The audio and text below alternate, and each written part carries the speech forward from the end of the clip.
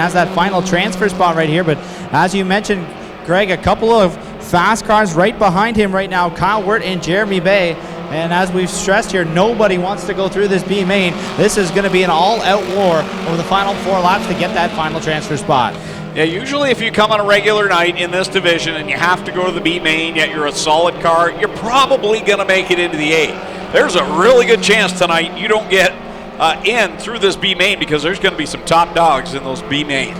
And usually we take 5 cars out of each heat race and usually only have 9 cars in each heat. Tonight we've got 12 and 11 cars in each heat race. This is extremely difficult for these drivers to try and get out of their heat and make it into tonight's feature. And only 4 spots will be available out of 2 different B mains here tonight based on which heat race the drivers were in. As now Jonathan Ayrton coming after Rob Twitchett for the 3rd position. 2 laps to go. Jansen's leads, Tim DeBoer 2nd, Rob Twitchett 3rd, Jonathan Ayrton 4th. Right now you got to think with the talent in this qualifying heat, Rob Twitchett really happy where he is right now. He's got that car dialed in the last few weeks and running really where we know he's capable of running. He just has never had the car going in the right direction for him. But tonight, good solid run for the 69 Rob Twitchett as the white flag is displayed.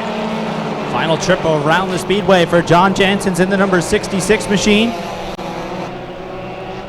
Leading Tim DeBoer by a couple of car lengths into the final 2 corners. DeBoer pulls the number 9 to the inside. Will try and gain an advantage off of corner number 4. Checkered flag is waving. John Jansen's going to hold on and win heat race number 3. Tim DeBoer in 2nd. Rob Twitchett 3rd. And Jonathan Ayrton taking the final transfer spot. Everybody else, including Jeremy May, Tristan De Silva, Patrick Abramson, Paul Longboat, Kyle Wirt, Dan Pettit, and Andy Rickman all going to the B mains here this evening for the HRW Automotive Mini Stocks. The Art Hill Memorial, and there's the problem on the Kyle Wirt number 19. I was just about to say he dropped like a stone over that last couple of laps, and now some heavy either smoke or steam out of the number 19 machine. Well, guys, that's why I turned my microphone on. I was watching Kyle at the end of that qualifier. Of course, last week's feature winner here, not the way he hoped his Art Hill would get underway, and we'll go up and find out what's wrong with him, but either was overheating and finally popped, or the engine was on its way and finally gave up the ghost. We get down here, we do see a lot of water, so that's a good sign, guys. Water's better than oil in this situation for Kyle Wirt. Kyle, the car slowed down on the end of there. Is it totally gone, or is it just a rad? What do you think? 50-50. We'll see you in the pits. All right, he is covered in a lot of fluid here, guys, so it looks like the rad. Was the rad going on you there a while and getting you wet? Oh, yeah. It's on me. A little bit of a steam bath here in the 19 for Kyle Wirt, guys, but as you know, that's a good sign. If it was all oil, he would definitely be terminal. So could have been just overheating and tightening up, but as he said, he'll let you know whether it's more terminal than that in a couple minutes. You gotta love his attitude. A couple of weeks ago, he got upside down, a violent flip in that very same corner, corner 2, got out of the car and he was smiling and had a good attitude. And there, Clint asked him, was it spewing over you the last few laps? Yeah, it was, but we'll be all right. And yet, it's that attitude that gets him to victory lane 1 week ago. Yeah, it's definitely fun when you have drivers like that make the best. Farm Golf Club, 4W, that is Wade Thorne going from 7th out of Oshwegan. The 177 is Tim Jamieson. Winner 1 week ago out of Hamilton, the 2, that is Matt Newell. The 05, Dave Goodacre out of Brantford. Goes 9th, Cole Hardy out of Welland. The Rona of Welland and Fort Erie 7th C. And the 517, that'll be Cody Somerville as they come down out of corner 4, looking to complete lap 1. And look at Jillian Hills, the point leader, challenging for the lead.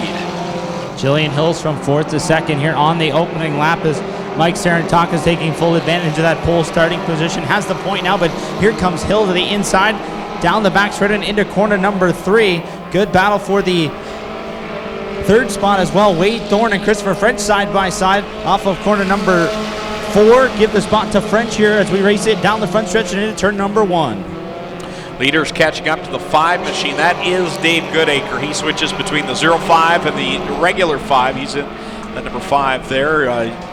Used to be run by Rick Robinson in years gone by, but field about to catch him as Jillian Hills and Mike Sarantakos, 2 feature winners this year, go at it door to door in 1.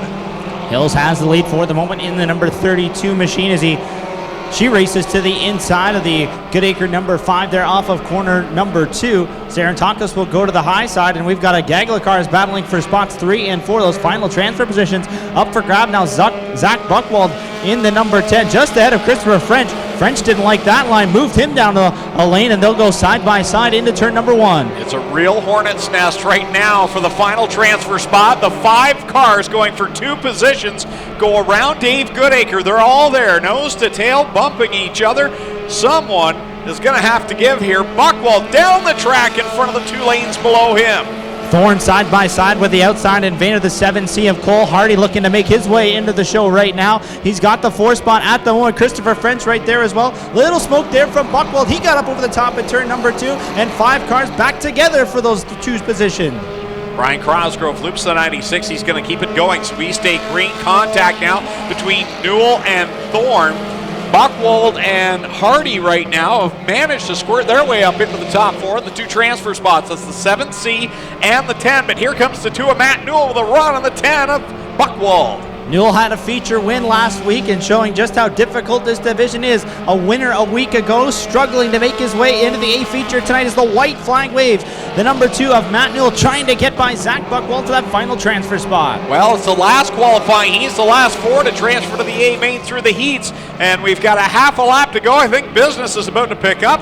Checker will come out this time by for Jillian Hills. Mike Zarantakos is going to cruise to second, but from there on back, it's going to be Cole Hardy and Zach Buchwald. They hold off Matt Newell, Christopher French, and Wade Thorne. So 4 more drivers have transferred their way into tonight's A main. What a qualifying heat for the HRW Automotive Mini Stocks. An impressive 4 heats for the HRW Automotive Mini Stocks. There's 16 drivers locked into tonight's $1,000 to win 42 lap Art Hill Memorial. 8 more going to lock in their spots via the B mains here in just a couple of moments as we get set for our first feature of the night. Will be for the Strickland's GMC Crate Sprint cars, the makeup feature from July the 20th. Here is how they will line up for that A feature.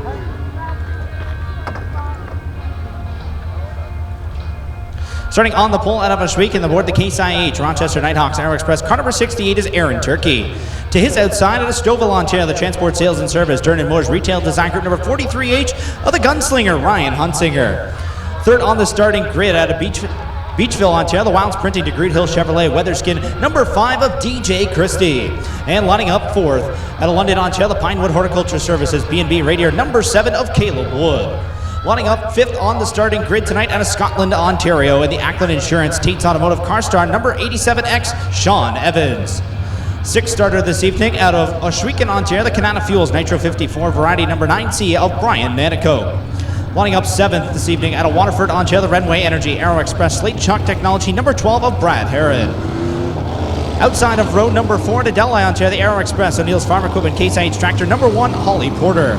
And the 9th starter this evening out of Binbrook, Ontario, the Team Turner Racing sponsored number 29 of Liam Martin. Outside of him, out of St. Thomas, Ontario, the Best Safety Training and Consulting Magnum Science D&D Towing number 52 is Jesty Costa. 11th starter out of Rockwood, Ontario, in the Radio Shuttle Neely's Auto Wares Automotive number 74, it's Rob Neely. Outside of him, out of Vanessa, Ontario, in the Lucas Oil Oakwood Transport Fast Track Performance number 4 is Hannah Farrell. Tonight's 13th starter comes out of Port Colborne, Ontario, the Pan Abrasive Tim's Lawn Care Lakeshore Gators, number 5D of Jacob Dykstra. And the 14th starter out of Niagara Falls, the Pro Battery Shops Landmark Home Solutions Meat Shop, number 70 of Bailey Hurd. 15th starter comes out of Hagersville, Ontario, the Iroquois Hereford Farms ITE Rentals Pickles Hardware, number 49H of Jerry Hill. 16th starter this evening out of Hamilton, the Ace 1 Construction Aiken Motors Burger Barn, number 56 of Derek Lemaire. And going off 7th out of Beamsville, Ontario, the J&E Recovery Julie Sway's Remax Ace Alignment number 88H of Josh Hansen. 18th starter out of Beamsville as well, his teammate in the Schneider Electric J&E Recovery Lucas Oil number 1 EH is Paul Kleiger. 19th starter tonight, your B main winner out of Brantford, the Massage Pro Dittmer Tire Gales Auto number 49L of Lucas Smith. Outside of him at Agor's Landing, the Mayhew Graphics Yorkies Barbecue Goodyear Tire number 19 of Brandon Merle. The 51 of Trevor Young lines up in the 21st starting spot. He is out of Ancaster. 22nd starter out of Welland, Ontario. the J&J Auto Racing number 3B of Plain Barrel. 23rd starter in car number 9 out of Brantford, the Woodstock Ford. McDonald's of Paris and Brantford number 9 is Paul Ballantyne. And out of Fonthill, Ontario, the 08 is Stephen Beckett. Green flag set to wave off of corner number 4, 24 cars for 20 laps. A main number 1 for the Strickland's GMC Crate Sprint car. They fire off down the chute and in corner number 1 with the gunslinger Ryan Hunsinger on the outside. Brad Herron on the bottom. Look at him, 3-4 wide through corner 2. The second time most of these drivers have been on the racetrack here tonight. Just had a couple of hot laps to get things tuned in, and now they're out there for a feature race with money on the line. Ryan Hunsinger leads lap number 1 in the 43H. Aaron Turkey running second, the pole sitter, and now Caleb Wood up to third. Yeah, my correction, Aaron Turkey up there in the 68 machine, not Brad Herron as I had said, but the gunslinger Ryan Hunsinger leading over Turkey, and Caleb Wood, who's really been coming on here in the last few weeks, he's there running in third. Sean Evans up to the 4th spot in the number 87X machine. He started back in the 5th spot, advancing 1 position here in these couple of laps, and now thought about a slide job there. The 7 of Caleb Wood didn't have enough room to get it done off of turn number 4. Had to hit the brakes and lost a little bit of ground there. Now the 52 of Jesse Costa started back in the 10th position. He's all the way up to 5th here, just 4 laps in. He is the point leader, sitting there in the 5th spot, and 2 spots in front of him. Well, now just making his run for third, Sean Evans in that 87X. He's second in points coming into tonight, and he's beginning to reel in the top 2. Good run going here for a couple of different drivers. Ryan Hunsinger, who's had a whole host of bad luck go wrong throughout the season in that 43H machine. Out racing Aaron Turkey right now, but Turkey keeping pace, just a couple of car lengths the advantage here into turn number 3. They'll work off of corner number 4. Hunsinger just a touch higher than Turkey. 6 laps in the books and 14 to go. Well, Ryan Hunsinger's had a bit of a stretch where he has not run the best, and what we're used to seeing. Good to see that 43H back out in front. He's putting on a good battle with Aaron Turkey in the 68. Turkey trying to work the bottom lane, but just can't get the momentum he needs. And here comes Sean Evans on the move. He's caught the race leaders as well. The 87X machine just 2 car lengths off the rear tail tank of the Aaron Turkey number 68. Everybody around the bottom side of the speedway. Hunsinger a little sideways there off of corner number 4. He'll click off lap number 8. Point leader, meanwhile, back there battling for the 4th spot as he works on the 7 of Caleb Wood. Looking now down on the low side. Wood solidly in that 4th position. And right behind those two is Holly Porter, kind of creeping her way up towards the top 5. Porter always a factor in the championship standings as well in that number 1 machine. Running 6th right behind the current point leader, the 52 of Jesse Costa. Top 3 breaking away a little bit there, but Caleb Wood starting to reel them back in a little bit. He sits just 5 car lengths back, and now Turkey taking a look to the inside of Hunsinger again. Halfway home, 10 down, 10 to go. Hunsinger still the leader. So the gunslinger out in front. Second all-time in career wins in the Crate Sprint Car Division is the gunslinger, and he is trying to get back into the win column after a run that he would like to forget. But right now, closely challenged by Aaron Turkey, as now Turkey looks to the inside. He'll grab the lead going down the backstretch, but they are entering heavy lap traffic, and now a flip on the front stretch. Jacob Dykstra goes up and over, and the red flag is displayed. Last week's winner with the Action Sprint Tour upside down on the front straightaway brings out the red flag with 11 laps complete, coming to rest back on all 4s. Ohsweken Speedway safety team to his aid there as quickly as possible. Just a quick announcement. We have a Ford F-150 white AV53014. Your vehicle is running in the parking lot.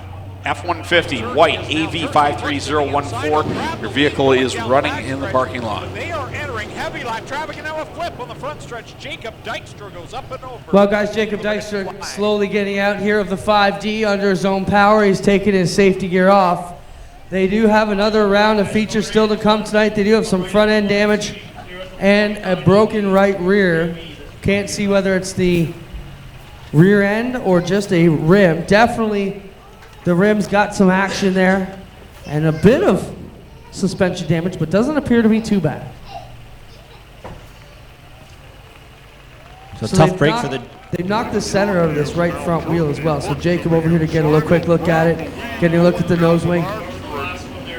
Jacob, I know you want to assess the stuff, but you all right? That's the main thing the folks at home and everybody in the pits wants to know. Are you okay? Yeah, we're fine. We just got to make sure we can get out for the next feature. What happened here? I think I just slid up and I hit Brad Herron, and and then got up into the wall. And He's checking out the damage, ladies and gentlemen. How about it for Jacob Dykstra? Let him know you appreciate it. He's all right down here in our first wild one of the evening. So he will get the ride back to the pit area. Along with the safety crew for his time out in the ambulance. They will give him a bit of a concussion protocol, make sure he's all right, and release him back to the crew. That's the highs and lows of the sport, isn't it, Clayton? One week you're in victory lane, and the next you can be upside down. And we've talked about this in previous weeks. There's no provisionals either, so it's not a case where the Dykstra team can just sit back and say, hey, we're okay, we're in the feature because of a provisional. We don't need to go through the heats of B mains, all that. He really has to get to work. I was just going to jump in here and say, with the level of damage they had and the fact that he got that type of accident, you really only see major damage to the right rear rim and the right front tire and rim right now. A little bit of damage on the nose wing. Top wing looks all right. The body appears to be good. So as long as there's not too much damage to the rear end section of the car, this is something they should be able to get fixed in short order, Greg. Yeah, hopefully that's the case, Clint. Tough break for the driver that was the winner in each of the last 2 weeks with the Action Sprint Tour powered by RaceRivals.com, and unfortunately gets the short end of the stick here tonight. Hopefully they'll be able to turn things around for that second feature. They could potentially miss their heat race and then transfer through the B main if necessary, but that's going to be a tall order starting at the back of the B and then to come through the field to make the A feature tonight if they were to miss their heat race. The good news for the Dykstra team is we have 129 cars signed in across our 4 divisions tonight, so our heat races will take a little bit of time to get through. They are the last set of qualifying heat races after the 360 sprint cars and the Thunder stocks, so they will have a little bit of time to get that car repaired for the heat races here this evening in the 5D machine. And I'm just looking at the lineups for the crate sprint cars. Dykstra is scheduled to be in heat race number 2 for the Strickland's GMC crate sprint car, so they'll have a little bit of time to try and get that 5D car repaired. Well, Adam Ross isn't here this week, as you may have already noticed. He's in Quebec for the NASCAR Pinty Series event at Three Rivers, and if he'd been here for what just happened up here in the tower, he would never have let me live it down. I knocked over my bottle of water, and it was literally about 1 millimeter from going in your CD drive, Clayton. I'm sorry about that. On the bright side, we don't use CDs for anything anymore. No, exactly. Oh, my. Would have been a good excuse for me to get a new one. This dinosaur is getting a little old here.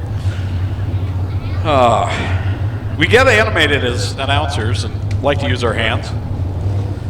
See, that's the problem. That you went to the headset mic this year. You have both hands free now. Exactly. See? I would have usually been holding on my microphone. It's good and bad. I was quick to clean it up, though. Yeah, you were quick on the draw there. I'll give you that. The scary thing was that you knocked yours to the left, and that made me move my computer to the left to my open water bottle, which almost started the chain reaction there.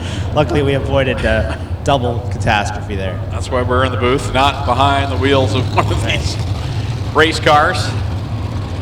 Good battle was shaping up, and they're just about to catch lap traffic for the top 3, and now that's all going to go away with 9 laps left to go. But I still think this 3-car battle, especially at the front, is going to be interesting.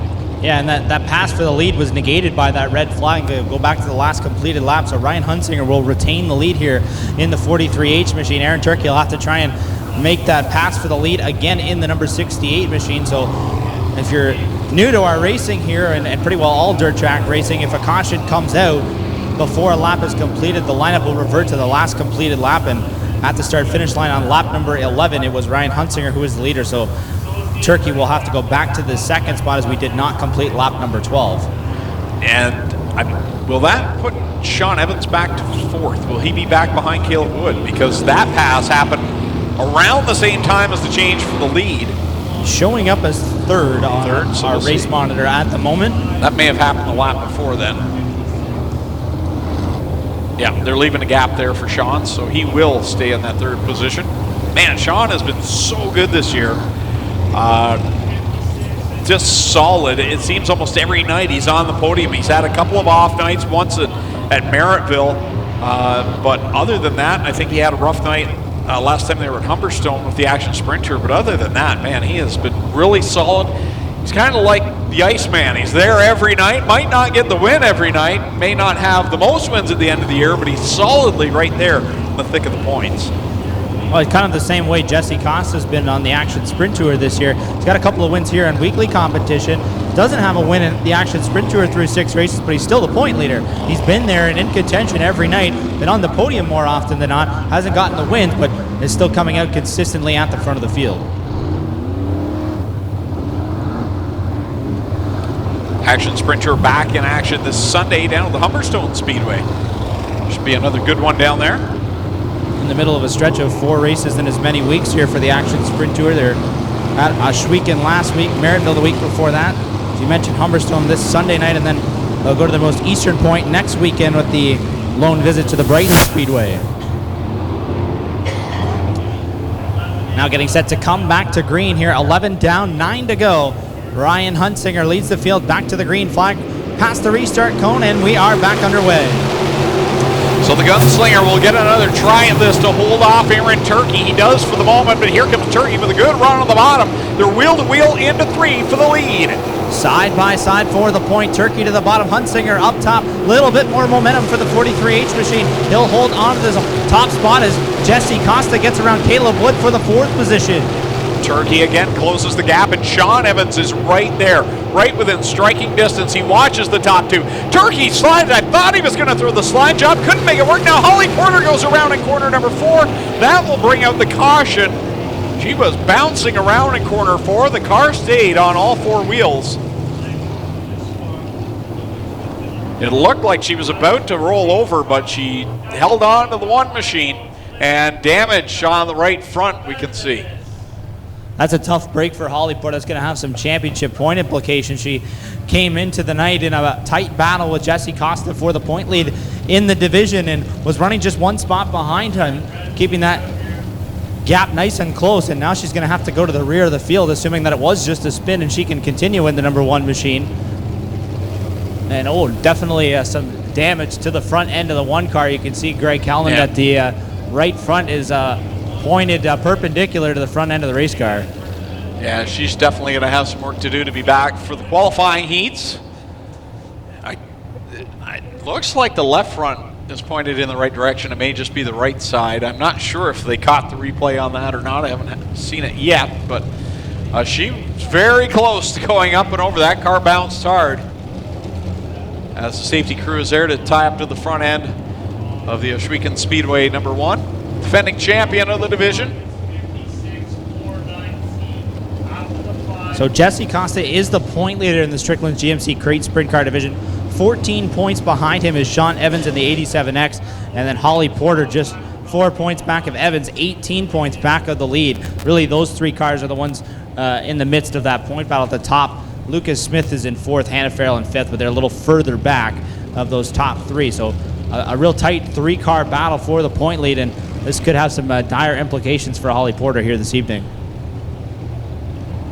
I believe Clint is down there talking with Holly, and we'll get a report on what happened.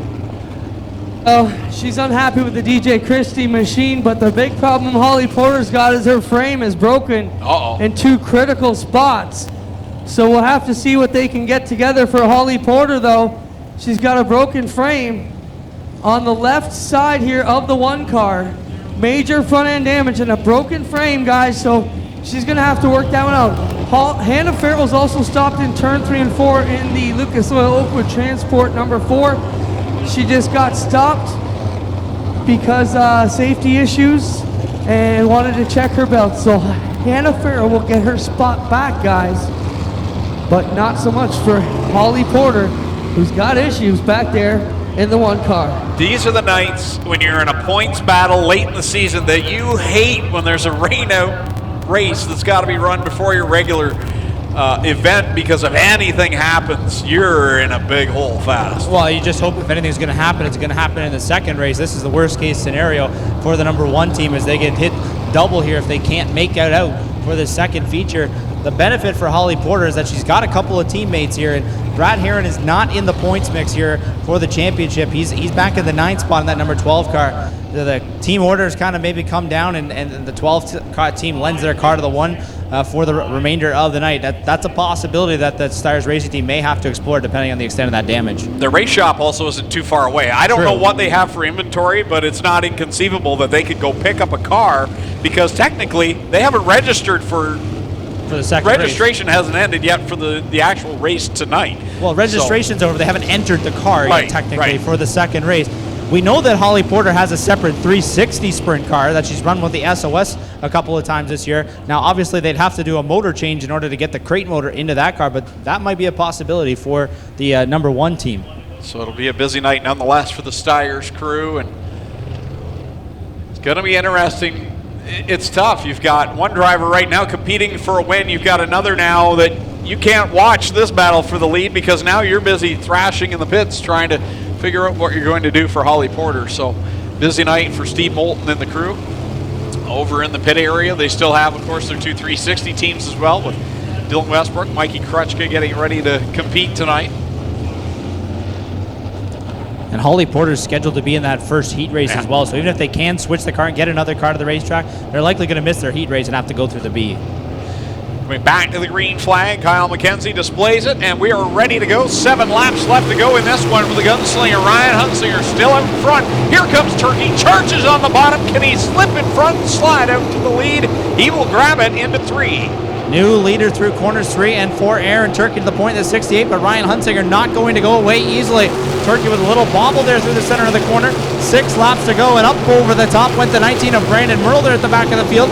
Gathers it back in, will stay green, and now Sean Evans to the inside of Hunsinger for second. Here comes the driver to Scotland, Ontario, up to the 2nd spot, trying to set his sights now on Aaron Turkey. He could really use a win here tonight. He also puts a bit of a gap between he and the point leader, Jesse Costa, who's back there in 4th. All kinds of battles shaping up around the speedway here. Costa now coming after Hunsinger for that 3rd position. The 52 car started back in the 10th spot, now trying to move himself up into the 3rd position with 3.5 laps to go as Turkey runs down the back straightaway into turn 3. Well, Costa now has worked his way into the top 3. He's right there behind Sean Evans as he works by Ryan Hunsinger. Hunsinger losing some ground now as Caleb Wood sets his sights on the top 4. And just on the outside of the top 5 looking in is the 56 of Derek Lemaire. As you mentioned, Caleb Wood sliding by the 43 of Hunsinger, who that restart was not very kind to. Lemaire now moves himself up to the top 5 as Hunsinger continues to fall backwards. 2 laps left to go for Aaron Turkey. Out in front over Sean Evans, Jesse Costa, Caleb Wood, and now Derek Lemaire looking to get by the gunslinger with 1 to go for a top 5. White flag for the 68 of Aaron Turkey. He rolls the bottom through corners 1 and 2. Half a straightaway ahead of Sean Evans, who has the wing pulled all the way back as it starts to slick off here. Turkey through the middle of corners 3 and 4. Double checkers in hand, and Aaron Turkey wins the make-it feature from July the 20th. Sean Evans will take home the 2nd spot. Jesse Costa 3rd. Caleb Wood 4th. Derek Lemaire your top 5. Hannah Farrell, Ryan Hunsinger, Lucas Smith, Jerry Hill, and DJ Christie rounding out the top 10. So Aaron Turkey returns to Lucas Oil Victory Lane. If you'll remember back at the start of the season, he was the winner on opening night. He was also the first ever Action Sprint Tour feature winner.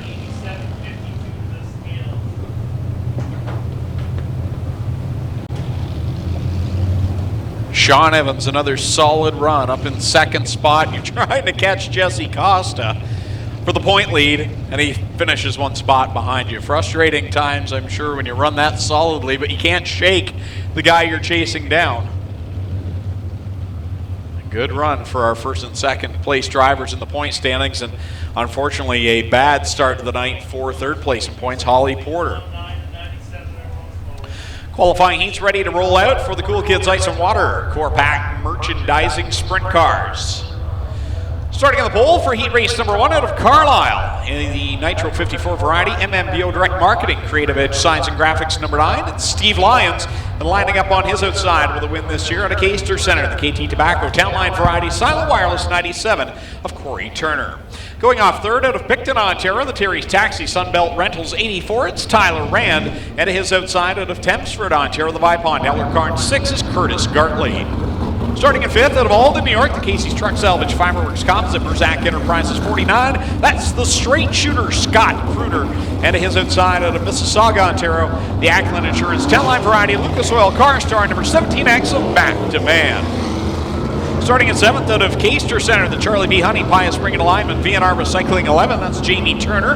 And his outside starting in eighth out of Caledonia, the East One Construction Burger Barn Inc. Motors 55. Mikey Bobby, Mike Thorne. Starting at ninth out of Port Colborne, the Gilletta Flooring Services, Hainers Discount Tire and Auto Parts, Mike Knapp Ford 22. That is Sean Slider. And going from 10th out of London, the 44 is Barry Dunn. Starting 11th out of Charing Cross, ERW Contracting, FixYourRide.com, 9B is Sean Burke. 11 cars, 8 laps will be the distance.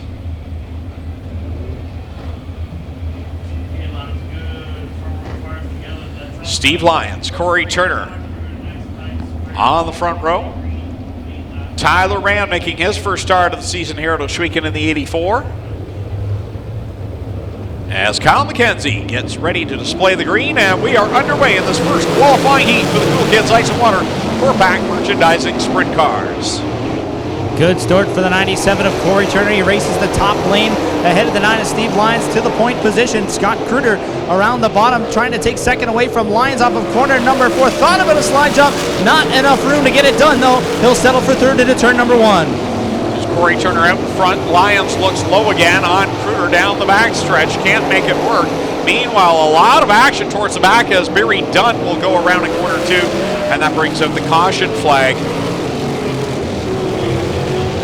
One driver with a handful in the opening laps, the 17X of Mac Demand. Kind of blew it off corner number 2 on the opening lap and was trying to gather it back up. Well, guys, one of the smoothest tracks we've given them after last weekend with the flat track bikes here.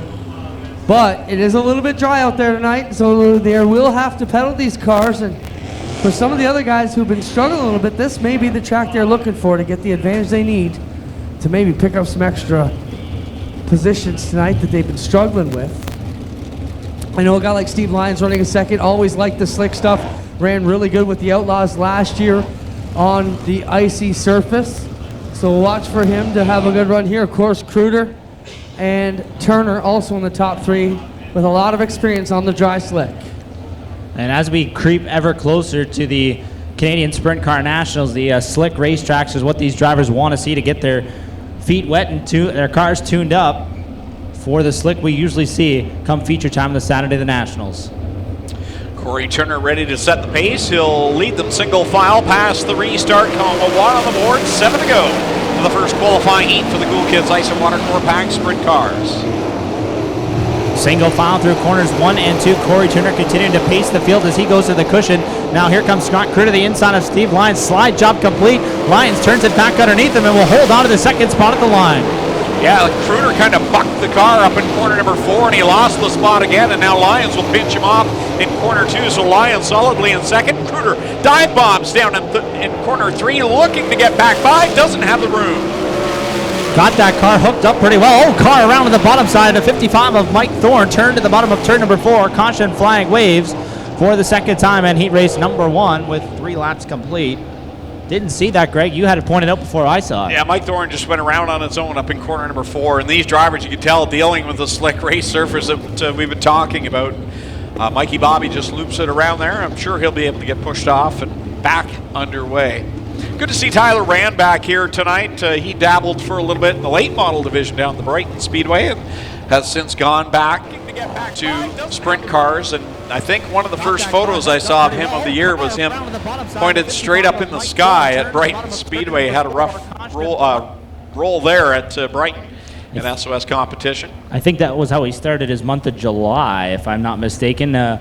Made a little visit to the bath off of turn number 2 there at Brighton, and not exactly the place you want to be at any point in your night, and unless you win and maybe celebrate down in that particular creek, but definitely not somewhere you want to head with your race car. So that was not the way that they wanted. I was talking to his dad, Terry Rand, a little bit earlier on in the night, and he mentioned that they were here a couple of weeks ago when we got rained out and they didn't get to run before the feature, and we're disappointed by that, but they are planning on running the Canadian Sprint Car Nationals this year, so they want to get a couple of warm-up nights in, so to speak, here before they run the Nationals in September. Well, I got Mike Thorne here. Mike, strange issue. You spun out on the bottom of 4 and then you jumped out of the car really quick. Your feet are all wet. Tell the fans at home what's going on. Just got down on the bottom here. Got a light chill on my foot. Just noticed that leaking fuel all over my foot. Just built a new car this week. Guys in the shop. Just working out the bugs. Smart way to get out for Mike Thorne. Leaking fuel guys will follow this one up. Back to you. Corey Turner, again, your leader on the restart. The straight shooter rips around the outside of Steve Lyons this time and pulls away aggressively. And now coming after Corey Turner for the race lead, the straight shooter Scott Kruder on the move in the number 49 machine as we are past the halfway point of heat race number 1. Corey Turner back up to speed in that 97 machine, but here comes Kruder the bottom in 3. He'll try down in 4, can't make it stick. He'll stay in that second spot behind Corey Turner, who has really come into his own here. He's had wins in the past, but really becoming a constant weekly threat to win in that 97. Interesting how different the two ends of the racetrack are. Up to the top in corners 3 and 4, but Turner right down around the bottom in corners 1 and 2. Kruder's going to go where he's not as he takes to the cushion in turns 1 and 2. Everybody else running mixed lines around the speedway as well. They'll come to the white flag this time. Just looking for grip anywhere you can find it. Right now, Corey Turner says, you know what, I'm a little bit better down on the bottom of 1 and 2. He brushes up just a little bit up in corner 1 on a lane higher. Kruder closed the gap a little, but he's running out of time. Off of corner number 4 for the final time. Checkered flag's going to go to the 97 of Corey Turner. He picks up the win in heat race number 1 for the Cool Kids Core Pack 360 Sprint Cars. Scott Kruder will go to the second spot in the number 49 machine. He came from the 5th starting spot. That'll do some good for the passing point system for the Kruder number 49. Sean Slater coming from 9th to finish in 3rd. He'll do well for passing points as well. Steve Lyons 4th. Jamie Turner rounding out the top 5. Tyler Rand, McNamara, Curtis Cartley, Scott Burke, Barry Dunn, and Mike Thorne rounding out the field here to complete heat race number 1 for the Cool Kids Core Pack 360 Sprint Cars. 2 qualifying heats in total tonight with 22 cars in the pit area for the 360 Sprint Car division. Qualifying heat number 2 getting pushed off over in the pit area. And it will look like this with the starting lineup. On the pole out of Brantford, the Auto Finishers Canada, Hills Tire and Gas, Brown Auto Service, Little Bend 110, Jake Brown back in the house tonight. Alongside of him, out of Hamilton, the Case IH, Rochester Nighthawks, Renway Energy Zero of Mikey Krutchka. Going from 3rd out of St. Catharines, the Overland Heating and Air Conditioning, TriStar Forming, Gulfy Concrete 80, that's the real deal, Chris Steele. And on his outside, starting 4th out of Pamcor, the CF Industrial, Vertec Contractor, GPI Energy, number 38 of Tyler Hendricks. Starting 5th out of Brantford, the Brantford Hyundai, Brown Auto Service, number 10, downtown. Mitch Brown is back tonight as well. And going from 6th out of St. Williams, Ontario, the Norfolk Appliance Repair, Simcoe Bearing, Gales Auto Aftermarket, 21 of John Burbridge Jr.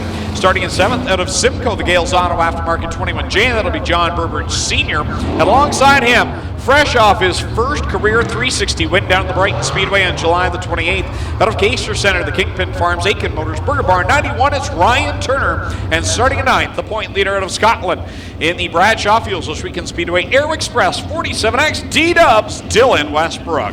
Starting 10th out of Fenwick, the Gibbons Contracting, Upper Canada Consultants, Amherst Crane Rentals, car number 14H, the Red Rocket, Jim Hoopinen. And going from 11th, good to have him back here tonight, out of Delavan, New York, the 38X, that'll be Big Bad Brad Knapp.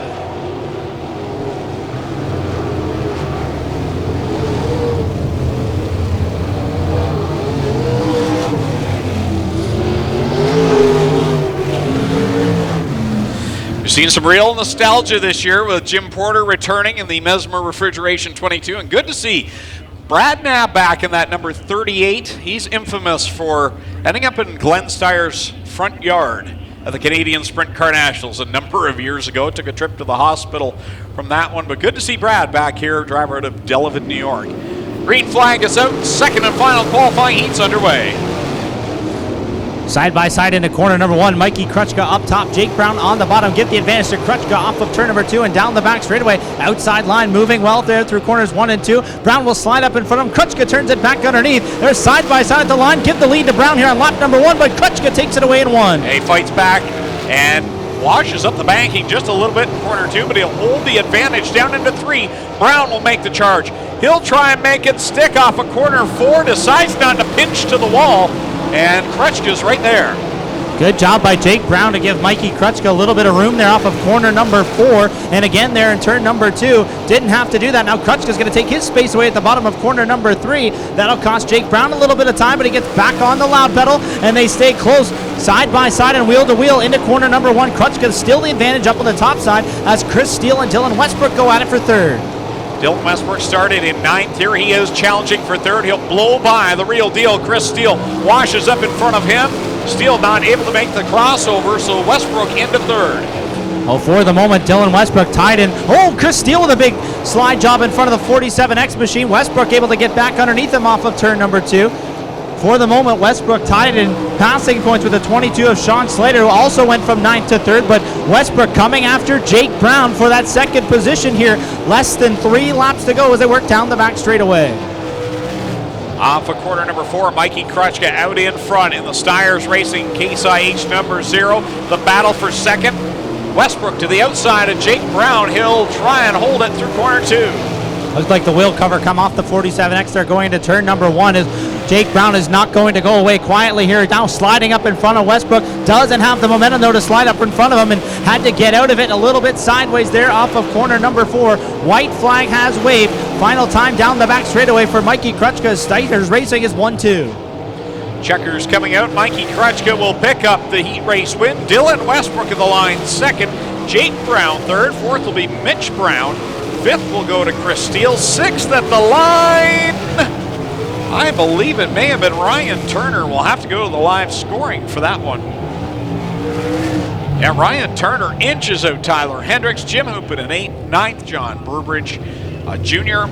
10th, Brad Knapp, and John Burbridge Sr. had to pull off early. He'll finish in 11th. So Mikey Krutchka gets the fresh bullet under the hood, and he's been waiting to use it. He had it a couple of weeks back when the rain clouds came before the feature event, and he flexes some muscle and comes out with the heat race win.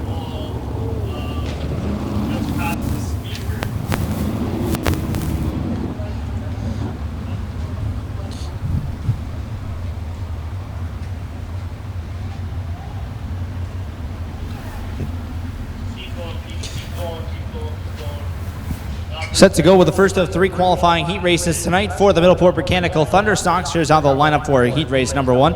On the pole of the Thorold, Ontario, car number 11 is Go Fast Steeple. Outside of him at Mount Hope, Ontario, the Weldstar Custom Fabrication O'Neill's Farm Equipment number 2 of Lee Winger. Going off 3rd on the grid, car number 46 out of Canfield, Ontario, that is Kevin Pauls. Outside of him, out of Simcoe, the Extreme Liners Expert Auto Clinic number 4 of Aaron Rowitsky. 5th starter aboard car number 88 this evening, the Club 54 Tobacco sponsored machine of Ryan Dinning. Outside of him in row number 3 this evening, car number 38, that is Frank Turkey Jr. out of Ohsweken. And lining up in the 7th spot out of Brantford, the Affordable Towing and Recovery number 40 is Jay Liverance. To his outside in row number 4, 8th starting spot out of Cookstown, Ontario, the Amsoil California Daves number 63 of Brandon Crumby. In the 9th starting spot in car number 74, that is Steve Vanderzan. And the final starter in car number 3C at Hagersville, that is Devin Bucker. 10 cars make up heat race number 1. 30 cars signed in tonight for the Middleport Mechanical Thunderstocks. Top 7 will qualify directly to tonight's A feature from each qualifying heat race. These drivers are handicapped into their heat race starting positions here this evening, and then again in their featured based on who qualifies out of their heats and out of the B mains. So I guess this would be the only division tonight that is running under handicap rules. Typically the Thunderstocks and the Mini Stocks both handicapped, and the sprint car divisions are open draws, but the Mini Stocks were open draw tonight as we mentioned off the top. And now we get set to go green for the first time tonight with the Middleport Mechanical Thunderstocks. We are underway. Rain is out for our 8-cylinder division in this first qualifying heat, and they are already 3 wide in the second corner. corner as Go Fast Teeple has the lead, but here comes Lee Winger on the outside, all wound up. 3 wide for the third position winger for the race lead. Ryan Dinning, Aaron Rowitzki, and Kevin Paul's battling for that third position. Paul's nearly sliding up to the side of the Dinning number 88 machine. Avoided contact, but that cost them some ground, and Dinning will run away with that third position into turn number 1 as Lee Winger leads off turn 2. Well, Dinning got a little sideways in 2. That opens the door for Rowitzki to go back by for the third position. Dinning running that former Dale Jacari number 88 here tonight. All the issues he's had over the last few weeks with his own Camaro. And you missed it last week, but Dinning was in that car for the first time last Friday night, so week number 2 for Dinning behind the wheel of that number 88 machine, running in the 4th spot for the moment, and got out of the gas a little bit there, and contact there with the Van der Zand number 74. Dinning kept it off the wall, will go all the way to the back, will stay green, and the stick shaking at the Van der Zand number 74 there from starter Kyle McKenzie. So it's Lee Winger and Go Fast Teeple out in front. Aaron Rowitzki right now in third. That's the way it shakes out. Right now the big battle is for 5th on back. We've got 4 cars going at it. So 4 cars battling there for 3 transfer positions. Somebody's on the outside looking in. At the moment, looks like it's Devin Bunker showing a little bit of tire rub smoke there going into corner number 1 of the 3C. He edges ahead of both the 38 of Frank Turkey Jr. and the 63 of Brandon Crumpy through corner number 2 and again through turns number 3. Now Crumpy back to the bottom there, 3 wide again. Good action there. Crumpy, Pauls, Bacher, and Martin as they go through corner number 1. As Pauls and Bacher remain door to door down the backstretch, Crumpy trying to pull away and get out of that mess. Obstacle sticks up for Lee Winger in the number 2 machine. Go Fast People in the 2nd spot. Aaron Rowitzki, Steve Van der Zand, the top 4. Brandon Crumpy has the 5th position right now. Devin Bunker in the 6th spot, and Kevin Paul's the final transfer spot. Frank Turkey Jr., Jay Liverton, Ryan Dinning on the outside looking in at the moment. White flag wave now for Winger. Final time around for Lee Winger in the 2 machine. He's got a feature win already this year. Back to the Thunderstock division in 2018 from running in the 360 sprints. Go Fast Teeple looking racy as well there in that 2nd spot as they come off of corner 4. Winger is going to pick up the win. Teeple will grab the 2nd spot. Van der Zand back there in 3rd over Rowitzki, Crumpy, and Pauls will get the 6th spot over Bacher, Martin, Dinning, and Liverance.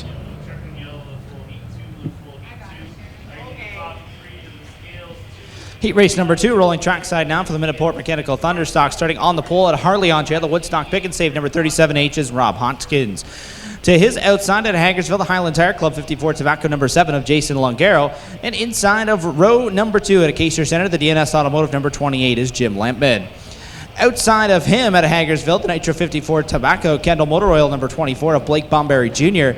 And 5th on the starting grid out of Caledonia, the Burger Barn, Ace 1 Construction number 21X of Mark Bazine. Starting 6th out of Port Colborne, the Club 54 Pro Fabrication 25 is Ken Sargent. And inside of row number 4, the 7th starter this evening, out of Jerseyville, the Advantage Electric 53 is Logan Schwedick. Outside of him in car number 1, out of Brantford, the Strickland's Classic Party Rental sponsored ride of Chris Dickey. The 9th starter, the 108 of Billy Bleach Jr. goes inside of row number 5. And outside of him in car number 93, out of Six Nations, the Miller Electric sponsored ride of Melissa Miller. 10 cars, 8 laps distance, top 7 drivers going to tonight's A feature. We are underway with heat race number 2. At it, down in corners 1 and 2, Hoskins out in front, and what a mess behind him as it's Lampman, Bomberry, and Billy Bleach on a tear on the bottom side. He looks at the inside of Lampman. Bleach from 9th to 4th in the opening couple of corners. Meanwhile, Jason Longaro going the exact opposite direction. He goes from outside the front row, got off the top in corners 1 and 2, and drops like a stone to the rear of the field in the number 7 machine. Meanwhile, Hoskins, Bomberry, and Lampman all going at it for the race lead. Hoskins out in front in that white 37, then it's Bomberry on the outside, the purple 24. Jim Lampman on the bottom in the orange 28 as they go door to door for 2nd and 3rd. Bleach right behind them with Mark Bazine all over his back bumper. In fact, I think they may have made contact there. Now 3 wide for the race lead, down the back chute and into corner number 3. Hoskins up top, Bomberry in the middle, Lampman on the bottom. They race off of turn number 4, and it will be Bomberry at the line. Hoskins right there. Lampman giving chase now a little bit as he falls back half a car length into turn number 1. And Greg, watch as they race down the back straightaway and into turn number 3. It looks like Hoskins wants to be right up on the top, but it looks like there might be a little bit of a dip there that forced him to come down and then up to the cushion. Yeah, he definitely dipped the nose of the car there going into corner number 3, and it's hurting him from having that momentum on the outside line. And now Billy Bleach has muscled his way into the mix, and he'll grab the 3rd spot away from Hoskins. So Billy Bleach Jr. from 9th up to 3rd so far in this qualifying heat race. There'll be 3 laps to go as they cross underneath the starter stand. This time by is Blake Bomberry Jr. aboard the Nitro 54 Tobacco number 24 machine so far through 5 laps with 3 remaining. Bleach now looking to take the 2nd spot. He'll grab the position ahead of Jim Lampman's number 28. 37H of Rob Hoskins, 4 side by side for 5th. Their teammates Jason Longaro and Ken Sargent. And in the final transfer spot at the moment, the 53 of Logan Schweddick. 2 to go for Blake Bomberry in the Nitro 54 variety, number 24. Billy Bleach right there behind him, that 2nd spot, 3rd place last week for him. He'll look to the outside of Bomberry. Hoskins still right there hanging with the top 2. Single file are the top 4, but they are right there nose to tail. Bomberry and Billy Bleach Jr. Bleach looks to the outside going to corner number 1. Bomberry right through the middle. Good run for the 24 machine. He'll lead down the back straightaway and into turn number 3 for the final time. Checkers about to come out. 8 laps on the board. Blake Bomberry will get the win. Billy Bleach 2nd. Rob Hoskins 3rd. 4th. Jim Lampman 5th. Logan Schweddick 6th. Jason Longaro 7th. Will be Mike Ferguson. Ken Sargent back there. And then it was Mark Bazine, Chris Dickey, and the 93 of Melissa Miller. Mike Klazinga, I believe, back there, is it? I had Melissa Miller in that 93 machine tonight. Okay, yep. Their cars look so similar, it's hard to tell sometimes. And starting on the pole of heat race number 3 out of Caledonia, the Caledonia Auto Supply number 93K is Mike Klazinga. Outside of him in car number 26 out of Hamilton, the Club 54 Racing sponsored ride of Mike Ferguson. Inside row number 2, car number 13, that is Casey Huffman. He comes out of Brantford, Ontario, aboard the Shed Day sponsored ride. Outside of his row out of Hagersville, Ontario, the Tim Sinano Auto Value number 23 of Trevor DeBoer. Inside row number 3, out of Victoria, the Affordable Portables Thompson Landscape Supply 84 RK is Ryan Beagle. Outside of him at Guelph, Ontario, the McCollum Media Stony Creek Transmission 79 is last week's winner, Christopher Hale. Inside of row number 4, the 28D of Donnie Lampman comes out of Caster Center. The 49 of Dave Bailey, the current point leader at Hagersville, lines up outside of row number 4. 28K of Kathleen Lampman starts in the 9th spot, and the 11 of Racy George rounds out the field as we go green on the 3rd and final qualifying heat race for the Middleport Mechanical Thunderstocks. And Greg, they were 4 wide for the lead there into turn number 1. Yeah, they're still trying to sort it out down the backstretch, and Trevor DeBoer's got to run. Oh, he runs out of real estate, got into the back for the 26 of Mike Ferguson. They keep it going straight. Look at DeBoer, he's changing lanes, trying to find the hole and get towards the front. And Casey Huffman looking racy, and just as I say that, he gets turned around in turn number 2. The 13 car looks strong. They're racing beside the 93K of Klazinga, and now struggling to get pointed back in the right direction. Meanwhile, Trevor DeBoer races underneath Klazinga in turn number 3, and he will lead lap number 2, and here comes Christopher Hale. 2 of our more recent winners out in front, Trevor DeBoer. Christopher Hale, fresh off their first career wins. They'll go door to door down the backstretch. Amazing. You get that first win, confidence just comes out, and you're up front running for the lead all the time, it seems, after that. Hale had the perfect night last Friday. Won his heat, won his feature, and looking awfully strong here tonight. And he's one of those drivers you've been able to see it progress as the season went. You could see him start to run in the top 10, then he was in the top 5, and then finally got that feature win last Friday night. And now coming after another driver got his first feature win a couple of weeks ago in Trevor DeBoer. Cross flags out, 4 in, 4 to go for Trevor DeBoer over Christopher Hale. Ryan Beagle is there in the 3rd spot. Then it's a bit of a distance back to Mike Klazinga in the 4th spot, the 93K. And then there's the point leader back in 5th, Dave Bailey. Bailey plugging away in the number 49 machine at the moment. That would be in the 6th position, pardon me, you're right, 5th position, the 13 of Casey Huffman, 1 lap down right now as A couple of other cars racing, and trouble up in the top of turn number 2.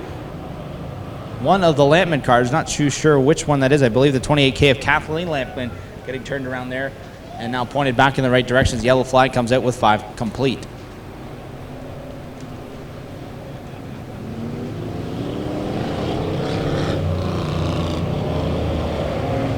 I want to give a shout out to Nita. Nita is making her first ever visit to the Oshwegan Speedway, and Nita's visiting us from India. So thank you for joining us here tonight, Nita. Hope you're enjoying your first visit to Oshwegan Speedway.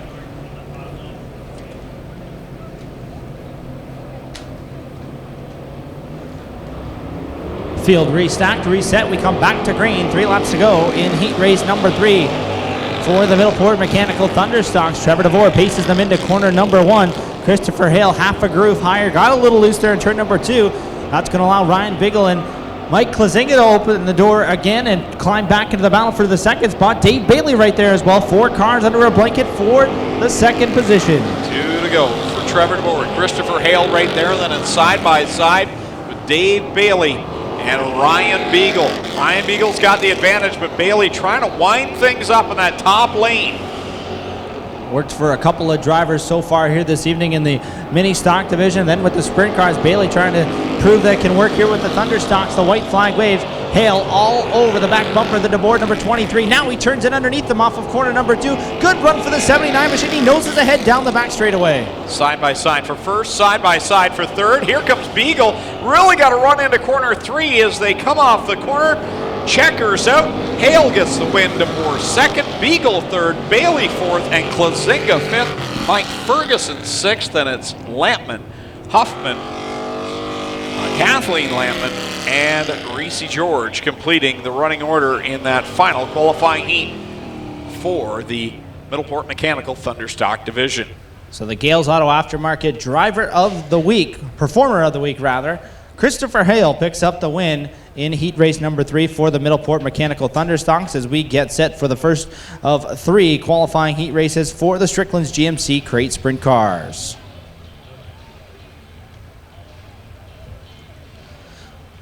Starting on the pole of heat race number 1 out of Scotland, Ontario, aboard the Ackland Insurance, Tate's Automotive Car Star, Total Rentals number 87X, it's Sean Evans. Outside of him, out of Oshwegan, aboard car number 8MK, it's Matt Hill. And lining up third out of Beamsville, Ontario, the Schneider Electric J&D Recovery Lucasville car number 1A, the Beamsville Bullet, Paul Kleiger. Outside of him out of Waterford, Ontario, the Renway Energy Aero Express Slate Shock Technology number 12 of Brad Herron. And going off 5th out of Windsor, Ontario, the Jeff's Roofing Bateman Trucking Quality Automotive number 24 of Jeff Newham. And lining up in the 6th starting spot out of Six Nations, Ontario, car number 69 is Josh Hill. Scheduled to go from the 7th spot at Adelaide, Ontario, the Aero Express O'Neill's Farm Equipment Case IH Tractors number 1 of Holly Porter. And lining up outside of row number 4 at Font Hill, Ontario, the First Choice Haircutters Weinman Limited Pleasant View Memorial number 08 of Stephen Beckett. And getting word that Holly Porter has changed into the Brad Herron number 12. So Herron will be scratched in the number 12. Holly Porter back behind the wheel of the number 12 machine. So Steyer's racing team making the decision to keep the Holly Porter in the points chase. So you see that number 2 scratched out, and she will be aboard the new number 1 here for this evening. Continuing with our starting order, the 51 of Trevor Young. He comes out of Ancaster. He lines up in the 9th spot. Outside of him, the current division point leader out of St. Thomas, Ontario, the Best Safety Training and Consulting Magnum Science D&D Towing number 52 of Jesse Costa. And shotgun on the field from the 11th starting spot out of St. Catharines, the Glida Flooring Services Mike Knapford. Hainers Tire Service number 22 junior of Al Gilletta Jr.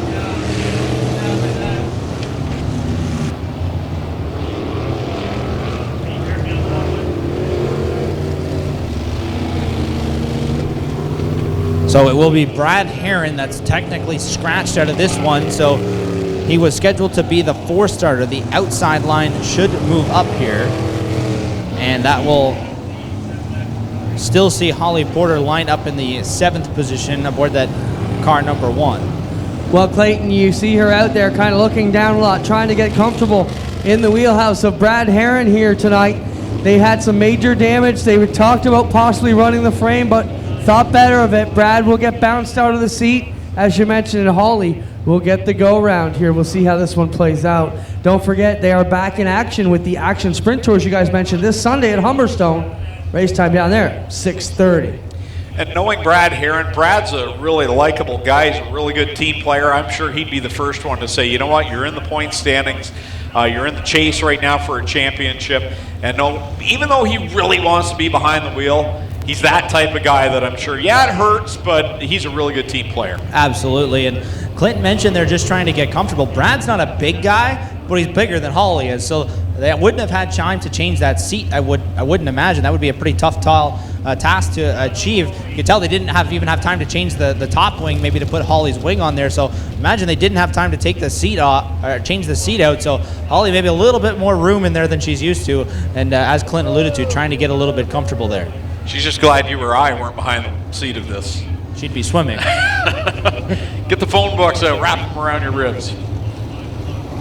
So Sean Evans and Matt Hill will bring us to the green flag. A very quick turnaround for these crate sprint car teams.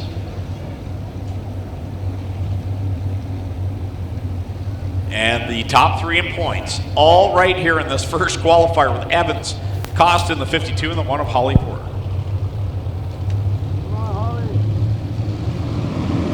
Green is out. Sean Evans will bring us into corner number one with Paul Klager and Matt Hill in tow. All kinds of action there through the middle of the pack. Jesse Costa quickly on the move in the 52 machine as he races forward up into, I believe, the 6th spot for the moment, with Sean Evans leading lap number one over Matt Hill. Evans, he's been Mr. Top 3 all season long. He'd like to find a feature win here tonight. He's starting the night off in the right direction. Out in front of Matt Hill. Holly Porter solidly in that 3rd spot. Klager back to 4th, Costa 5th. Everybody running nice and smooth here through lap number 2 of this 8-lap qualifying heat race for the Strickland's GMC Crate Sprint Cars. Top 6 qualifying directly to tonight's A feature, which means good battle shaping up for that final transfer position at the moment, being held by the 69 of Josh Hill, but Stephen Beckett and Trevor Young are right there ready to pounce. Off of corner number 4. This time it'll be 4 to complete, 4 to go for Sean Evans in the 87X. Matt Hill in there in that 2nd spot. Holly Porter doing a nice job. I'm sure it's got to take some time to get used to a different car, but she's making short work of it. She'll go to the inside of Matt Hill and take 2nd. Not too different as Holly Porter drives to the inside of Hill for the 2nd position and grabs the spot off of corner number 2. Pardon me, corner number 4. Now back into turn number 1. Aboard the number 1. Down the back straightaway now, distancing herself by about 5 car lengths over the Hill number 8 MK as Sean Evans sees 2 laps to go. 2 to go. Evans, Porter, Hill, Klager, and right now it's Jesse Costa on his horse trying to get by Paul Klager. And caution flag comes out as Jeff Newham goes around to corner 4. And that is the caution that Stephen Beckett did not want to see, but that Trevor Young did. Beckett holds the final transfer spot right now in the 08 machine, and on the move was the 51 of Trevor Young. He had that car wound up pretty well on the top side, was just about to work around the 69 of Josh Hill, then come after Beckett with 2 laps to go. And now we'll draw a little bit closer to the tail tank of both cars here on this restart.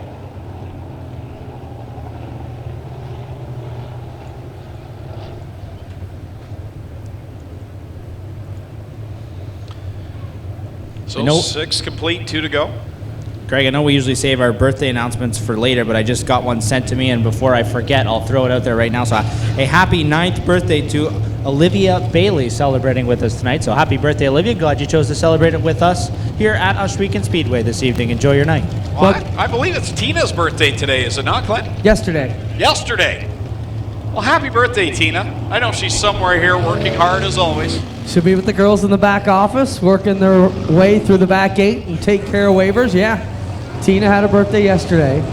Want to welcome everybody who's trick-or-treating with us here tonight, all you kids who got it for free by wearing your Halloween costumes to Halloween in August here as we celebrate a bit of the fall, bringing it to it. And look at Sean Evans, man, he fell down the wall there, that guy, and drove right away from them here on the restart, guys. And 2 laps to go, and Sean Evans pulls away from Holly Porter as they race down the backstretch. Good restart there for the Costa 52. He dove to the inside of The 1A of Paul Klager there in turns 1 and 2. Now trying to come back at him off of corner number 4. Klager got back around him. Good move by Paul Klager. Now Costa sideways into corners 1 and 2 as Evans running away with the heat race here on the final lap. Checkers out. And Sean Evans is going to pick up the win over Holly Porter at the line. Paul Klager grabs third over Matt Hill. And then Jesse Costa, Stephen Beckett sixth. This will be Josh Hill, Trevor Young, and Alan Gilletta as well as Jeff Newham completing the running order. So Sean Evans picking up the heat race win here in the Strickland GMC Crate Sprint Car Division. And going to the B main will be Josh Hill, Trevor Young, Al Gilletta Jr., and Jeff Newham. Again, top 6 out of the heat races and top 6 out of the B main as well.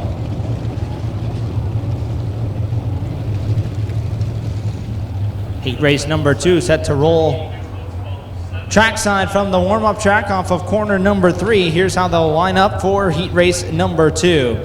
On the pole out of London, Ontario, the Pinewood Horticulture Services B&B Radiator Action Trailers, number 7 is Caleb Wood. Outside of him, out of Oshwegan in the Oshwegan Speedway Epic Raceway, car number 38 is Derek Miller. Lining up third on the grid in car number 28 is Jordan Hill. And outside of him at a Brantford, the Massage Pro didn't retire Gales Auto JDL distributing number 49L of Lucas Smith. Inside of row number 3, the 5th starter tonight at a Brantford, Ontario, the Woodstock Ford, McDonald's of Paris, the Brantford Gales Auto Aftermarket, number 9 of Paul Valentine. Outside of row number 3, the 6th starter this evening out of Hamilton, Ontario, the Ace 1 Construction, Aiken Motors Burger Barn, number 56 of Derek Lemaire. And lining up 7th on the grid in Rockwood, Ontario, the Radio Shuttle, Neely Auto Wares Automotive, number 74 of Rob Neely. And in the 8th starting spot tonight at a Union, Ontario, the Montana's Barbecue, Creative Edge Graphics, Tim Hortons Advanced Motorsports, number 6M of Eric McGlone. Lining up 9th on the grid out of Port Colborne, Ontario, the Pan Abrasives, Tim's Lawn Care, Lakeshore Gators, number 5D of Jacob Dykstra, able to make the repairs and get that car back out. Outside of him in car number 26, out of Ancaster, Ontario, the Baker Performance 26 of Terry Baker. And shotgun on the field from the 11th starting spot out of Vanessa, Ontario, the Lucas Oil Oakwood Transport Fast Track Performance number 4 of Hannah Farrell. Clayton, just want to get a quick word in here. Derek Lemaire was looking for some track time. They had the hood off that Burger Barn 56. Keep your eye on him tonight. And of course, Jacob Dykstra with heavy repairs to his car after feature number 1. Here we go. Back to green off of corner number 4. With the Strickland GMC Crate Sprint Cars Heat Race number 2, Caleb Wood, Derek Miller rumble into corner number 1. Lucas Smith gets the advantage and will take the 2nd spot away. Now chasing Wood down to the bottom of corner number 3. They nearly got together, but Wood held it straight just enough to hold the point position here on lap number 1. Caleb Wood out in front. Lucas Smith challenging on the inside line. Derek Lemaire there in 3rd, and Derek Miller in the 4th spot. As they come by to complete lap number 2. Good battle out in front. Lucas Smith trying to use that inside line to his advantage and nose ahead of the 7 of Caleb Wood. He'll get the advantage this time off of turn number 2. Wood got a little bit too high. The exit of corner number 2. Now Smith able to drive away here through corners 3 and 4. And Clint told us to keep an eye on the 56 of Derek Lemaire. Good run going here in the 56 machine as he races forward into the 3rd position. Now Derek Miller sideways contact there with the, not sure which car that is, the white car, the 28 of Jordan Hill, getting into the back bumper. Well, guys, I saw that Derek Miller got a little bit loose. Jordan Hill was coming from the back. Let's talk a little bit about Jordan. Was the former maintenance supervisor here at the Speedway a couple seasons ago. Got the opportunity with the Stars Racing Crew. If you recall, he drove car number 99 a few seasons ago. Got back behind the wheel of this car. This is the former Holly Porter car that they were selling, I believe, from her family. Renumbered with the Club 54 leverage on it, and it will be the 28 of Jordan Hill, and he was moving from the back early going in this one, guys, after a pretty fresh start here. Jordan hasn't been in the car in about 2 seasons. Looked really good for his first few laps out there, rocking the outside, coming from the midpoint. Watch Jordan Hill, not afraid. It's, I don't know what it is with these Hill boys. Matt, Jordan, the other ones, Josh, they're all running so well, and not necessarily related, but still running very well are these guys, and fearless out there in the crate sprints. Got a very important announcement. Jennifer Adlam, can you please go to the front gate immediately? There is some information they need to relay to you. Jennifer Adlam to the front gate immediately, please. While I got everybody's attention, if you've lost a small brown wallet over in the pit area or somewhere on the road to the pit area, you can go and see them at the pit gate. If you've lost a small brown wallet, go see them at the pit gate. Also, we found a set of keys on the weekend after Action Expo Flat Chat Bikes. If you've lost your set of keys, check at the pit gate as well. So wallet and keys up for grabs at the pit gate. Guys, back to you. Up for grabs? I was just going to say, If how you much can is in the describe wallet? them, we'll give you the car and the wallet to fill it up with gas. It's like the price is right here tonight. I'm not Jim Hanley. No, let's make a deal. All right. Back to the green, Lucas Smith, Caleb Wood, and Derek Lemaire, your top three. Smith leads him down the backstretch with Wood in tow. Again, talked about it earlier, but Caleb Wood really becoming a regular threat at the front of the field. Yeah, he basically used last season to get his feet wet in that number 7 machine, and now has jumped in on the deep end and running awfully well each and every week in that number 7 machine as he tries to duel with another sprint car rookie, the 56 of Derek Lemaire. They race down the back chute and into turn number 3, side by side, nearly off of corner number 4. Lemaire just a tick slower there off of the turn. Lucas Smith earlier on tonight had to start the evening in the B main for the makeup feature, and he's making sure right now that doesn't repeat itself. He's well out in front over Wood and Lemaire. How about Hannah Farrell's run from the dead last row from the 11th starting spot up to 4th aboard that Lucas Oil Oakwood Transport sponsored number 4 machine, and 3 cars battling for the 5th spot. Jacob Dykstra drives through the middle of the 5th. Paul Ballantyne right there as well. That's the battle for the final transfer spot. He's trying to battle with Derek Miller. One final time through corners 1 and 2 for Lucas Smith, just slow and steady on the inside line. Sometimes slow around the bottom is the quickest way around, and he's done that to perfection. Checkered is out. Lucas Smith gets the win. Caleb Wood in second. Derek Lemaire in third. There's problems up in the corner there. I think we threw the caution there before the checkered. Oh, yep, you are correct. Eric McGlone around. An easy spin up in the middle, 1 and 2, guys. You should be able to just pop it out of gear, roll it down the hill, lock it back in, and get shoved off. No damage on the McGlone 6M at the top, right under the Insulation Smart Comfort board. As I was saying earlier, I want to welcome everybody here celebrating Halloween August with us. All the kids who dressed up in their Halloween costumes, and a few adults too. My favorite costume of the night, Adam Ross, the Invisible Man. I love it. I actually saw one that I really liked down there. A little girl dressed up like a bubblegum machine. A bubble? Oh, okay. I thought you were going to say Adam dressed up as a slice of pizza tonight. I got my Merge Twix there. That was dangerous. See, we start talking about Hanley and see what happens. What a great week I had working with Steven and Jim Hanley down at Maryville. What a hoot. Great to be back Sunday working with Steven and Fran. But the Action Sprint Tour, 6:30 down at Humberstone Speedway. They're second of 3 races down there this year. And they'll have race number 9 down there, and then the championship will be decided here at Schweeken on September the 7th.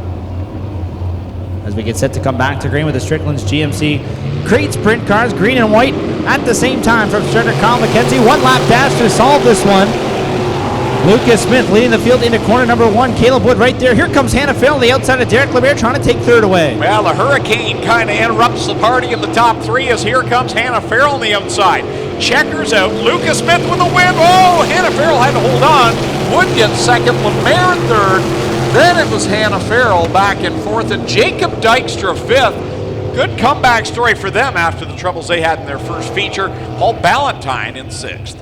Ballantyne grabbing that final transfer spot ahead of Derek Miller, Jordan Hill, Eric McGlone, and Terry Baker, rounding out the field here in heat race number 2.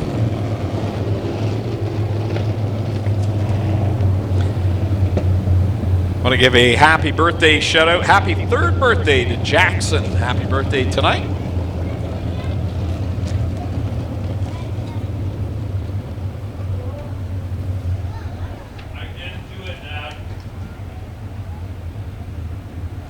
Getting set to go with heat race number 3 for the Strickland GMC Crate Sprint Cars. Here's how they will roll off. Starting on the pole in a Stouffville on chair, the Transport Sales and Service, Turner Motors Retail Design Group number 43H of the Gunslinger, Ryan Hunsinger. Outside of him, but Gores Landing, the Mayhew Graphics, Yorkie's Barbecue, Goodyear, Roof Doctor number 19 of Brandon Merle. Lining up third on the grid out of Ashweekan, the Canada Fuels Nitro 54 Friday number 9C is Brian Nanico. To his outside, the winner of feature number 1 this evening, out of Ashweekan, the Case IH Rochester Nighthawks Air Express number 68 of Aaron Turkey. Lining up third in Niagara Falls in the Pro Battery Shops Landmark Home Solutions number 70 is Bailey Hurt.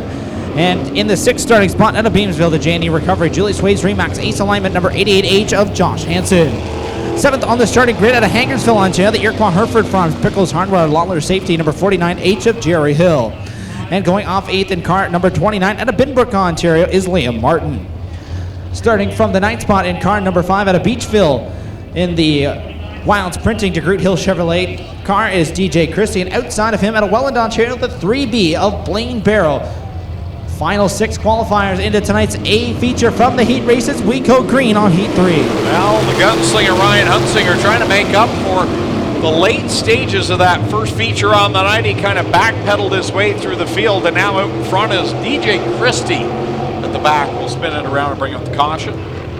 Tough start there for the 5-star machine of DJ Christie. One of those deals, guys, where he just got a little bit too up the back end of the car in front of him, bit the brakes, and it just slowly came around. Had nowhere to go. He would do a gentle pirouette and get rolling here.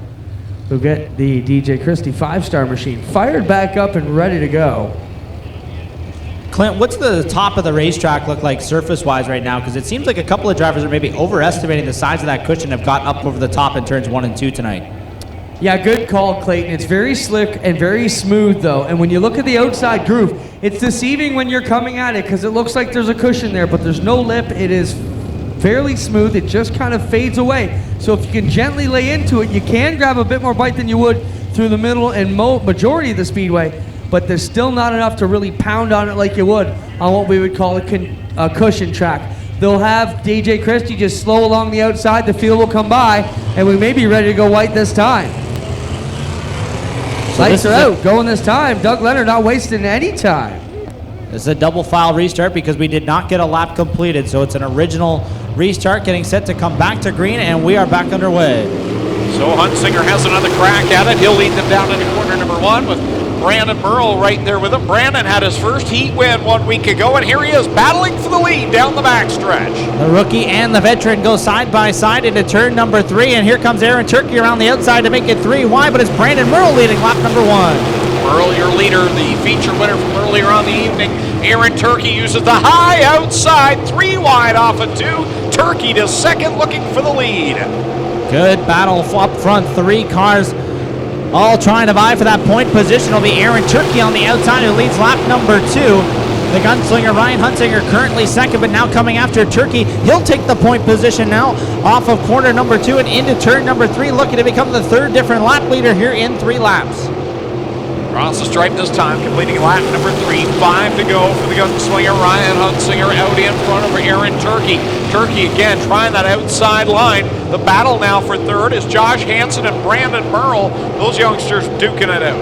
Hansen, the 6th starter now, up into the 3rd position as he tries to wrestle that position away from Merle. Merle takes the spot though at the halfway mark. 4 down, 4 to go, and another side-by-side battle for the race lead shaping up between Ryan Hunsinger and Aaron Turkey.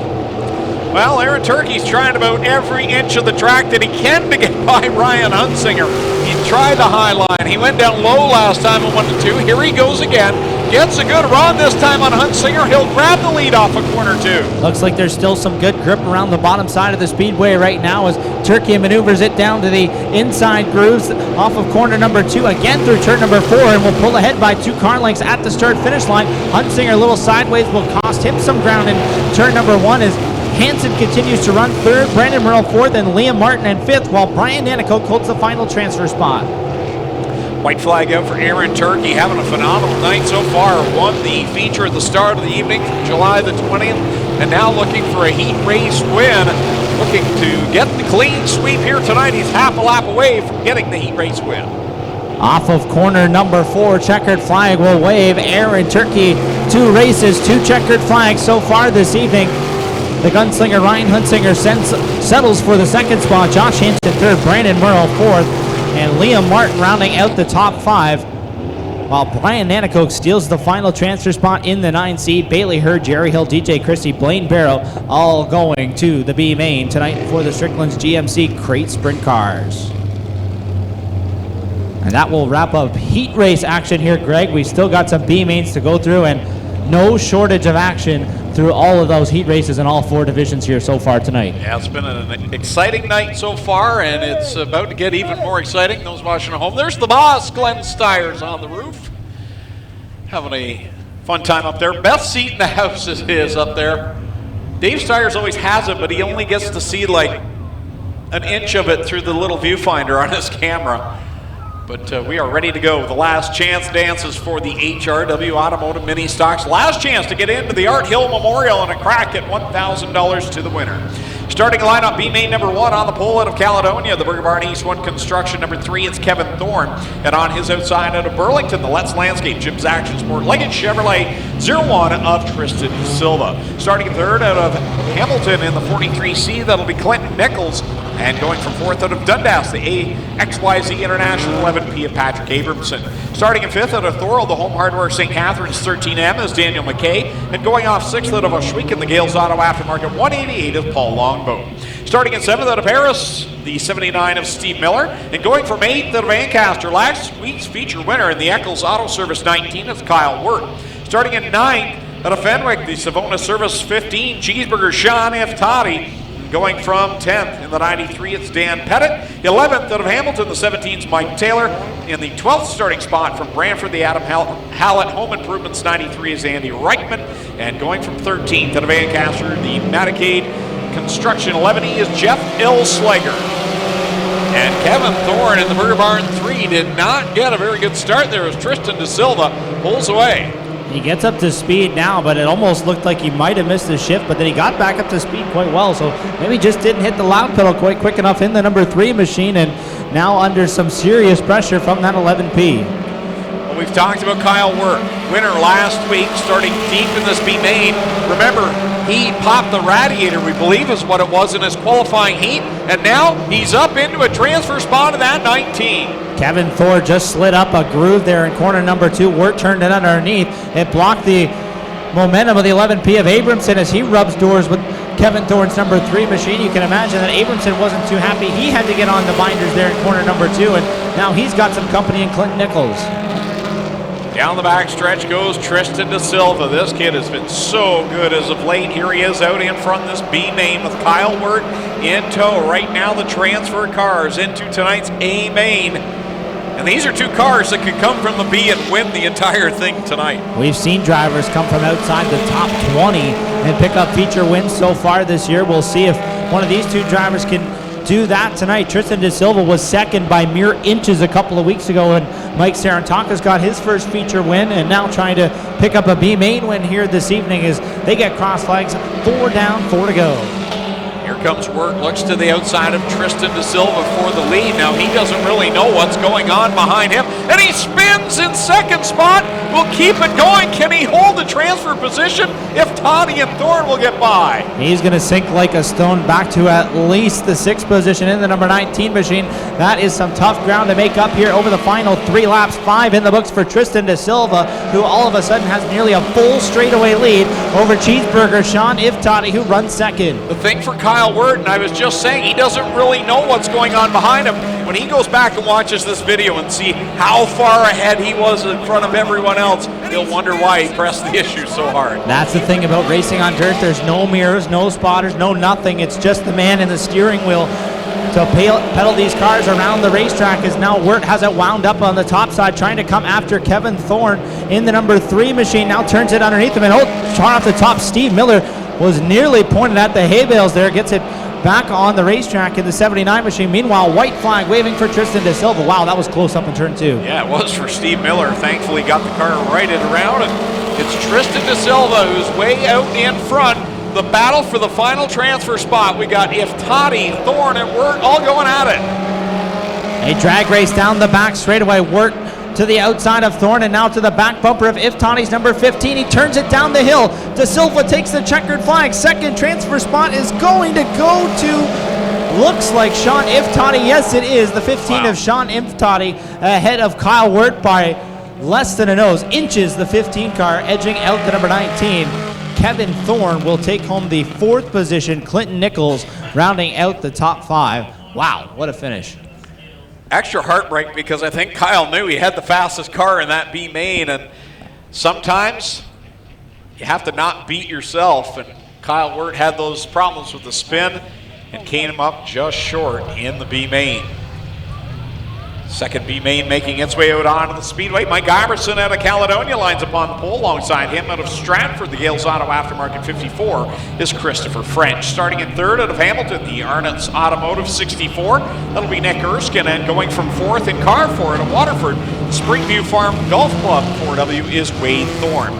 Going off fifth out of St. Catharines, the Northern Auto and Tire, number 13P, it's Vincent Pagnotta. And from the 6th starting position from Hagersville, the Smouts Garage 517 is Cody Somerville. Starting in 7th out of Hamilton, the Kubota Oliveri Electric 16 is Fabio Oliveri. And from the 8th starting spot from Hamilton in the R&B Sprinklers 96 Mustang, it's Brian Crosgrove. Starting in 9th out of Fenwick, the Hollow Maple Farms 11T is Sam F. Toddy. And starting in 10th, from Brantford, the Action Hand Car Wash 05 is Dave Goodacre.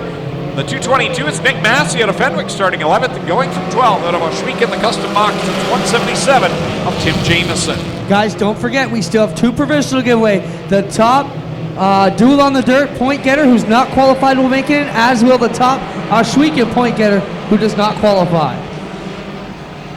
So those will make up the final 2 starting spots here in this field here this evening for the 42 lap and $1,000 to win Art Hill Memorial for these HRW Automotive Mini Stocks drivers, their richest race of the season. Highest winner's purse here this evening as Christopher French pacing this field here in B main number 2. And Vincent Pagnotta with a good run going to 13. Brian Crosgrove goes around on the back stretch as we continue on. Christopher French out in front over Vincent Pagnotta. Fabio Oliveri, they were in third trying to get by that 13P. Former Bomber driver Cody Somerville right there as well in the 4th position. Ahead of the pit ball, Mike Iverson rounds out the top 5, and now Oliveri to the inside of Pagnotta for that final transfer spot. So right now for Vincent Pagnotta, he's in a good spot because even if he doesn't transfer here, he is the top driver in Instapanel's Duel on the Dirt mini stock points that is not qualified. He came in 6th. Everyone else above him already has made the show. So right now I believe Vincent Pagnotta, he'd still like to finish in the top 2, but if he doesn't, he's not done. No, he's got a shot in that number 13 machine, and I believe Matt Newell might be the first car not qualified in for the Oshweek drivers in the number 2 machine. Could be wrong on that one.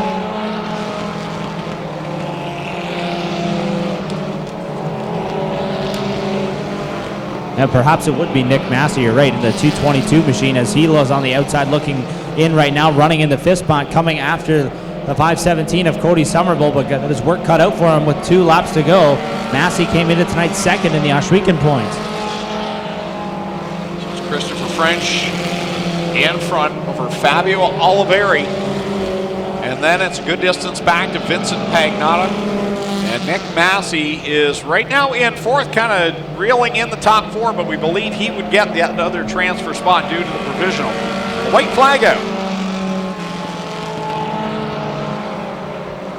Comfortable lead for Christopher French was dwindling away for the 16 of Fabio Oliveri, who was on the move and trying to track him down here. He's within a couple of car lengths in the final 2 corners. If he can turn it underneath him off of corner number 4, maybe needed another lap as the checkered flag waves for Christopher French.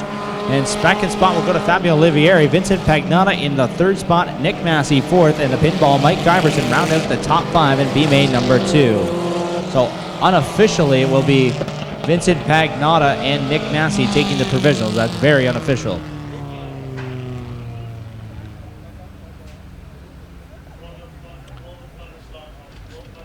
I just have a quick announcement to make. Want to mention, everybody, if you get a chance, go down behind the grandstands and see the folks at A&K's Shaved Ice and Freshly Squeezed Lemonade. Choose from 16 great flavors. And get this, guys, it's community-based. It's run by youngsters. A great chance for them to learn entrepreneurial skills. And tonight, it's run by young entrepreneurs, Aaliyah, Kaylee, and Cam, getting hands-on experience in the business world and rewards that come with earning their own money. So stop by and support the youngsters as they learn about business and learn about life and learn about earning their own money. Go down and see them behind the grandstands at A&K's Shaved Ice and Freshly Squeezed Lemonade, 16 flavors, and help out the youngsters, guys.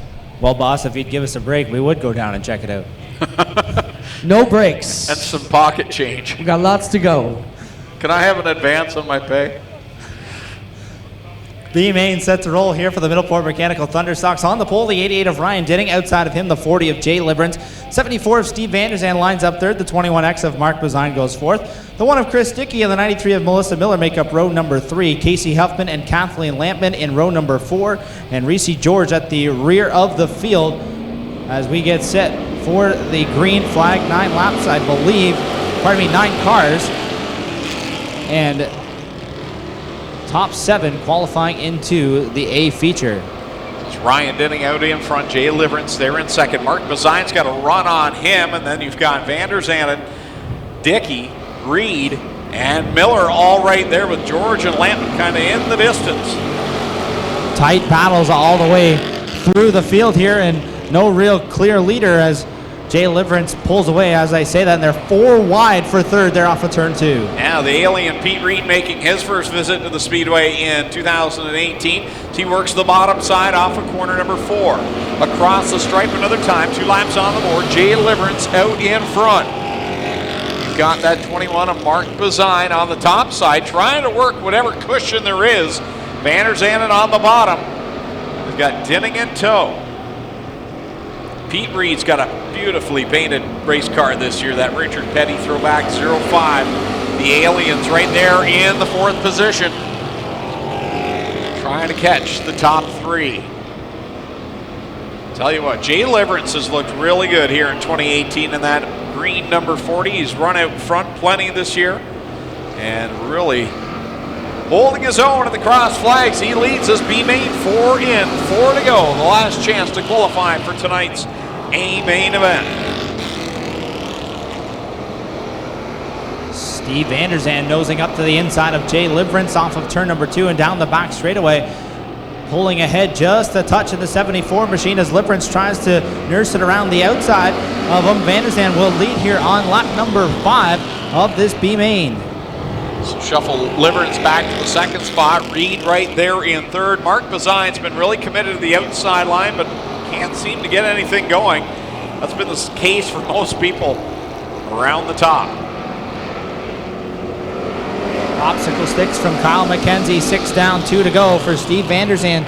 Pete Reed running in the 2nd spot in the 05, then 3rd the 21X of Mark Bazine. Ryan Dinning 4th, Chris Dickey the top 5. As they race down the back straightaway, Dickey trying to get underneath Dinning, but as well they all bout for 3rd, white flag waving. Final time around here in this B-Main for the Middleport Mechanical Thunderstock division. As they work it through the corner, Vanderzand is well out in front over Pete Reed. Mark Bazine trying to hold on to 3rd with Ryan Dinning still trying to get his bearings in that 88. He's got Chris Dickey right behind him. Checkered flag will wave. Steve Vanderzand picks up the win in the B-Main for the Middleport Mechanical Thunderstocks. It's Pete Reed racing into a 2nd place finish. Mark Bazine, Ryan Dinning, Chris Dickey, your top 5. Melissa Miller, Reese George, all qualifying into tonight's A feature, while Kathleen Lampman and Jay Liverance will unfortunately load it on the trailer a little bit early.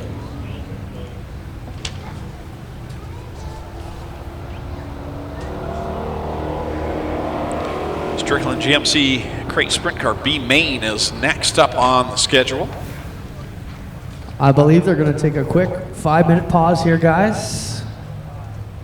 All right. So that we can go get lemonade. Confirm with Doug, but I believe that is the case here. Quick intermission, ladies and gentlemen. It will be a quick one. They have told the drivers in the pits they want to go green flag racing in 10 minutes. That doesn't mean call them to the line in 10 minutes. That means going green flag 10 minutes from now. used to have to go in to the auto parts store. Pay too much, never find quite what I'm looking for. Now I just go online and rock out and see all the parts my car will ever need. Lower prices, more parts, more brands. It's so easy to find the right parts fast. All the parts your car will ever need. I got all the parts your car will ever need. I got them. 42, you are a winner tonight. Whether you are an adult, senior, youth, child, and your ticket, your fan appreciation ticket, ends in the number 42. When you think about it, productivity starts at planting.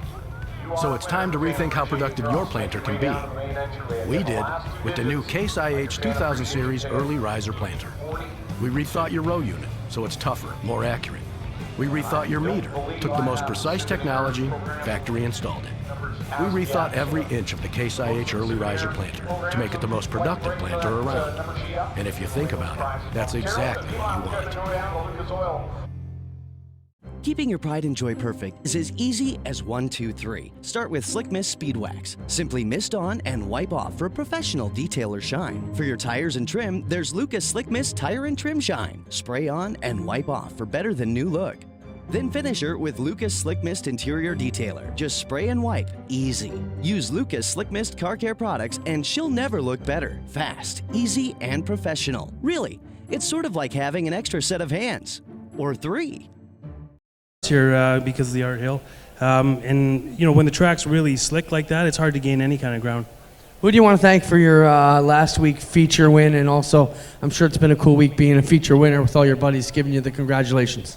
Oh yeah, so many people helped out. Whippers Fish and Chip, the Temple Bar and Pubs, Kenny Auto Garage, Auto Body. Yeah, so many people. Yeah.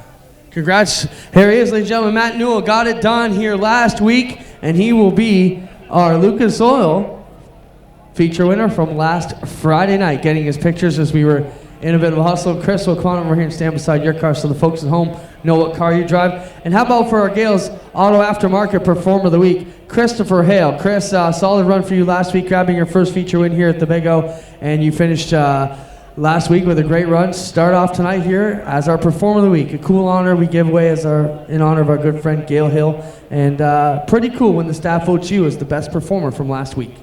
Oh, I definitely appreciate it that Osh Weekend's recognizing great drivers. So hats off to them. And I just got to say thanks for everyone who comes out and watches. Without you guys, it'd be a little hard to put on a show. So. Now we've got a lot of big races coming up. You've got the Brock Leonard Memorial Race coming up, and then you've got Gail's Cash Blast coming up on the 24th, where Gail's going to give up $2,000 to the winner of a street stock race. That's pretty wild. What can you do to make sure the 79's got a chance on that night? Well, I guess I have to just race like I do every single night going forward here. The car's working real well, and just trying not to change too many things up.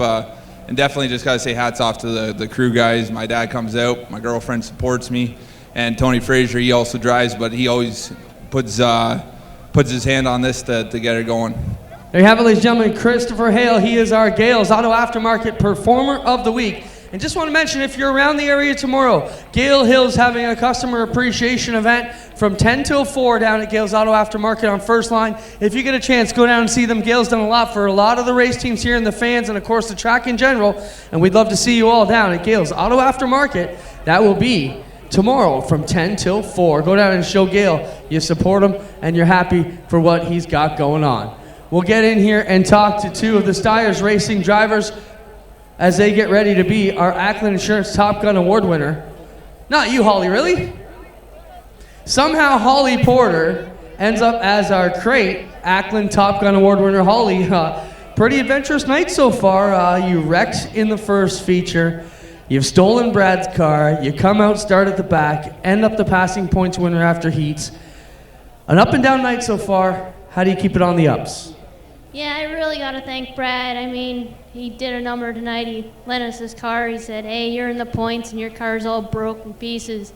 We were trying to fix it, but there's no way without welding it back together, and it's broken multiple spots. Now, when I went in there and I was sending pictures to the live stream folks, Both Dan Westbrook and Steve looked at me in the face and said, no, we're going to run it. Were they pulling my leg, or were you guys actually considering running that broken frame like that?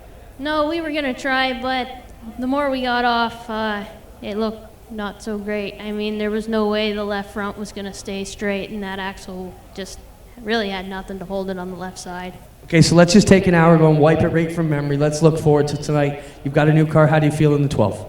Not exactly comfortable. I mean, it's a big seat, but we're going to make it work. We got a lot of foam and some duct tape, and just got to thank Brad. We were joking about that. How about it, ladies and gentlemen, for Holly Porter? She's having an up and down night, but still managed to smile, and we'll find her some phone books and a couple of bits of foam, and we'll get her comfortable in that seat. She'll hand the Top Gun Award off to her teammate, Dylan Westbrook. Dylan Westbrook here, a Top Gun Award winner. Dylan, you've been running a lot of these the last couple of years. Solid run for you. Let's talk about how your night's gone on a very slick track tonight. What are you guys going to have to contend with? You're starting 4th in the feature this evening. Yeah, our night's gone real well so far. Ended up going out for the redraw and redrew 4, so that's a good starting spot. A lot of good guys starting up front too, so just tighten up the car, and I think it'll be a real good race. I think you're going to see a lot of slide jobs. Let's talk about your season, Dylan. You've had horrible luck, but good luck all in the same. You've had stuff break, but you're lucky enough to finish it. You've had personal injuries on 2 nights and able to still race. You know, you've just had horrible luck, but good luck all in the one. Let's talk about your crazy season as well. Yeah, we've had some of the worst luck, but some of the best luck at the same time. Like coming to the checkers, had a part break and just barely made it across the line. Twice, yeah, thanks. And then had some blowing motor and stuff too, injured, but it all kind of worked out, so I'm still leading the points now, and hopefully get a good finish tonight and extend that lead a little bit. Good luck, Dylan Westbrook. Ladies and gentlemen, one of the top guns here at Ush Weekend, Week In and Week Out. D-Dubs, Dylan Westbrook will grab Nathan Ackland's bonus cash, $150 bonus as the Top Gun Award winner. Greg and Clayton, will turn it back up to you. That's all from trackside here in Lucas Oil Victory Lane. We'll be right back at you. We got about maybe 3 or 4 minutes to go before we're back to GMC Strickland Crate feature coming up next. Oh, sorry, B-Main next. Just want to correct an error on my part. Everyone's probably looking around. Where were the souvenir programs tonight? They didn't have them for sale, so we are not giving away souvenir program prizes. Apologize for that. I was not aware of that. But again, if you had one of the winning fan appreciation numbers, your fan appreciation ticket had to end on the number 42 in memory of Art Hill tonight. Go down to the main entryway and claim your prize. You got about 5 minutes left to do so there. Want to wish a happy 9th birthday to Bell Turkey from the folks watching in Hansport, Nova Scotia. They watch online on a regular basis, and I want to thank Michelle for sending that in. So happy birthday to Bell Turkey. And also, we've got a happy birthday shout out to someone sitting down in front of us. It's Leah Hutchison, 25th birthday, sitting down in front of us here in front of the announce tower. And Mike Coleman wanted to wish Leah a happy birthday, and he said he's a proud boyfriend because he's got a girlfriend that loves to come to the track. So sounds like a keeper there, Mike. Happy birthday. And DJ Darren, we've got another one as well. Caleb Grand, 11 today. And he's a Dykstra fan. First time at the track. So happy birthday, Caleb Grand, 11 today. And there was another one, a father of one of the drivers, Holly Porter's father. Happy birthday. 70 on the 13th. So happy birthday. Well, Greg, if I could jump in here, we got a special guest here. John Fowler. John, welcome back. John moved to Edmonton. John was our longtime starter here for how long, John? 10 years? Yeah, about 10 years. How you doing now, buddy? Awesome. It's great. Moved out to Alberta, new opportunities. It's been working good. We came here for a vacation. My wife wanted to see this race tonight. So we're here, and wow, what a facility this has turned into. Changed a lot since you were here last time, sure. And you mentioned you're watching online, so it's cool you can still be a part of the Ush Weekend family. Oh, always. We're always trying to pay attention to what's going on here, and I see lots of people are still racing that were here when we were here. So we still got your dad in the back also, so great to have him here. How about it for John Fowler, ladies and gentlemen, longtime starter. Great to have you back, John. My dad doesn't know we're here yet, so. Oh, shh. Is it supposed to keep it a secret? All right. You better go see your dad, or I'll tell him you were here. How about for John Fowler, ladies and gentlemen? He was a longtime starter here, taking Kyle McKenzie's perch for many years. And you'll remember the first Canadian Sprint Car Nationals, we dressed John up in a white tux. Yeah, I was just about to bring that up, Clint, because if you go on the past winners page of the Canadian Sprint Car Nationals, unfortunately, the better half of John is cut off in the picture, but you can see that white tuxedo. That's the thing that I'll remember the most. He had the white top hat as well, I believe, to go with the suit. And pretty cool to see. That was back in 2005. So we're getting close here to going to the B main for the Strickland GMC Crate Sprint Car Division. Those teams have had a long night tonight, our second B main of the night. And once that B main is over, then we go into our feature events, and we'll kick things off with the main event for the mini stocks. The HRW Automotive Mini Stocks will run in their Instapanels Duel on the Dirt combined race, the Art Hill Memorial, 42 laps. Then we'll go with the Cool Kids Ice and Water Core Pack Sprint Cars with their A main, 20 laps. Middleport Mechanical Thunder Stocks will be up third with their 20-lap feature event. The winner of that race will draw tonight's 50-50 winning number, and will conclude the program with the Strickland GMC Crate Sprint Car A main event.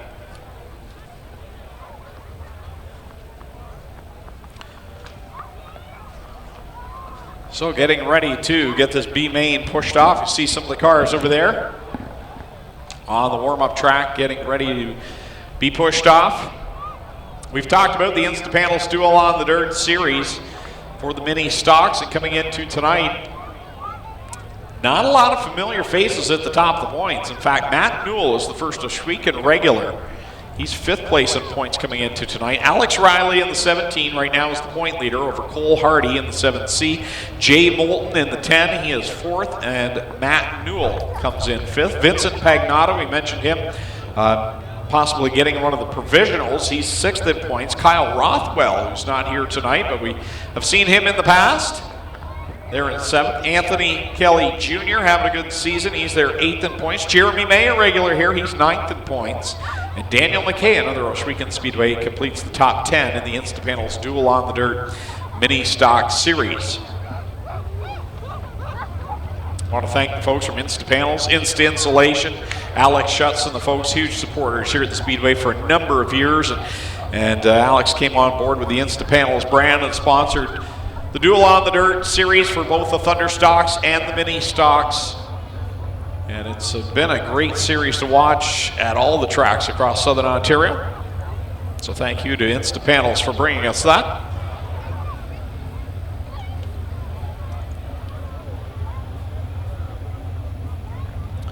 Just want to remind everyone again, 50-50 tickets are on sale. And if by chance, we get a lot of questions, if by chance you have to leave early, or you don't hear the winning number, or you think, oh, I forgot to check, you can always go online, OshweganSpeedway.com, and under the fan tab, there is a tab there that says 50-50 draw winners. And the winner from each Friday night, their name is listed and the winning amount.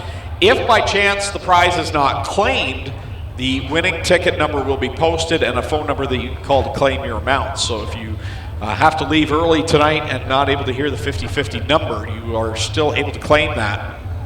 And check out the number at OshweganSpeedway.com. Well, Clayton, we've got cars on the track. It's the second B main of the night. Our first one was at 7:30, and now at about 9:30, we're ready to go with the second B main of the night for the Strickland GMC Crate Sprint Car Division.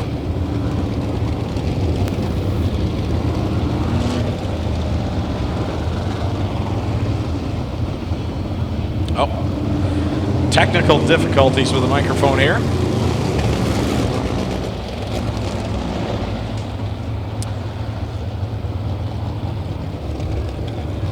Alan Gilletta Jr. is going to line up on the pole in this one,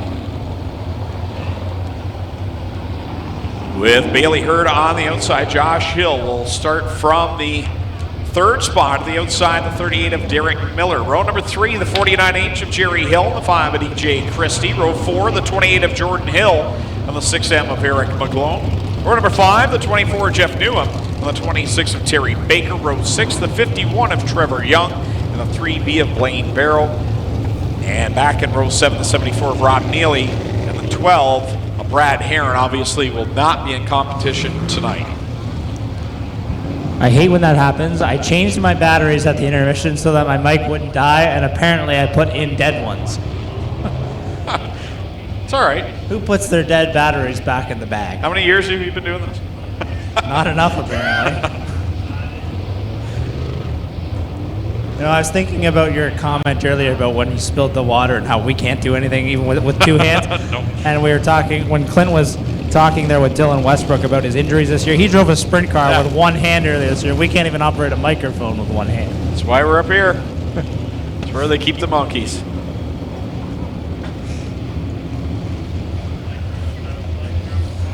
All right, set to go green here with the Strickland's GMC crate sprint cars.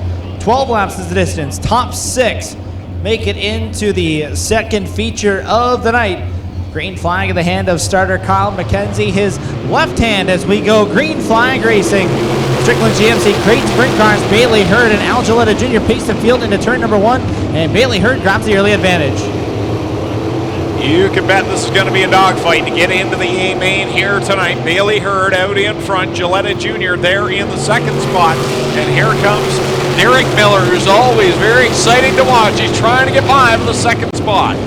Final transfer spot at the moment belongs to the 49H of Jerry Hill. He races down the back straightaway. Josh Hill in the 69 machine. The white car with the black top wing is on the outside looking in at the moment. Eric McGlone coming after DJ Christie for the 4th position. Now McGlone up to the top side, running a partial schedule here in 2018. Has become a regular again over the last couple of weeks, and now Jerry Hill right there in the 49H. Bailey Hurd running a nice race out in front with 3 laps on the board, and then number 70 driving that Gary Morton paint scheme there. He's well out in front of Alan Gilletta Jr. is holding his own very nicely in the second spot. Bailey Hurd, another one of those youngsters making his home here in the Strickland's GMC Crate Sprint Car Division this year. Rookie season aboard a sprint car. Now that car pushing up the racetrack in corners 1 and 2. He gets it turned back down the banking. Lost about half of his lead though, but still about 10 car lengths advantage over Al Gilletta Jr. This time by 5 laps to go on the board for Bailey Hurd, and the gap is closing as Alan Gilletta Jr. is doing a really good job catching the leader.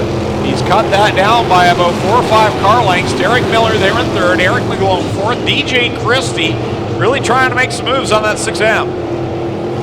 Halfway home, says Kyle McKenzie. 6 down and 6 to go. In this feature for the B-feature, for the Strickland GMC Crate Sprint Cars, Bailey Hurd continuing to pace this field. Top 6 drivers breaking away from the rest here as they try to qualify themselves in to tonight's main event. We have 7 laps down, 5 to go as Christie gets by Gilletta. Gilletta all kinds of out of shape, and looks like there could be a problem on the 22 machine as he's now embroiled in a battle with Eric McGlone as Christie winds his way up into the second spot. That was strange the way Gilletta got out of shape, and all kinds of wobbly there off of corner number 2 last time, and now 3 wide for 3rd. Yeah, you've got McGlone, Hill, and Gilletta all right there in a bunch.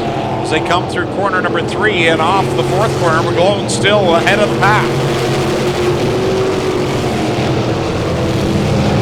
McGlone ahead now of Gilletta in the 22 machine. Jerry Hill trying to come after him. That's the battle for 4. Still Derek Miller holding that final transfer spot with less than 2 laps to go as Bailey Hurd, the race leader in the number 70 machine, works off of turn number 2 and down the back straightaway. Christie in the 2nd position. 3rd is Eric McGlone. 4th is Jerry Hill. 5th is the 22 of Al Gilletta Jr. The 38 of Derek Miller. 6 as the white flag is waving, and now Derek Miller is within the sights of Josh Hill in the number 69 machine. They race underneath the starter stand. The leader into turn number 3. Bailey Hurd off of corner number 4. He will claim the checkered flag and win the B main here for the Strickland GMC Crate Sprint Cars. DJ Christie, Jerry Hill, Eric McGlone, Al Gilletta Jr. And on the final corner, Josh Hill steals the final transfer spot from Derek Miller, who will have to load it on the trailer early. Jordan Hill, Trevor Young, Blaine Barrow, Terry Baker, Jeff Newham, and Rob Neely also going home a little bit early here tonight as Bailey Hurd picks up the checkered flag tonight, the B feature for the Strickland's GMC Crate Sprint Cars here this evening. And next on the program is the main event for the HRW Automotive Mini Stocks. 42 laps, $1,000 to win tonight's Art Hill Memorial.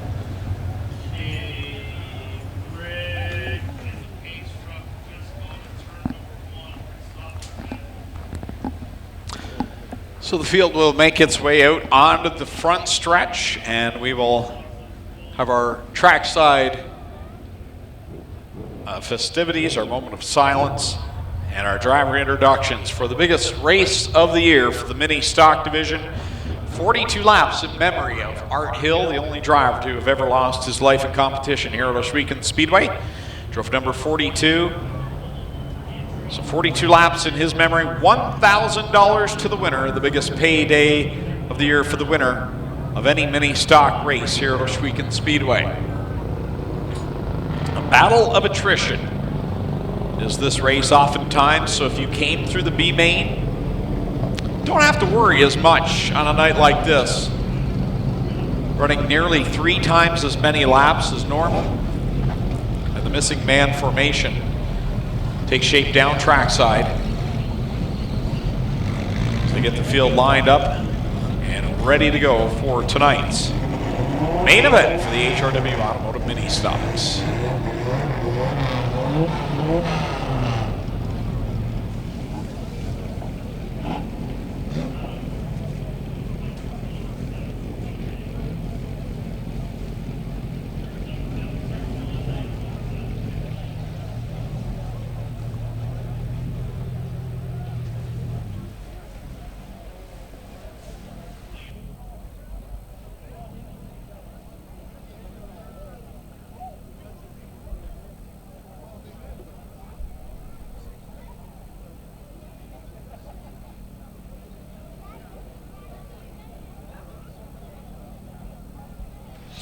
Here's your starting lineup for tonight's Art Hill Memorial for the HRW Automotive Mini Stocks in the Duel on the Dirt series event, combined event brought to you by Instapanels. Starting 26th out of Ancaster, the Eccles Auto Service number 19, it's Kyle Wirt. Rolling off 25th out of St. Catharines in the Northern Auto and Tire Snap-on Tools 13P, it's Vincent Pagnotta. Rolling off 24th out of Fenwick, Ontario in the 222, it's Nick Massey. And alongside him, going from 23rd out of Hamilton in the Kubota Oliveri Electric number 16, it's Fabio Oliveri. Starting in 22nd out of Fenwick, Ontario, the Savona Services Hollow Maple Farms number 15, it's Cheeseburger Sean Iftati. And to his inside out of Stratford in the Gales Auto Aftermarket Bellcamp Manufacturing number 54, it's Christopher French. Going off 20th out of Burlington, the Let's Landscape, Jibs Action Sports, Leggett Chevrolet 01 is Tristan De Silva. And going off 19th out of Hamilton in the WeatherTech number 2, it's Matt Newell. Starting in 18th out of Hamilton, the Summertime Spray Foam Insulation, Tim's Tires number 16J, it's Jeremy May. And from 17th out of Brantford, the Broker Link Insurance number 6, it's Jason Dixon. Starting in 16th out of Guelph, the Amsoil number 1 is Jason Tolton. And starting in 15th out of Simcoe, the Pal Insurance Thompson Landscape Supply number 10 is Zach Buckwald. Starting in 14th out of Dundas, the doTERRA Advert General Contracting Paradise Subs Miller Shoes 21 is Jonathan Ayrton. And going from 13th out of Beachville, the Woodstock Nissan number 60 is Martin Schroeder. Starting in 12th out of Smithville in the Lampman Salvage 6X, it's Mike Sarantakos. And going from 11th out of Dundas in the Instapanels 32, it's Jillian Hills. Rolling off 10th out of Guelph, the Amsoil Moonlight Design 13 is Bobby Tolton. And from 9th out of Simcoe, the Atkins Financial Simcoe Dairy Queen 88 is 8-9. Starting in 8th out of Thorold, the Niagara Ice Dogs 17R, he's the current point leader for the Duel on the Dirt series. It is Alex Riley. And starting in 7th out of Welland, the Rona of Welland and Fort Erie, number 7C, it's Cole Hardy. Rolling off 6th out of Hagersville, the Timpson Auto Caledonia Auto Supply 23 is Dusty DeBoer. And from the 5th spot out of Woodstock in the Sutton Group 66, it's John Janssens. Starting in fourth out of Welland in the SLM Recycling, Queenston Chevrolet 4C, it's Leroy Buscombe. And starting in third out of Caledonia, the Timson Auto Caledonia Auto Supply, number 9 is Tim DeBoer. And here is your front row for the Art Hill Memorial. Starting in second out of Dundas, the Evergreen Landscapes, Cal Tire, number 69, it's Rob Twitchett. And going from the pole out of St. Catharines, the Central Fabrication, 10M is Jay Moulton. This is your starting lineup for the 2018 Art Hill Memorial. We'll send it down trackside now with Clinton Jeffrey. Ladies and gentlemen, I'd like to say a few important words right now. First off, I'd like you to give a huge Ohsweken Speedway welcome to Art Hill's family. They've not been here since the accident many years ago. Please make him feel welcome, Jay Lickers and his family. This is Art's family here with us tonight and his grandchildren, which means a lot to us to have them here, as you can imagine. Ladies and gentlemen, I was here on that night we lost Art. We thought it was just a mini stock race. It showed us very soon that mini stocks are just as serious and need to be taken very serious, just like all the rest of the safety we've got here. In the years since we've lost Art, we've done a lot of great things here at the Speedway, and I'll put our safety crew up against anybody, and I know we're very proud of the improvements we've made, and now we're proud to be known as the best safety crew here in Canada, if not North America. How about a hand for our safety crew who do a great job for our racers each and every week? And it was because of an accident like Art's that made us really pull up our game, and we're the best in the business now. It means a lot for us to have the family here, as you can imagine, and each and every year this is by far the biggest race on the mini stock calendar. How about you guys give me a big heck yeah for all our mini stock racers? Let's hear ya! All right, now I'm going to ask for a quick moment of silence. Then we're going to get Art's family here to say those most important words to get these drivers fired up. Ladies and gentlemen, quick moment of silence in honor of Art Hill.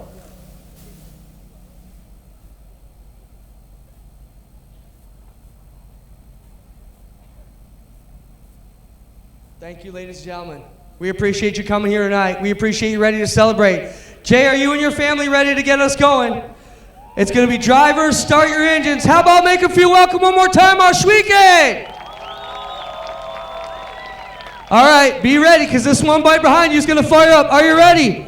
3, 2, 1. Drivers, start your engines. All right, we'll see you guys back right after, okay?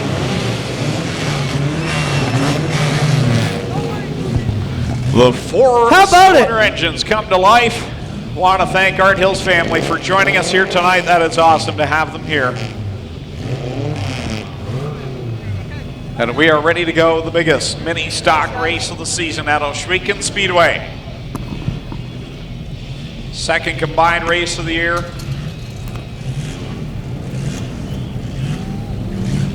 As we do the missing man formation, the pole position will remain open for the pace lap.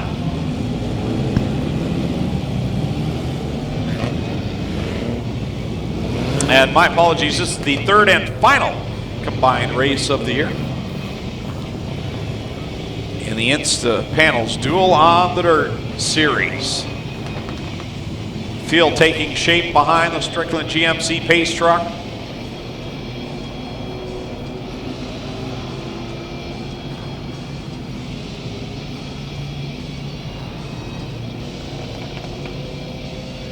"42 laps, a long time for these four-cylinder engines. We've seen in the past.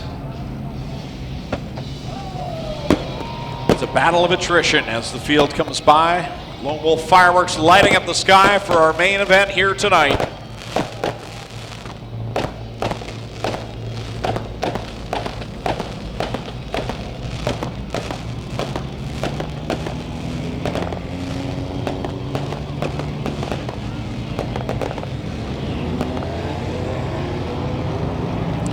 And now the field is going to take shape to salute you, the fans. We saluted Art Hill with the missing man formation, and now the one time a year that the mini stocks get to go four wide. So folks, get on your feet as they come by the grandstands this time by and wave these drivers on, getting ready to do 42 laps of battle. In their biggest race of the year, they come here to put on a show for you. So get on your feet, wave them on, wave your hat, whatever you got, and send these drivers on. They are 4 wide and fancy for you, the fans. This is the Art Hill Memorial for the HRW Automotive Mini Stocks.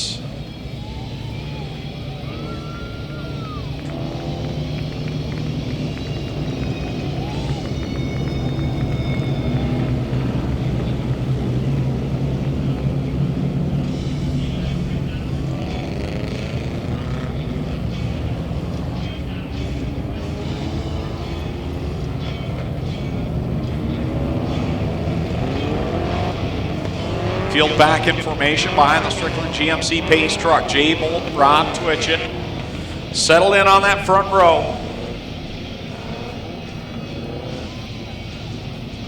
Jay Bolton, not a regular here on Friday nights in that 10 machine. Comes into tonight 4th place in points. 19 markers out of the point lead, held by Alex Riley. White flag is out, Oshwegan Speedway. Next time by, we're going green flag racing in the Art Hill Memorial for the HRW Automotive Mini Stocks. The 3rd and final combined race for the Instapanels Duel on the Dirt. 13 rows of beautifully prepared mini stocks ready to go green flag racing. Jay Bolton, Rob Twitchett on the front row. Kyle McKenzie's got the double greens in hand. Ladies and gentlemen, you came looking for a show. Well, here you go. Let's end all the anticipation as we bring to you our feature presentation.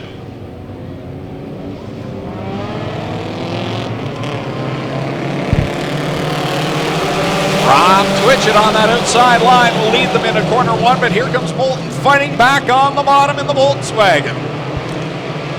Good start for the Bolton 10M as Rob Twitchett tries to keep pace in that 69 machine. They're 2x2, 3x3, all back behind the race leaders, even a 4x4 segment there as they battle inside the top 10. Furious action here on the opening lap, but the first lap goes to Bolton. Only 41 to go, but you wouldn't know it the way they're going at it. They're 5 wide off of corner number 2 as here comes Bobby Tolton on the outside of the top 5. He has that Vanilla Gorilla number 13 machine wound up nicely on the top side of the racetrack right now and charging up to the 4th position here at the start-finish line. And looks like he'll be able to get past Twitchett for 3rd into turn number 1. And on the back bumper, the Dusty DeBoer 23. Tolton from the 10th starting spot to 3rd here on lap number 3. It's Bolton, your leader. DeBoer right there in 2nd, but here comes Bobby Tolton. That 13th machine really quick here tonight. And troubles on the backstretch. Christopher French and Kyle Wirt around, and that will bring out our first caution with 3 on the board. And Kyle Wirt's going to take the stage 3 exit there and head to the pit area. It looked like there was some damage to the left rear of that car, and Christopher French pointed against the hay bales there in turn number 3 as we get our first yellow here with 3 down. And French has got the right front down flat. Some damage, I believe, on the right corner of that car. That rim is used up. It's folded itself over. This looked like it was trying to make itself into a paper airplane, kind of a triangle shape now to that right front rim. I didn't catch that. The thing about paper airplanes is that they work best when they're paper. Well, you never know. That just shows you how much force that car took to bend that rim. Well, there's rad parts here on behind the car. Look like the rad cap and one of the rad brackets. So issues here on the front end for the French machine. He will get hooked up by Big Red trying to make his way across the backstretch here, and we'll get a look under the hood of the French machine to find out what is going on. Okay, it looks like a taco. Is that better? Taco? A steel taco? No, I say burrito. Burrito. I'm right here. Burrito. Steel burrito. I gotta admit, I'm impressed by Clinton. He's busy this week. He's been down to the Knoxville Nationals racing Glenn's Zero car this week, Lynn Jeffrey in the Zero. I saw that and I'm like, what? Oh, it's Lynn Jeffrey. Yeah, not me. Driving Glenn, sponsoring the team down there at the Knoxville Nationals this week. Glenn's, Yeah, that Glenn's threw me crazy for a enough bit to of a let loop, one too. Kretschka drive his car. That's it. Actually, 3. He lets the kids drive the go-karts, too. So. Big night for them last night. Pair of second place finishes. You know, I think it's great when you lead the whole race and get roughed up for the win. It teaches the kids character, but them and Uncle Mike didn't think it was all right. I talked to Mike today, and he was definitely wishing for a better outcome. And for those of you wondering that don't know, we do run micro sprint racing on Thursday nights over on what is the warm-up track on Friday nights. And the micro sprinters race over there. And I got to tell you, we put the 2 box stock classes together, the junior and the senior. And 2 weeks ago, Glenn grabbed me and said, Friday nights, what? He goes, we need to be live streaming these kids. And it was amazing what we were watching. give it time. Yeah, they are the future, that's for sure. And we get ready to go here, being called to double them up. Jay Moulton again, the leader on this restart. I think the most impressive driver out the initial green flag was Jason. Make that not Jason Tolton. Bobby Tolton. At 10th to 3rd on the opening 2 laps, and now restarting inside of row number 2 with 39 laps to go. This is going to test our mathematics skills here tonight, trying to figure out how many laps are left on a few of these restarts. We were told there was supposed to be no math in broadcasting. Lies. That's why I used to work with Tommy for so long. Yeah, he was good at that. Walking He is good at that. calculator. Back to green with Dusty DeBoer, Jay Moulton on the loud pedal, and we are back underway. Oh, they're crowding them off a corner. Poor Jeremy May and Cole Hardy got into each other. We stay going all in the right direction as, again, they bunch up off the second corner from third on back.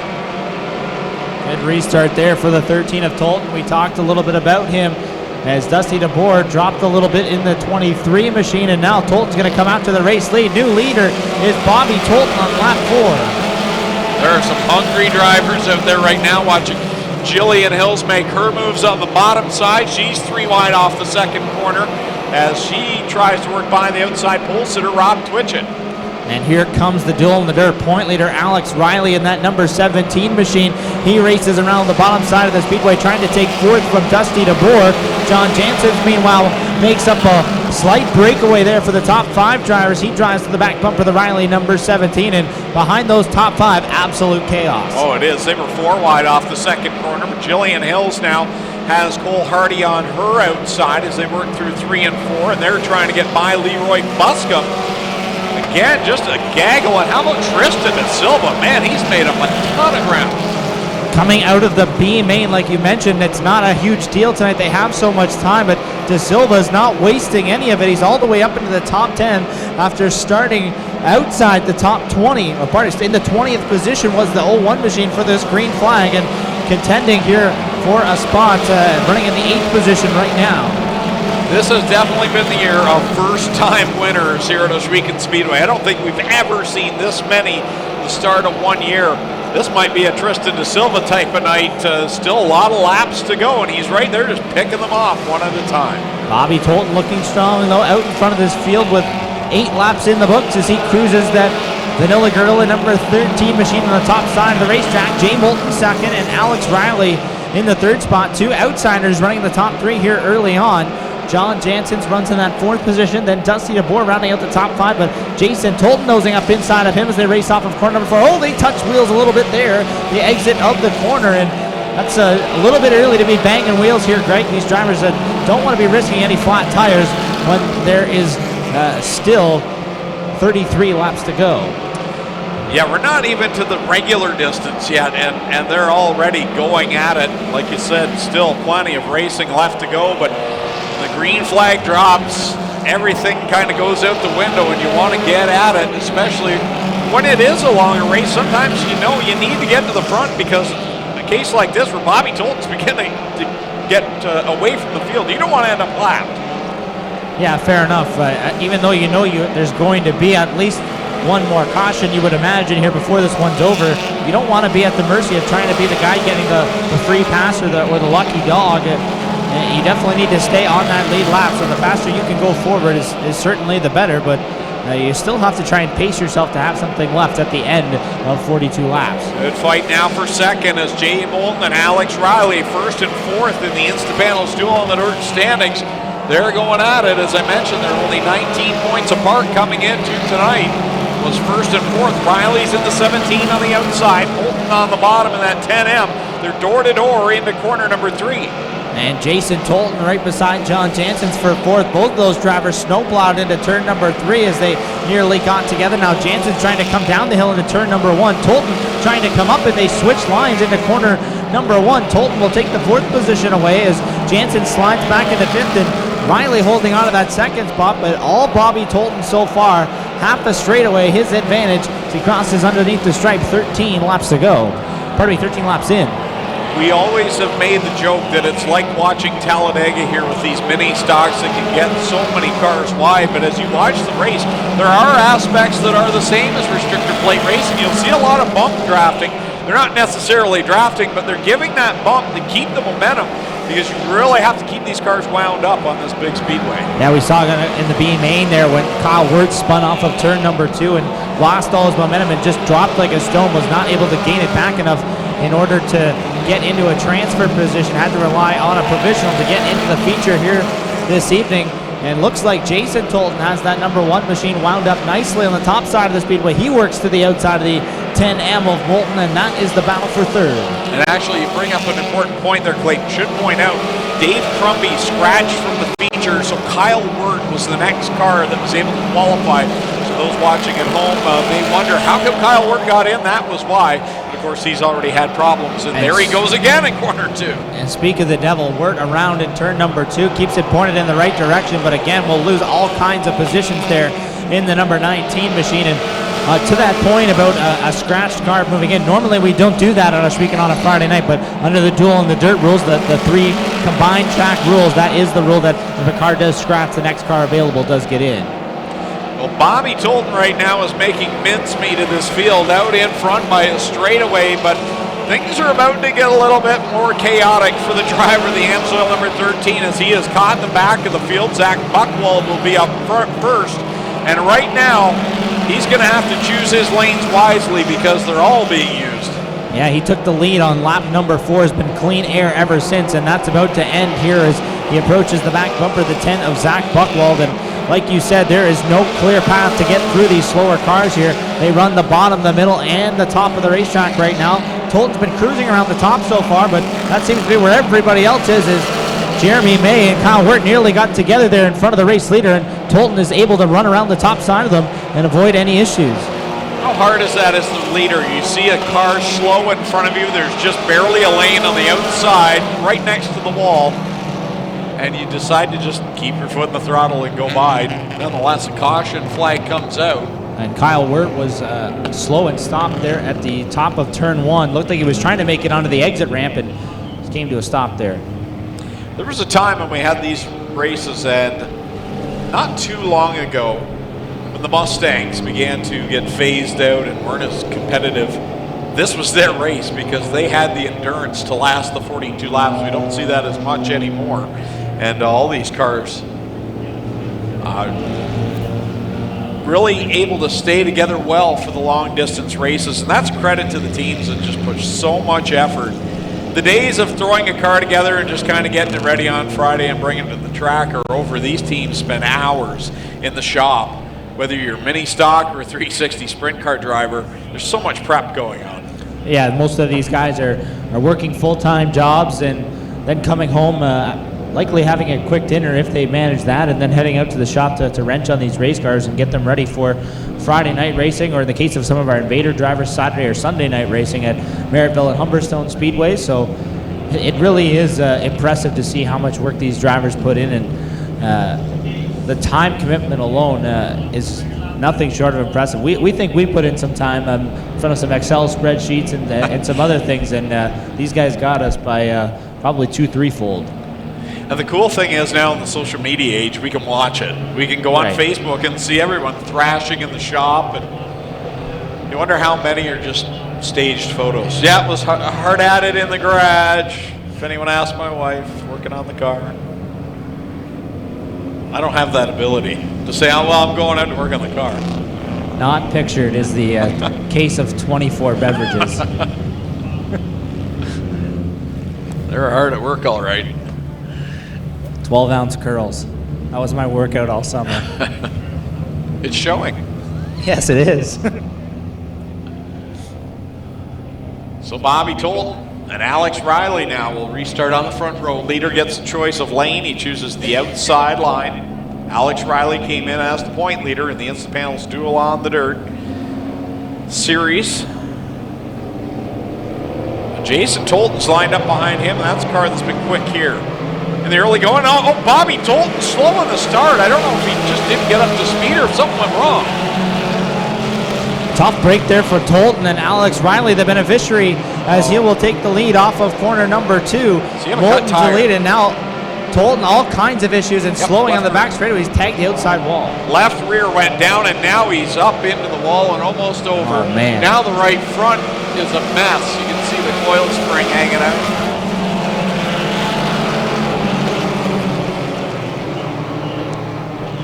Wow. He cut the left rear tire down first, and you could see when he came to the green, the car didn't go. It looked as though he'd spun the tires. Well, he didn't have all 4 up. And as he went down the backstretch, he just lost handle of the car, got into the backstretch wall, and then it ripped him around. He almost went over. Yeah, that was close. That front end dug in there once he tagged the outside wall and got turned, and the right side wheels came up off the ground there for a minute, but set him back down before any further damage. And man, this guy just cannot catch a break on the dirt here this weekend in 2018. No, he's had a rough go this year. It looked at one point we weren't going to see him again at all. They did get the car back together, and now they're in a mess. Well, he's thanking somebody. He may feel like someone got into the left rear and cut that tire down. I think he was just showing Alex Riley, hey, you're running in position number 1 right now, buddy. You got this. So we're just watching the replay. You see that left rear just shreds, and then it sends the car into the wall. And had he not had that heavy contact with the right front, he might have been able to change the left rear and get back out. But yeah, all kinds of horrible damage back here, guys, to this beautiful, affectionately called the Vanilla Gorilla race car. He's been up and down, as you guys have mentioned, been in and out of the series a few times, but he will not make it back in this one. And he had the Bobby field covered upset, before that. obviously. That car was just cruising up on the top side of the racetrack before that caution, and I thought that caution might actually benefit him though, because he would get back out into that clean air like he had run since he took the lead there on lap 4. He had 15 laps of pretty much clean air to run in for the number 13 before he caught that lap traffic, and then the caution flag come out, and then the restart obviously not going according to plan.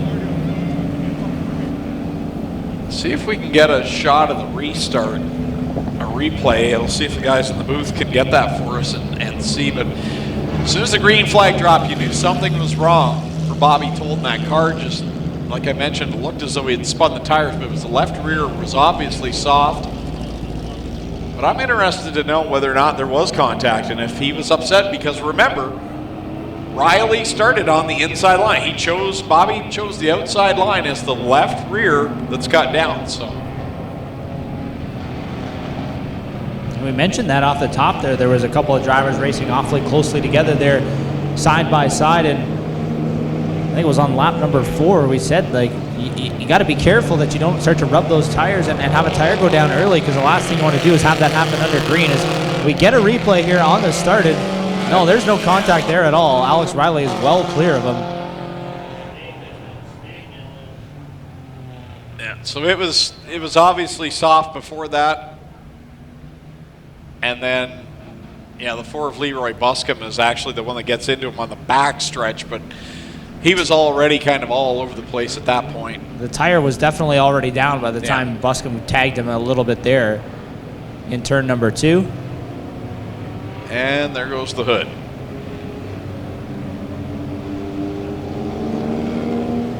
So we'll get again, if you're in the stands, you can watch the live replay at our Facebook page. And he's really sideways through 1 and 2, and that was the point that I realized, oh, he's got a tire going down, and he just turns up into the wall. did a nice job to keep it, and then the tire begins to shred right there. And it explodes, and he turns the car right into the wall, snapped the right front, and he almost went over. Almost looked like the shock tower was hanging out, pointing 90 degrees out the right side of the race car here as we get set to come back to green. So, 2 outside invaders restart on the front row. Alex Riley and Jay Moulton. First and fourth, and Instapanels Duel on the dirt points with 21 laps left to go. And Vincent Pagnotta comes out onto the track, but not up to speed. Gonna try and get him down the hill. This might be dangerous, so the caution flag will fly. When they're 5 wide coming out of 4, and you got a slow car in the track. Not the best idea. Had to go yellow there.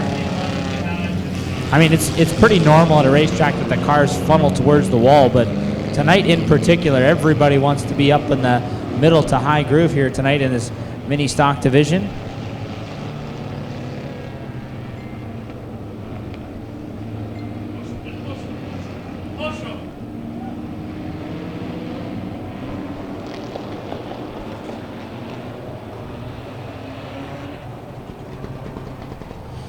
Field doing a good job assembling 2x2 here so we can get back to green flag racing as Vincent Pagnotta's car gets a push back to the pit area exit off of corner number 2. White flag for the hand of starter Kyle McKenzie. Back to green next time. 21 down, 21 to go, halfway home. Tonight's 42 lap, $1,000 to win Art Hill Memorial for the HRW Automotive Mini Stocks, the final round. Final combined race of the Instapanels Duel on the Dirt series for the Mini Stocks. First year for the Mini Stocks, the Duel on the Dirt.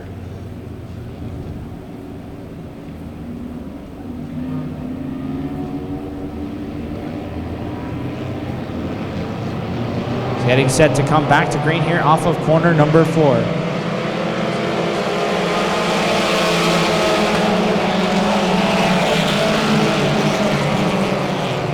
Back at it, Riley, Moulton, and then 5 wide behind that as Jason Tolt, Dusty DeBoer, Leroy Buscombe, Cole Hardy, Jillian Hills were all there fanned out.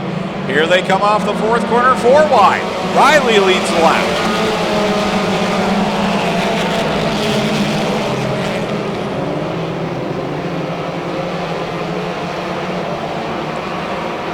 Side by side for second, Jason Tolt and Jay Moulton go at it with Riley out in front. The point leader on the tour is out in front where he needs to be. And got to be a nerve-wracking night for Riley. Come in as his first race of the year at the Big O. Uh-oh, contact mid-pack. Oh, Tristan De Silva.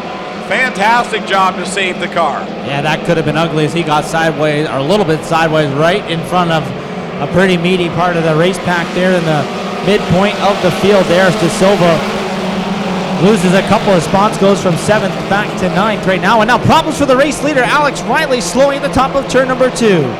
Wow, that's going to change things immensely as Jay Moulton, 4th place in points. I mentioned he was only 19 back, so this is going to change the complexion of the Instapanels Duel on the Dirt point standings. We have a look. Leroy Buscombe came in 2nd in points, only 2 back. Buscombe right now running in 5th.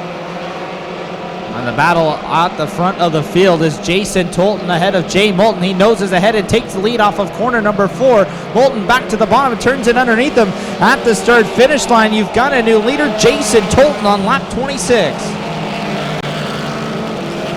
Here comes Jay Moulton fighting back on the bottom.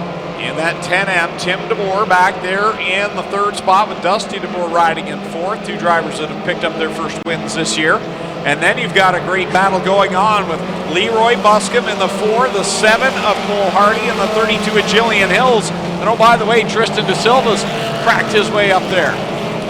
Tim DeBoer doing a good job in that number 9 machine here this evening, racing ahead of Dusty's number 23. DeBoer family racing 3rd and 4th right now, and then it's the 7C of Cole Hardy has wanted his way in the top 5. And how about Jillian Hills up to the 6th spot, battling right now with Leroy Buscombe for that position. 28 complete, 14 to go here in the Art Hill Memorial for the HRW Automotive Mini Stocks. Jason Tolton out in front over Jay Moulton. Then you've got the 9 of Tim DeBoer, the 23 of Dusty DeBoer. 5th right now is Cole Hardy in the 7C.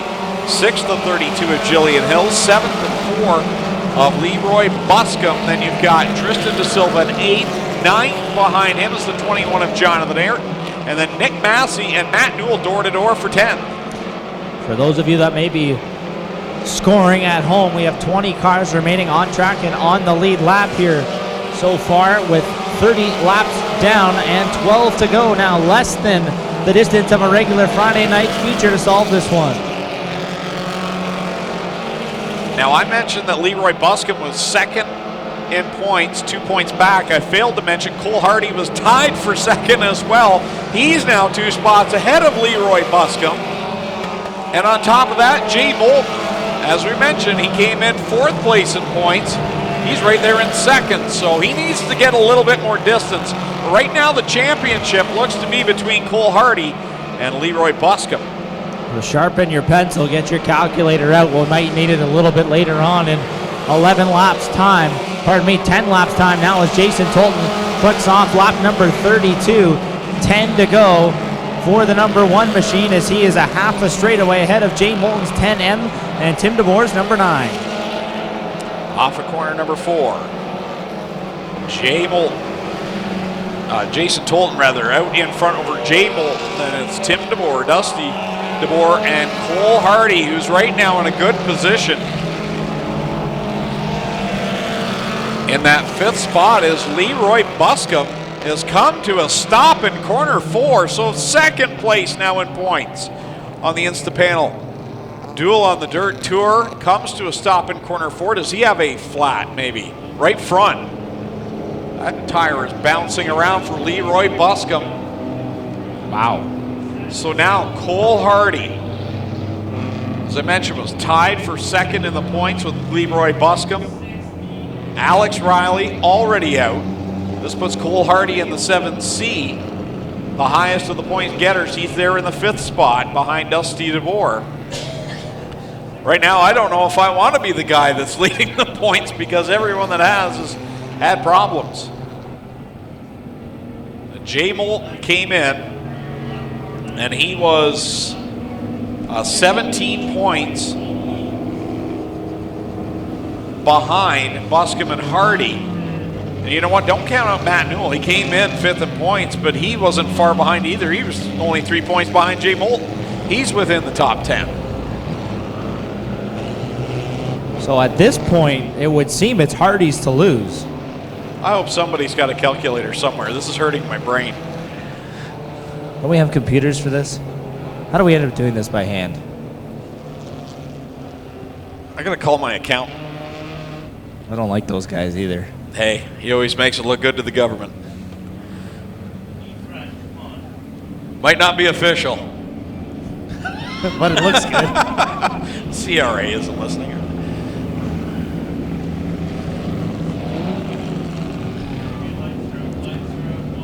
Lights are out, ready to come back to the green flag with 9 laps left to go. This wouldn't even be the halfway point of a regular Friday night feature for these drivers.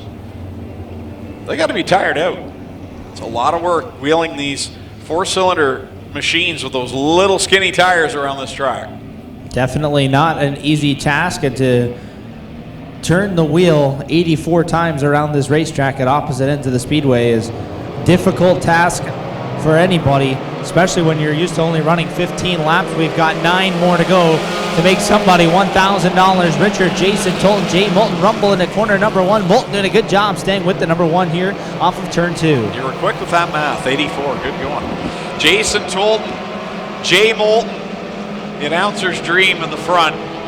2 similar names pulling away from the pack as we've got Tim DeBoer, Dusty DeBoer, and Cole Hardy right now. Those are your top 5, and Cole Hardy in the catbird seat in the Insta Panels Duel on the Dirt Series. And now he works to the inside of Tim DeBoer's number 9 for the 3rd position, 1 spot closer. They work off of corner number 4. All Jason Tolton, though, he's not in the points battle, but he's looking to pick up a paycheck here this evening. 7 laps to go. Jason Tolton on that very high side, continuing to lead over Jay Moulton Tim DeBoer and Cole Hardy, door to door. Hardy not just riding around, he wants to keep progressing. He doesn't know what's going on with these other drivers. For all he knows, they could be behind him in the running order and get by him. He just needs to pound out the best finish he can. As Leroy Buscombe just rejoined, but his lap's down. Jillian Hills, who came into the night the leader of the HRW Automotive Mini Stock points, the track points here at the Speedway, trying to work underneath the 7C of Hardy in the battle for the 4th and 5th positions with Dusty DeBoer in the mix as well. Can't quite keep the momentum up on that 32 around that bottom groove though. And we have 5 laps to go now for Tolton's number 1. Well, this was Bobby Tolton's race for a long point in time in this one, and now it's Jason Tolton out in front who's been dominant. Either way, those AMSOIL machines have been good, and Tolton puts another lap on the board with 4 to go for the driver of car number 1. Jay Moulton solidly in second, Tim DeBoer third. Cole Hardy right now just really needs to stay where he is and keep Jay Moulton in sight. Just keep all 4 sneakers up on that number 7C machine, and he should claim this one as we have 3 laps to go now. Tolton right up to the top side of the racetrack, out of that slick, and has the right side tires up on that cool, thicker dirt there at the top of turns 1 and 2, and running a very similar line in turns 3 and 4, although he'll take it through the middle this time, and now he gets 2 laps to go and is chased for $1,000. Caution flag out again. Mike Sarantakos, the winner a couple of weeks ago, goes around and brings out the caution with 2 laps left to go here in the Art Hill Memorial 42. And, you know, we've thanked Instapanels, Insta Insulation for presenting the Duel on the Dirt series, but we really do honestly need to thank them for this, because this race was always a good one. 42 laps for the mini stocks and their biggest event of the year, but now there's a story within the story with the Duel on the Dirt points, and it's been an interesting thing to watch, because when you get a race like this, sometimes a long distance one, and someone gets out in front, that's the story. Tonight, there's been a whole lot more to keep your eye on. Yeah, absolutely, and we're also used to having in the range of 37 to 40 cars here on a weekly basis here in this mini stock division. They seem to change up a little bit on a weekly basis, but we added a few outside invaders here for this event tonight, and top outside invaders as well, and Alex Riley, Leroy Buscombe, Cole Hardy, Jay Moulton, all those cars that came to us from Merrittville Humberstone Speedways. Certainly fun to watch the top drivers from those area tracks come and battle the weekly best here at Ohsweken, and like you said, Greg, mix in the points battle for the series as well.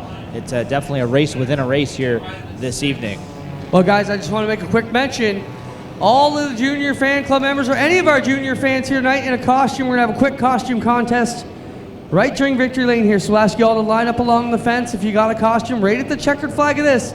We're going to pick up the 3 best and give you guys some awesome prize packs from everything here at Ohsweken. So all kids in costumes, line up at Kyle's stand right as the checkered comes out. We'll get them to you quick. My vote's for the gumball machine. I'll cast that right now. Well, you guys are going to have to pick out the top 3 and let me know when they get lined up against the fence. We'll jump in with the winners, and then we'll give away the 3 prize packs. 2 laps to solve this one, Greg Calnan. Green, white, checkered finish. The biggest race of the year for the HRW Automotive Mini Stock Division. About to crown a champion, the inaugural Instapanels Duel on the Dirt Series, and the green flag waves. And here comes Jay Moulton. He got a great run down the hill in corner number 4. He draws up alongside Jason Tolton. And now here comes Cole Hardy. He's not just going to settle for a championship. He wants the win. The 7C machine to the back bumper, the 10 into turn number 3. Tolton drives it off of corner number 4. White flag, 3/8 of a mile to go for the 1. Jason Tolton trying to get a big win here, his biggest yet here at the Ohsweken Speedway, as he works it down the backstretch with the 10 of Jay Moulton in tow, and Cole Hardy, the potential champion for the Duel on the Dirt Series, back there in third. Double checkers out. Jason Tolton wins the Art Hill Memorial. Jay Moulton second, Cole Hardy third, Tim DeBoer will cross the line in fourth, and the point leader here at Ohsweken Speedway, Jillian Hills, will come home in fifth. So again, we need all those kids in their Halloween costumes to get down here at the base of the flag stand for the competition. And we'll go down to Lucas Oil Victory Lane. Clinton Jeffrey will talk to the drivers. And Bobby Tolton, I'm sure, is a little disappointed that's not him, but he still gets to go to Lucas Oil Victory Lane and celebrate a bit.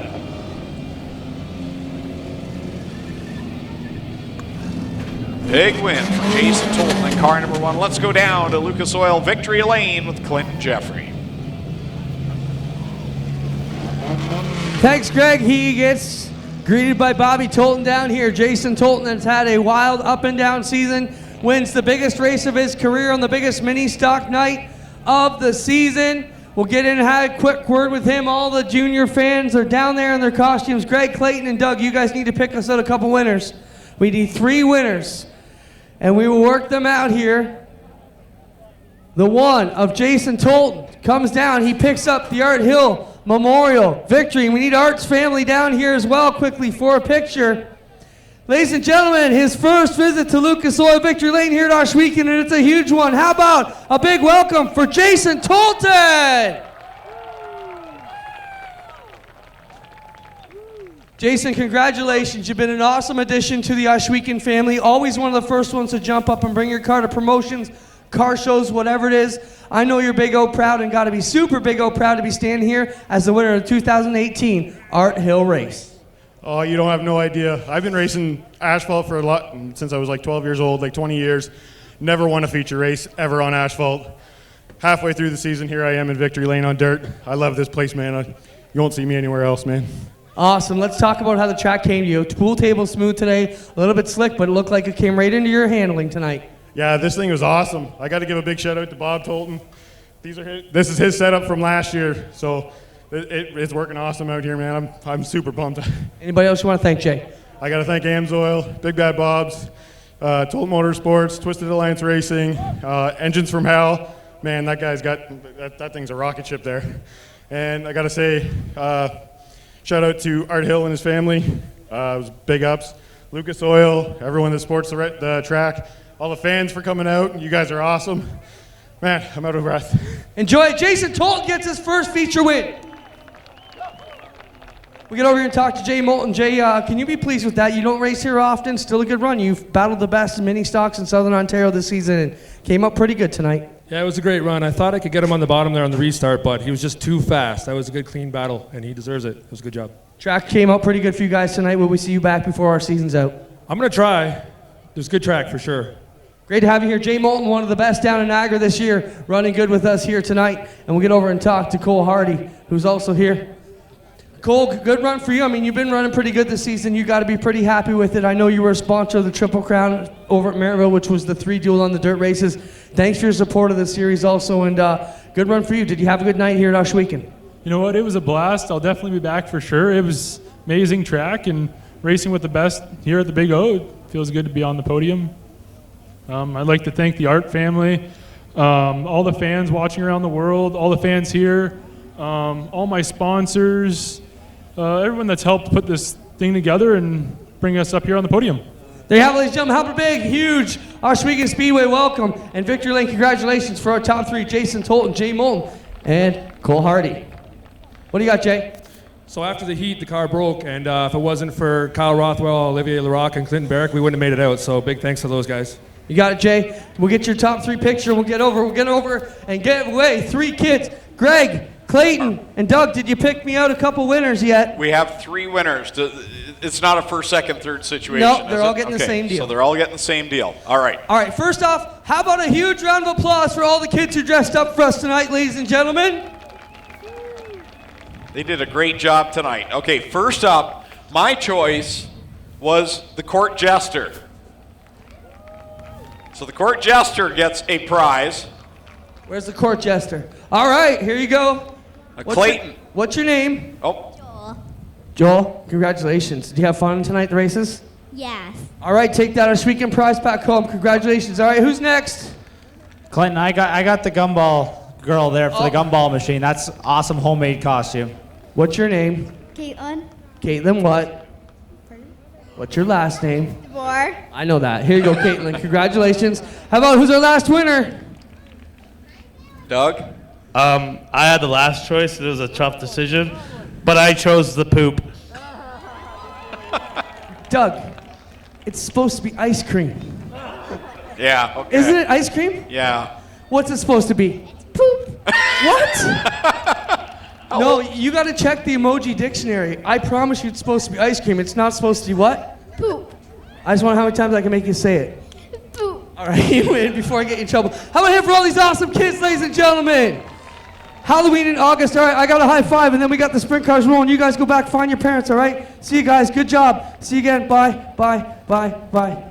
Oh! All right, good job. How about here for these awesome kids?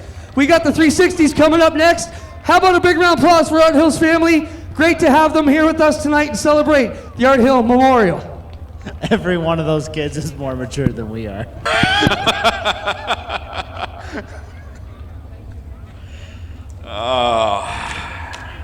Oh, that made my night. We'll be here all week, folks.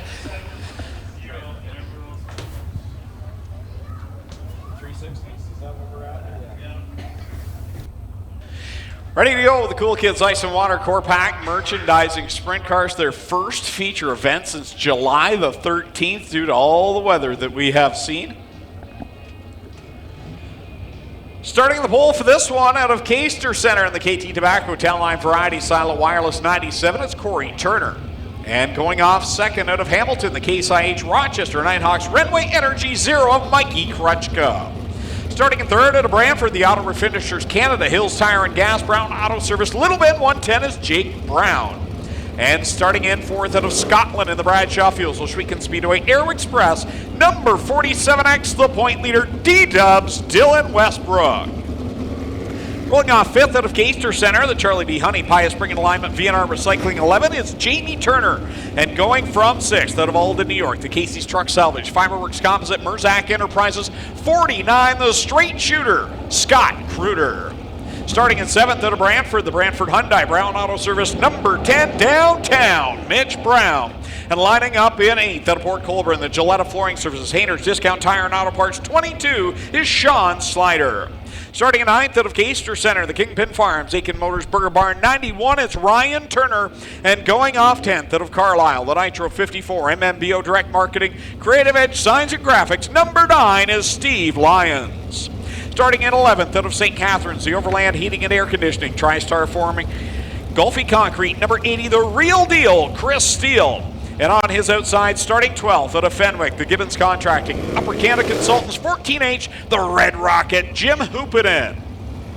Starting in 13th out of Picton and the Terry's Taxi, Elbrook Excavating, Sunbelt Rentals 84, it's Tyler Rand. And going off 14th out of Mississauga in the Ackland Insurance, Town Line Variety, Lucas Oil number 17X, it's Mac DeMann.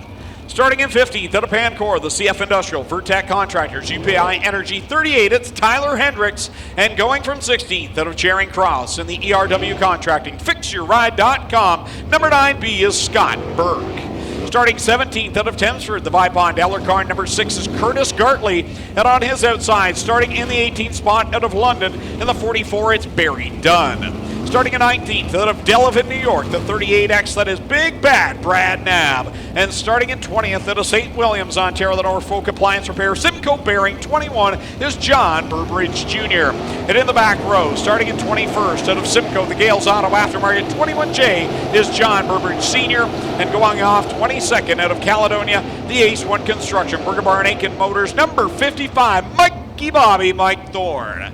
22 cars, 20 laps the distance for the Cool Kids Ice and Water Core Pack Merchandising Sprint Cars.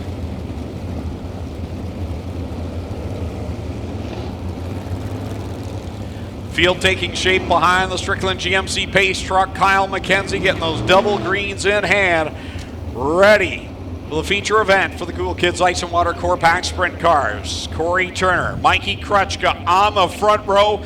22 cars ready to get it on like Rosie O'Donnell at the all-you-can-eat buffet. We're ready to go green flag racing.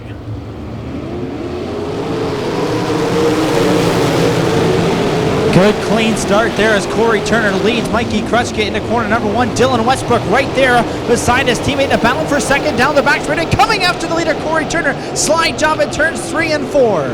D-Dubs, Dylan Westbrook to the point. The point leader finds his way out front quickly, but here comes Corey Turner digging on the bottom. Turner trying to come back at him in turns 3 and 4. Might try the slide job here. Will slide up in front of him. Not enough momentum though. Westbrook holds the lead. Turner stays with him with 2 laps complete. 2 and 18 to go. D-Dubs on the top side. Corey Turner on the bottom. He's been his toughest competitor this year in the point standings. They've gone back and forth atop the board, and here they come off a corner 4. D-Dubs leads the lap. Little bit of maneuvering and posturing there as Westbrook ran the bottom in corners 3 and 4. Took away all the momentum from Corey Turner. That cost him about 10 car lengths down the front straightaway and again down the back. Here comes the straight shooter Scott Crew to the inside of Mikey Krutschka. They battle for third off of turn number 4. Close call between he and Krutschka off the 4th corner. Krutschka right now just searching around, trying to find a fast way. Last time he tried the outside, it didn't work. Now he's on the bottom. The pole sitter Corey Turner trying out that top side again in corners 3 and 4 as he searches for a way to get back to the rear Nerf bars in the 47X of Dylan Westbrook. Turner back to the bottom in corners 1 and 2. Behind him, Mikey Krutschka and Scott Critter both running the bottom, and now Jim hooping into the inside of Jake Brown as he breaks into the top 5. Another lap on the board. 6 complete, 14 to go for Dylan Westbrook. Now troubles up in corner number 1, and I believe it is Scott Burke in the 9B that has come to a stop, and that will bring out the caution flag.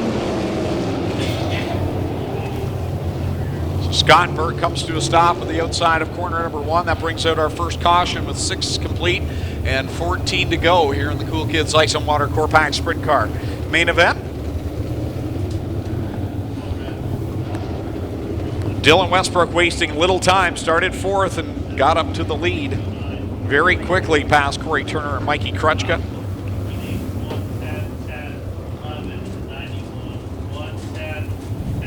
Been one of those nights where it seems like everybody's just searching for something.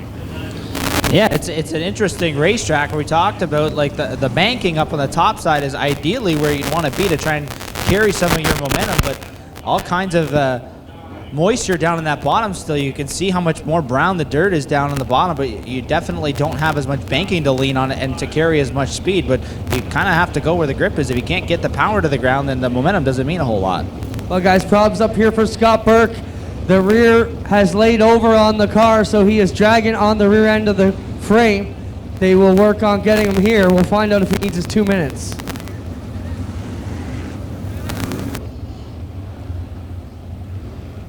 I want to make a quick mention of the new paint scheme or color on the Barry Dunn number 44 machine. Now, the male color palette doesn't have that color on it. Like, we only have blue or green. I'm going to go and call that blue because I don't really know what you call that color. Marine? Aqua? Teal? Teal. There you go. Teal.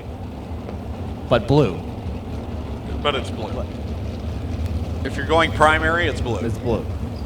So torsion, rear bars, and issues going on here. Torsion arm issues for the Scott Burke 9B. They're going to take it back.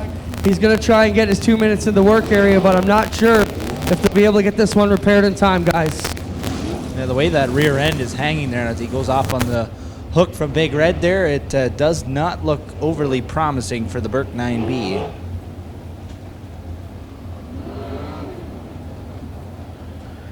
Well, these drivers have been chomping at the bit. Like I said, it's been almost a month since we had the chance to run a feature here. We first got rained out the night the Patriots were in town, had a great car count that night, and that's been rescheduled to Friday, September the 14th, and then the following week we got everything in except for the Sprint Car A main, and it's been rescheduled to the 24th of August. So these drivers really itching to get at it. Now, some of them have been in competition. Dylan Westbrook down at the Knoxville Nationals.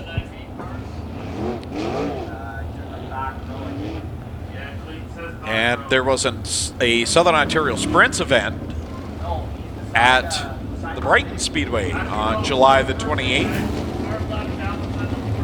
where Ryan Turner, we mentioned earlier, picked up his first career win in the Kingpin Farms 91 in SOS competition. I want to congratulate him. That was a long time coming, and you knew he was going to do it. It was just, when was it going to happen?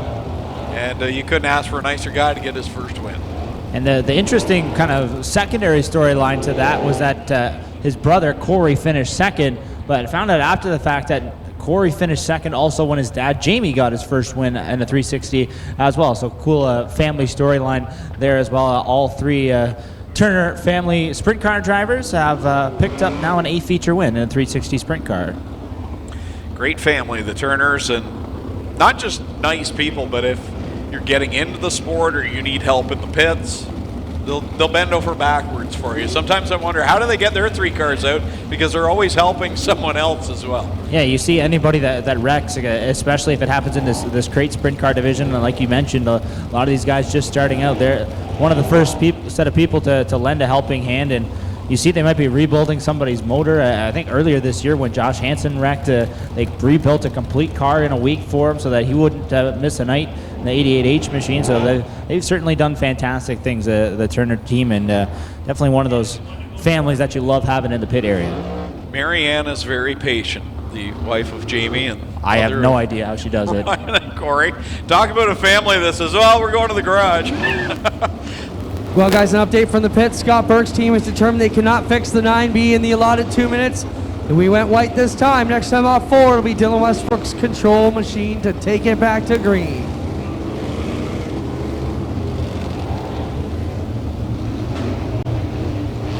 He comes in 61 points up on Corey Turner through all the adversity, but Corey's had his own adversity as well, and you wonder if maybe he hadn't had a few of the issues he's come across, that he might be closer to Dylan right now in the standings. He was captain consistent the first 4 weeks and then ran into all kinds of issues as we go green with 6 laps complete and 14 to go. Good restart for Westbrook. He gets to the bottom first, but bobbled the car. And around the top comes Scott Kruder and Mikey Krushka, 3 wide for second. Wow, Krushka got a really good run off the second corner. Those 3 split apart in corner number 3 as they chase down Dylan Westbrook, who, got really sideways off of 4. And Kruder just about took the front end off of his car as he almost made contact at the back end of the 47X machine in there in turn number 1, but everybody keeps it pointed in the right direction. Now Turner and Kruchka side by side for second, and the Red Rocket Jim Hoopin in there as well. He's kind of snuck his way up into the thick of this now as the 14H looks to the inside of Corey Turner. Right now your top 3, Dylan Westbrook, Scott Kruder, and Mikey Kruchka. Westbrook driving that 47X machine right around the inside retaining wall as Scott Kruder is right on the back bumper of the number 49 machine, 1 lap shy of the halfway mark. They'll see cross flanks this time by as Westbrook drives to the bottom again in turns 3 and 4. He will come underneath the stand of Kyle McKenzie. Here comes Kruder, great run off of corner 4 as Westbrook looked to be spinning the tires. Kruder is right there, the straight shooter trying to slingshot past the 47X of Westbrook.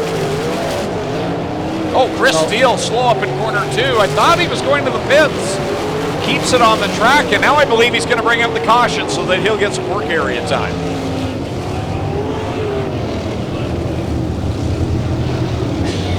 Right at the middle of the back straightaway, Chris Steele rolls to a stop here. 1 lap past the halfway mark of this Cool Kids Core Pack 360 Sprint Car, a feature tonight. He must have determined in that short stretch that I think I can maybe fix whatever's wrong. Instead of going into the pits, he looked like he was going to make the hard right-hand turn into pit lane, but then decided to stay on the track, whether it popped out of gear maybe or there's another issue he feels can be fixed. That takes fortitude to just coast on the outside of corner 2 with the field bearing down. Good replay here, the wheel stand that Dylan Westbrook had there off of corner number 4 that allowed Scott Kruder to get a run to the inside of him going into turn 1.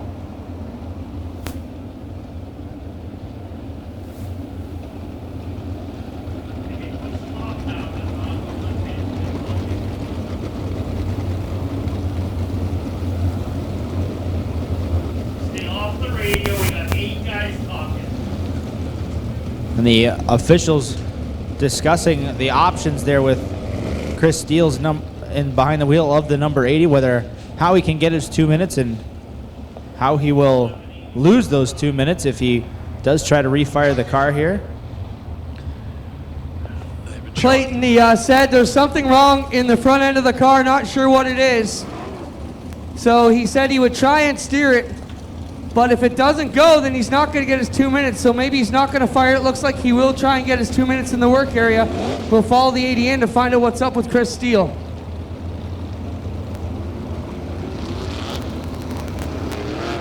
Well, the real deal with some trouble here this evening in the number 80 machine. And there's a guy, Greg, that has had a bit of a bounce back year, has been one of the top contenders over the last 5 or 6 seasons here. Had a bit of an off year over the last 2 years and has really bounced back strong here in 2018.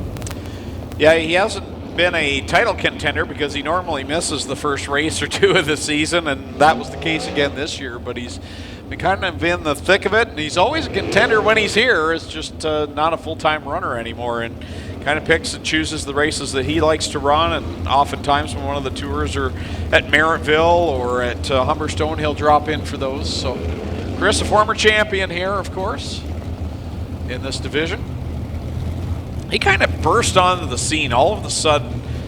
A number of years back, he was a mod light driver, and all of a sudden he's in the modifieds getting wins, and then he moved up to the sprint cars and won the championship, and he earned the nickname Real Deal really quick, as he just came out of nowhere and was an instant contender in everything he drove. It's kind of an impressive feat and an accomplishment in and of itself, because in this age of racing, where it takes so long to get to the top and to stay there is a whole other issue. But to do it in a short period of time is definitely something of an accomplishment for anybody that can turn some heads and pick up some wins or some accolades early in their career. And also just to not compete regularly as well, but when you do come out, you're very competitive. That also adds to that point as well. Not too many of those guys left around anymore as we get set to come back to green. 11 down, 9 to go. Dylan Westbrook brings the field back to speed. Much better start that time for Dylan Westbrook because he's got Scott Kruger all over his back Nerf bar trying to get by. The best fight right now is for the third spot. You've got Jim Hoopinen, who's kind of quietly worked his way up to this challenge for third with Mikey Krutchka. Now coming after Krutchka for the third position there in turns 1 and 2. Can't quite get it done that time by as Krutchka contains that third position. The 14H working around the bottom, and here comes Mitch Brown into the mix as well. The blue number 10 machine racing his way forward and up into the top 5 as well. He's challenging Jim Hoopinen now. Hoopinen started back in 12th, so that tells you the work that he's done to get to where he is, but he doesn't want to lose this spot now. Downtown Mitch Brown will use the bottom lane to slide by Jim Hoopinen. Leaves the bottom open up before. Oh, he got pinched to the wall, and Hoopinen gets by. Yeah, they nearly came together. The right front of the Mitch Brown number 10 nearly tagging the right rear of the 14H machine. Now Corey Turner getting back by Mitch Brown. He's found another gear as he drives to the inside of Hoopinen. They were 3 wide for fourth there for just a split second, and Brown will get by on the top side. 5 to go. Well, the leaders are catching lap traffic, and for Scott Kruger, this is what he needs, I think, because Dylan Westbrook, so good when he gets out in front into clean air. The lap traffic right in front of the leader as he gets by Barry Dunn. Now will work to the inside of John Burbridge Sr. Westbrook made that look awfully easy. He's negotiating those slower cars there around the speedway at a couple of different ends. Kruger will get by Burbridge there now as well. He's shown the passing flag. 3 laps to go. Brad Nav will be the next one to go 1 lap down. He's a half a straightaway ahead of the leader Westbrook now as they race down the back and into corner number 3. They'll get 2 laps to go this time. Now it's Mikey Krutchka and Mitch Brown going at it for third as Brown is on the inside of Krutchka. They work through this lap traffic, and Krutchka will get the better line on the outside of Burbridge. Westbrook getting by Nab without issue there and has about a half a straightaway to his next car, which would be the 6 of Curtis Gartley. And now the white flag waving. Dylan Westbrook in the clear, a 10-car length advantage over the 49 of the straight shooter Scott Kruger. Westbrook to the top side, off of corner number 2. He takes it down the back straight into turn number 3 for the final 2 corners. Off of corner number 4, checkered flag will wave again in 2018 for Dylan Westbrook. Scott Kruger second, Mikey Krutchka third, Mitch Brown fourth, and at the line, Ryan Turner steals the final spot in the top 5 from Jim Hoopinen. Corey Turner will take home the 7th spot behind Hoopinen in 6th. Matt Demand, Jake Brown, and Tyler Hendricks, your top 10. Wow, Ryan Turner come out of nowhere on that final lap to steal a top 5 finish from Jim Hoopinen. 7th win of the year for D-Dubs Dylan Westbrook. He'll go down to Lucas Oil Products victory lane. Scott Kruder pulling up alongside of him and gets ready to head into Lucas Oil victory lane himself. Mikey Krutchka gets the other Steyer's machine on the podium as well. Dylan Westbrook's last start behind the wheel of that car was in a little place called Knoxville, Iowa. I talked to the team a little bit earlier tonight. His dad, Dan Westbrook, said they learned all kinds of stuff out there, and right back to normal here, and parking that 47X machine in victory lane will send things down to Clint. Thanks, guys. Don't forget, we still have 2 feature events to come, ladies and gentlemen. The street stocks and the crates will be back out for their final event of the evening. Dylan Westbrook quickly out of the 47X down here, grabs his 7th win of the season. Scotty Kruger over to shake hands, and the checkered flag is in the air once again for D-Dubs. Dylan Westbrook getting it done here tonight.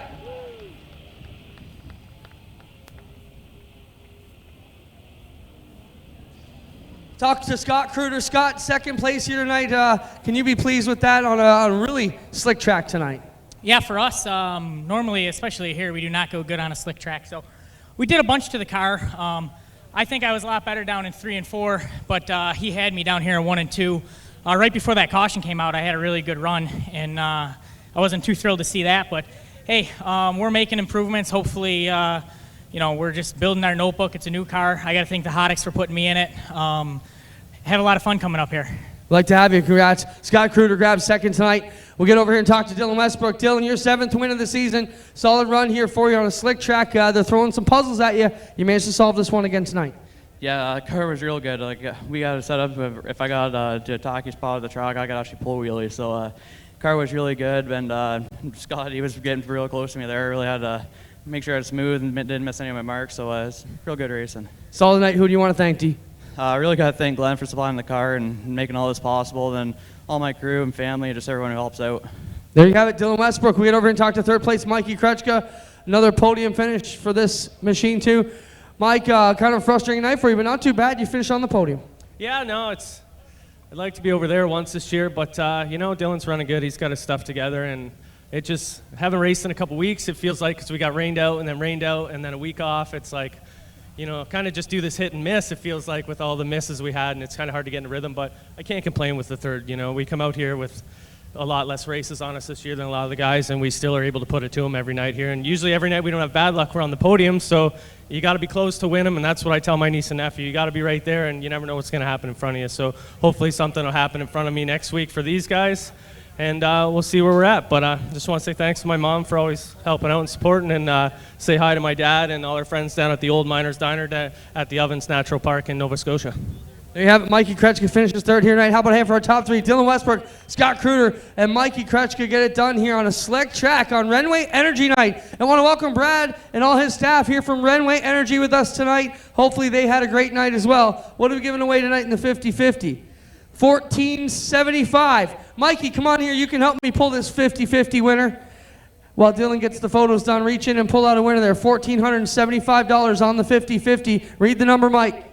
278239. Thank you. 278239 for $1,475. Come on down and claim it. If you're wondering what the other half of the 50-50 goes to, well, here at Ush Weekend, we sponsor all kinds of charities, including Diabetes Association, Autism are 2 of the large ones. Of course, the Cancer Foundation of Canada as well, plus many other charities here in the community and abroad benefit from your 50-50 purchases. Thank you, everybody, for helping out with the 50-50. How about one round of applause to the top 3? We got 2 features to go. Let's get our hustle on and get out of here. We got 2 more to go.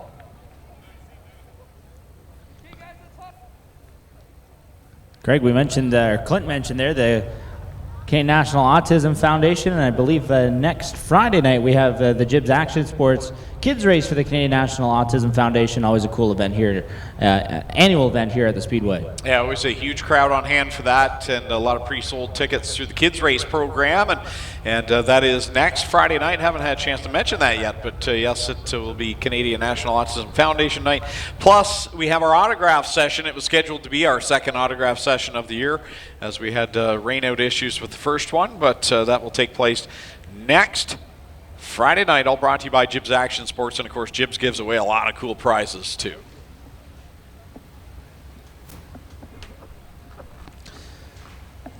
Set to go with our 20-lap feature tonight for the Middleport Mechanical Thunderstocks. Here's how they will roll off, starting on the pole at a Thorold Ontario board. Car number 11 is Go Fast People. Outside of him, out of Mountain Hope Ontario, the Weldstar Custom Fabrication O'Neill's Farm Equipment, number 2 of Lee Winger. Lining up in the third spot at a Canfield aboard car number 46 is Kevin Pauls. And outside of him, at a Simcoe, the Extreme Liners Expert Auto Clinic number 4 is Aaron Rowitsky.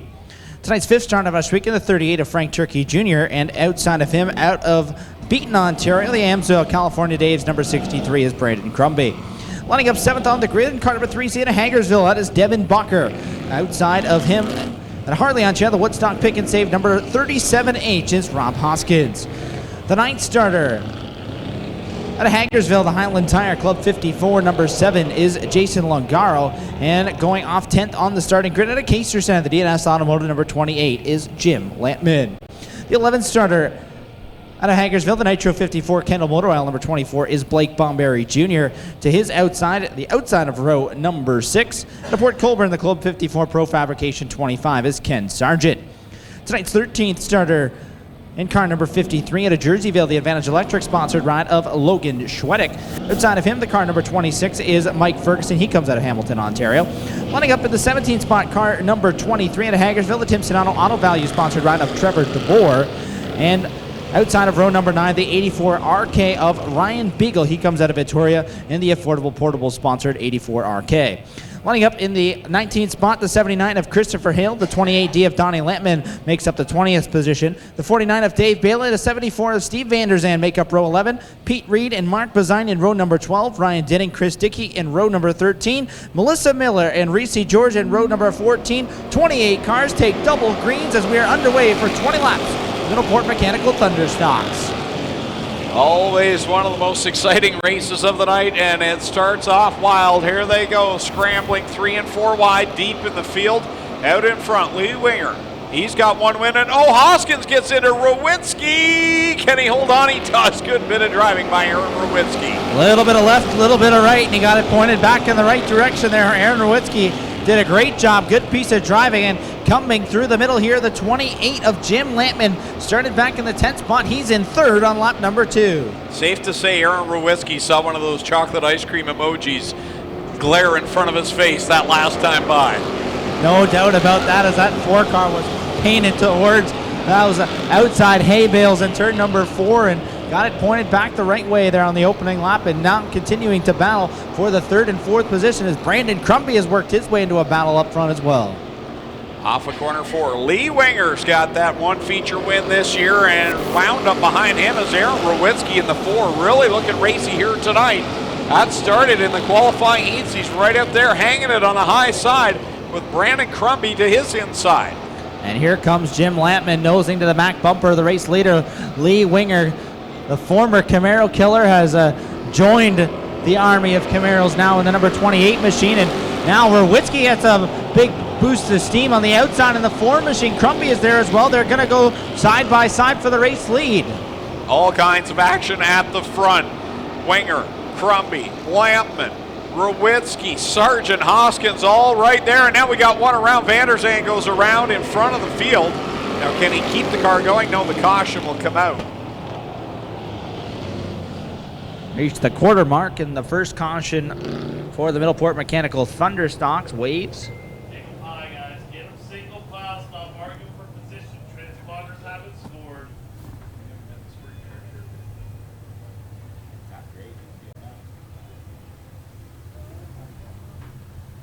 From 63, 4, 2, 25, 28. After the 28, So lineup being sorted out here via the electronic timing and scoring system here. Van der Zan refires the 74 machine. Will rejoin the tail of the field.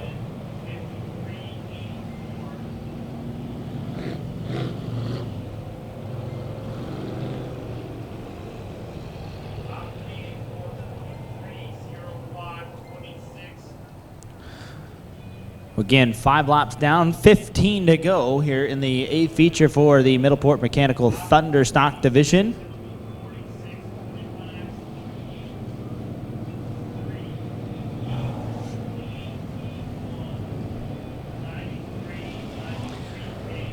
Always interesting watching who's watching online.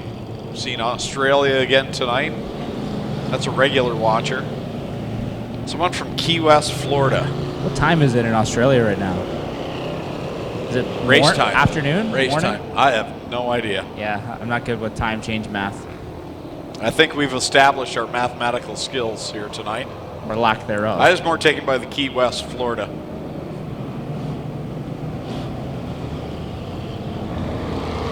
Do you have an extra room, Mr. Brett White, in Key West, Florida? I'll be down. Get relatively affordable one-way flights. Well, Aaron Rowicki's looked really good here tonight in that 4 car. He restarts on the front row along with Brandon Crumby. Brandon Crumby in that Mustang. Out in front. He leads him down into corner 1.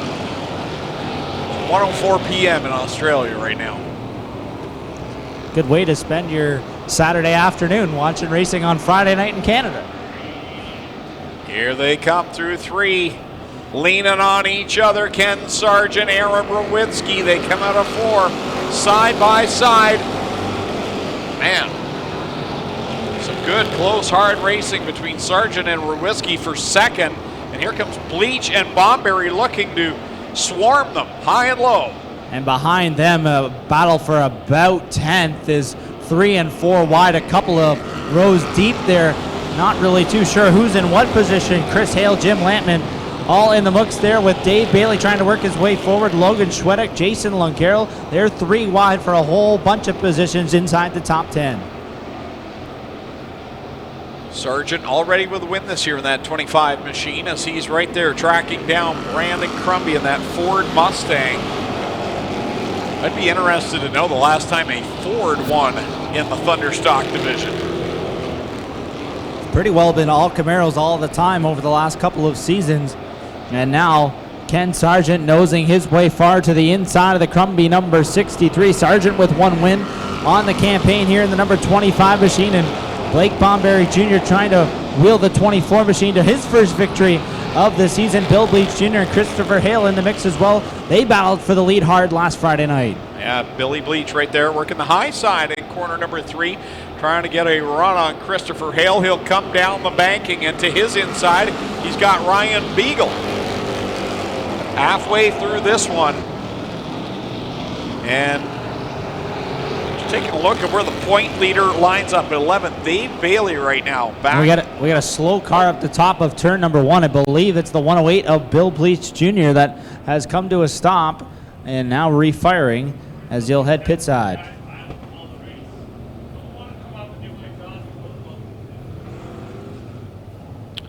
Halfway home. It's getting heated up here. I turned the air conditioner off. It's the race director. He was offering up his job. I don't want it. I think he actually has to talk more than we do. If I wanted to get yelled at, I'd go home. Oh, wait. You're headed there.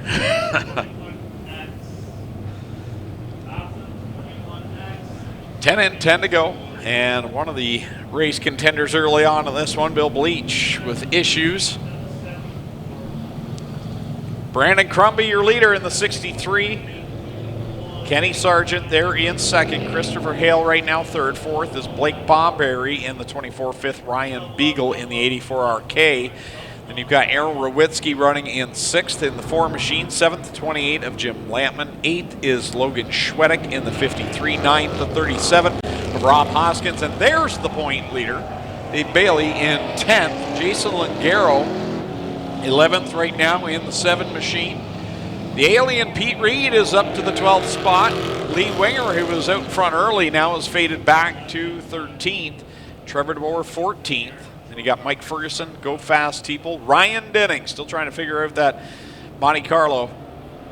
Mired back there in the 15th spot.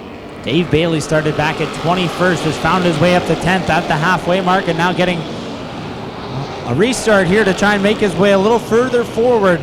Good restart there for Crumby and Sargent. They race side by side down the back straightaway. Hale and Bomberry side by side for 3rd as well. Bumper tag going on there into the corner as they work it off of 4. Brandon Crumpy leads. It's side by side. Oh, Sargent came down towards Hale. Hale had to get on the brakes just a little bit. Now Bomberry sideways through corner 2, and that allows Rowitsky and Beagle to slide by. Wow, Hale had it right down on the flat against the blocks last time in 1 and 2. Tries a similar line this time off of 3 and 4. Sargent drifts up. Not enough though. Crumpy keeping that car up with all kinds of momentum on the top side of the racetrack. Looked like Sargent would drive off of turn number 4 with the lead, but Crumpy says, no sir, I'll take it. Oh, and Rowitsky's around right in front of the field. Oh, and then takes a shot by Jim Lampman from the back end. Lampman had nowhere to go. Horrible break for Aaron Rowitsky, who had a fantastic run going, but contact between he and Blake Bomberry sent the 4 around. And I think Rowitsky trying to get the caution flag to fly, and he will. And Blake Bomberry's going to the rear. Deemed to have spun Rowitsky on purpose.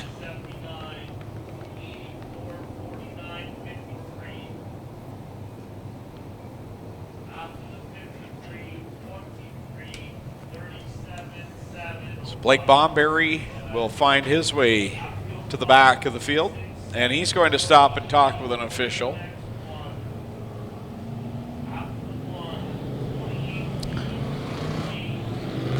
Ryan Beagle with a good run from 18th up to 4th. That 84 RK car is consistently a top runner now.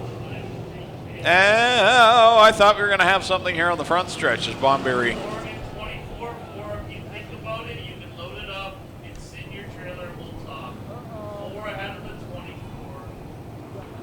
Thought we were going to have a bit of an excursion here on the front stretch, but they're going to give each other a high five. They were going to do the sheet metal shuffle. Don't look now, but Dave Bailey's up to 5th. He went from 10th to 5th in those 3 laps on that last restart. Well, it helps when 2 cars get put to the back. There's 2 he didn't have to. But yeah, he's been steadily, like you said, coming from the back up into the top 5 now, as he seems to do.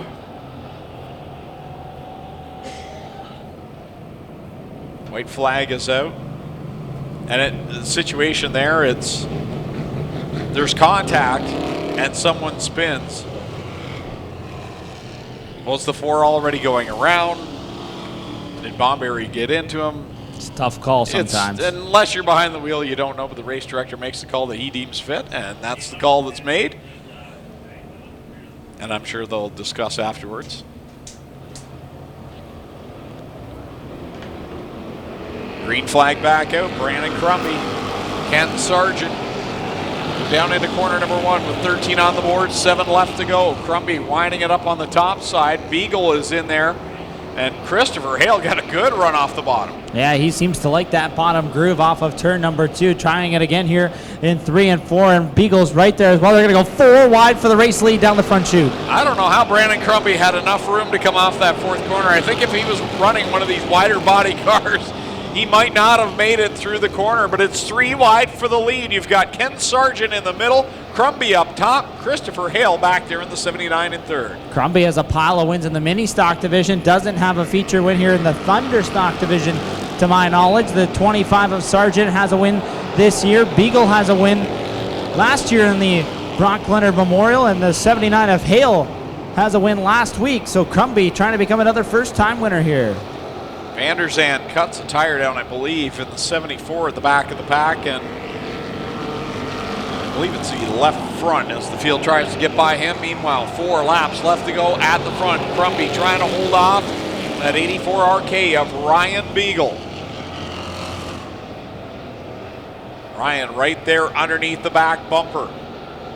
Ryan is so smooth. You barely ever see that 84 car in any sort of trouble or making contact. He's always under control, and here he is looking for the lead off of corner 2. Gets a fantastic run, and so does Christopher Hale on the bottom side. He'll go into the second spot, shuffles Crumby back to third. So 2 laps to go now as Ryan Beagle takes the point here. With 3/4 of a mile to go, still trying to hold off Christopher Hale and Brandon Crumby.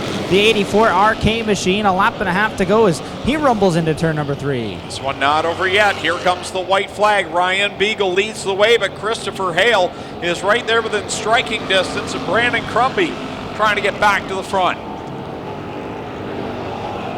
Hale gets around, he goes in hot. Oh, and Crumby nowhere to go. Hard wreck in turn number 2.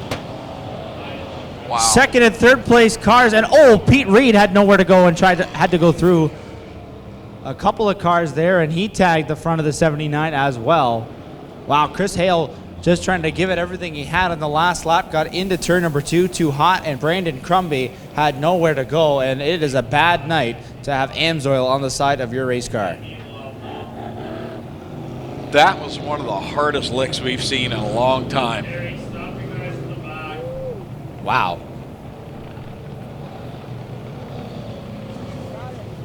Brandon Crumby just had nowhere to go.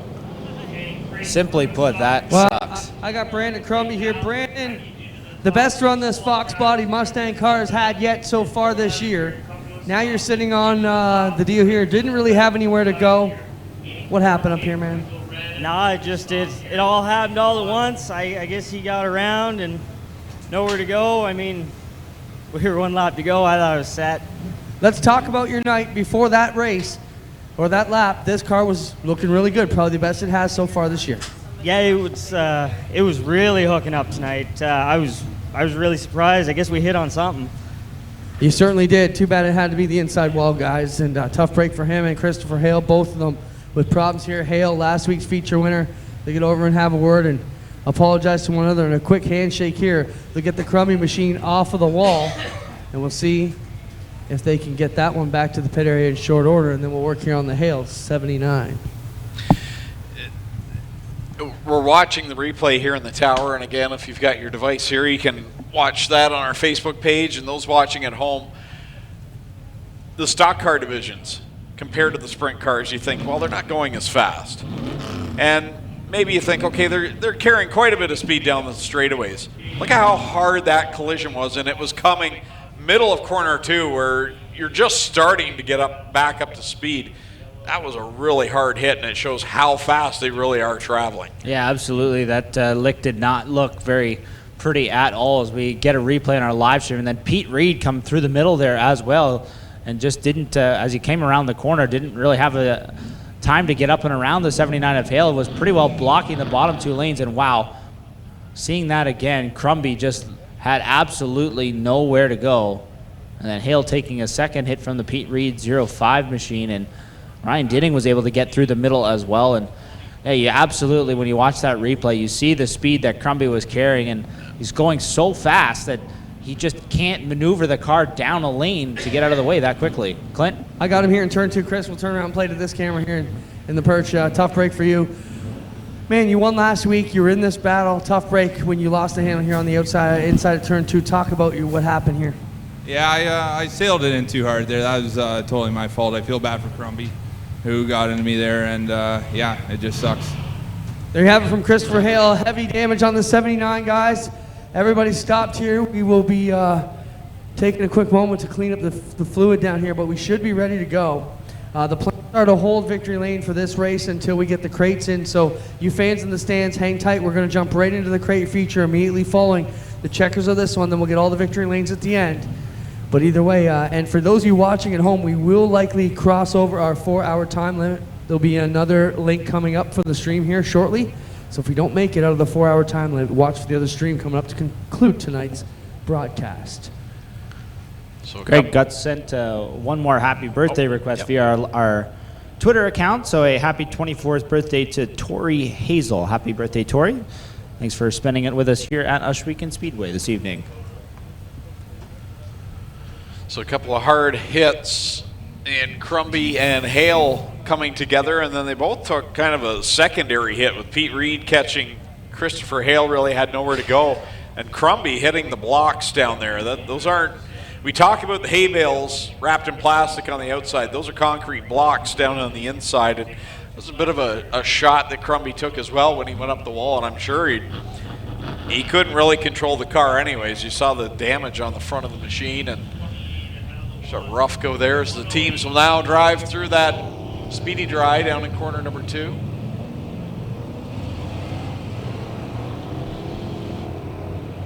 Dave Bailey hasn't been in contention all night, and he's had the benefit of 2 cars being sent tail. Now 2 cars in front of him crashing puts him in 3rd.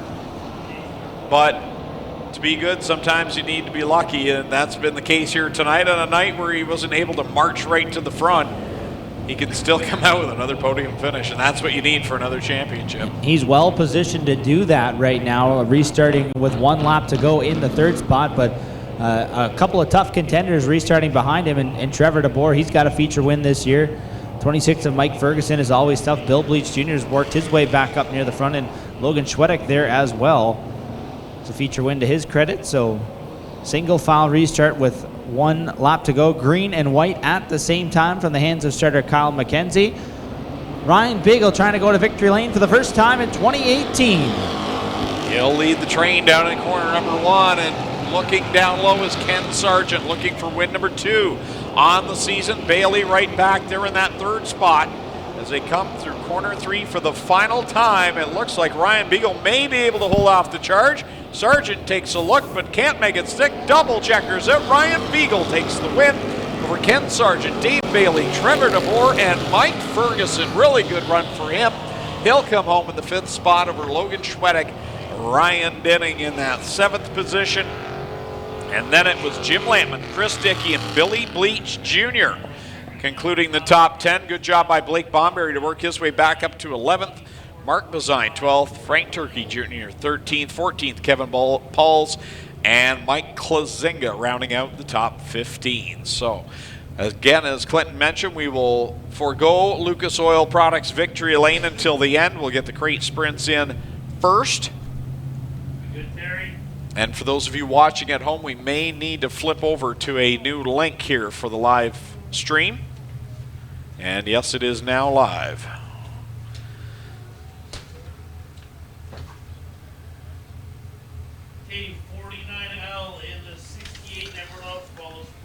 Getting set to go with the final feature of the night for the Strickland's GMC Crate Sprint Cars. Long night for these drivers. They started the night with a B main and a feature race, and now going to conclude the night with their final 20-lap feature of the night. Here is how they will line up, starting on the pole in a Brentford, Ontario, the Massage Pro Dittmer Tire Gales, auto number 49L of Lucas Smith. Outside of him, out of Ohsweken, the winner of feature number 1, the Case IH Rochester Nighthawks number 68, it's Aaron Turkey. Lining up through to the Beamsville, the J&D Recovery Julie Sway's Remax number 88H is Josh Hansen, and to his outside out of Port Colborne in the Pan Abrasive Tim's Lawn Care Lakeshore Gators number 5D, it's Jacob Dykstra. Lining up 5th on the grid in car number 56 at Hamilton, the Ace 1 Construction at Aiken Motors Burger Barn sponsored ride of Derek Lemaire. And going 6th on the grid this evening at Adela, the Arrow Express, O'Neill's Pharmacope and Case IH Tractor Epic Racewear number 1 of Holly Porter. 7th on the starting grid at Vanessa, the Lucas Oil Oakwood Transport Fast Track Performance number 4 is the Hurricane, Hannah Farrell. And going off 8th on the starting grid at Scotland, Ontario, the Ackland Insurance, Tate's Automotive Car Star, Total Rentals number 87X is Sean Evans. 9th starter this evening out of London, Ontario, the Pinewood Horticulture Services BS&B Radiator number 7 of Caleb Wood. And outside of him out of Stouffville, Ontario, the Transport Sales and Service Durnan Motors Retail Design Group number 43H, it's the Gunslinger, Ryan Hunsinger. And lining up 11th this evening out of Binbrook, Ontario, the Team Turner Racing number 29 of Liam Martin. Outside of him, the current point leader to St. Thomas, Ontario, the Best Safety Training and Consulting, Magnum Signs, D&D Towing, Castrol, Wells Foundry number 52 is Jesse Costa. lining up 13th this evening in car number 1A out of Beamsville, Ontario. Schneider Electric, J&E Recovery, Lucas Oil. Number 1EH is the Beamsville Bullet, Paul Klager. Outside of him, out of Oshwegan, the 8MK is Matt Hill, and tonight's 15 starter at a Gore's Landing. And the Mayhew Graphics Yorkies Barbecue number 19 is Brandon Merle. 16th starter out of Font Hill, Ontario, the First Choice Haircutters Wyman Limited number 08 is Stephen Beckett. And starting 17th on the grid in car number 9 out of Brantford, the Woodstock Ford McDonald's of Paris and Brantford number 9 is Paul Ballantyne. The 18th starter in car number 19 is out of Oshwegan, the Canada Fuel sponsored ride of Brian Nanacoke. Inside of row number 10 in car number 70 at Niagara Falls, the Pro Battery Shops ride of Bailey Hurd. 5 of DJ Christie goes off from the 20th spot. He's out of Beachville. The 49H of Jerry Hill lines up in the 21st spot. The 6M of Eric McGlone goes 22nd. The 22 Junior of Alan Gilletta Jr. 23rd. The 69 of Josh Hill is 24th. As we get set to go green for 20 laps with a Strickland's GMC Crate Sprint Cars, we are underway. Final feature of the night, the Strickland GMC Crate Sprint Cars, wheel to wheel for the lead out front, Lucas Smith and Aaron Turkey. Remember, Aaron Turkey won the first feature, July 20th makeup race at the start of the night. He won his qualifying heat. He leads lap number 1. Bailey Hurd is in the wall in the backstretch in turn number 2. Caution flag waving here. And Hurd looks like he is firmly planted that right front in the concrete blocks there in the middle of the backstretch.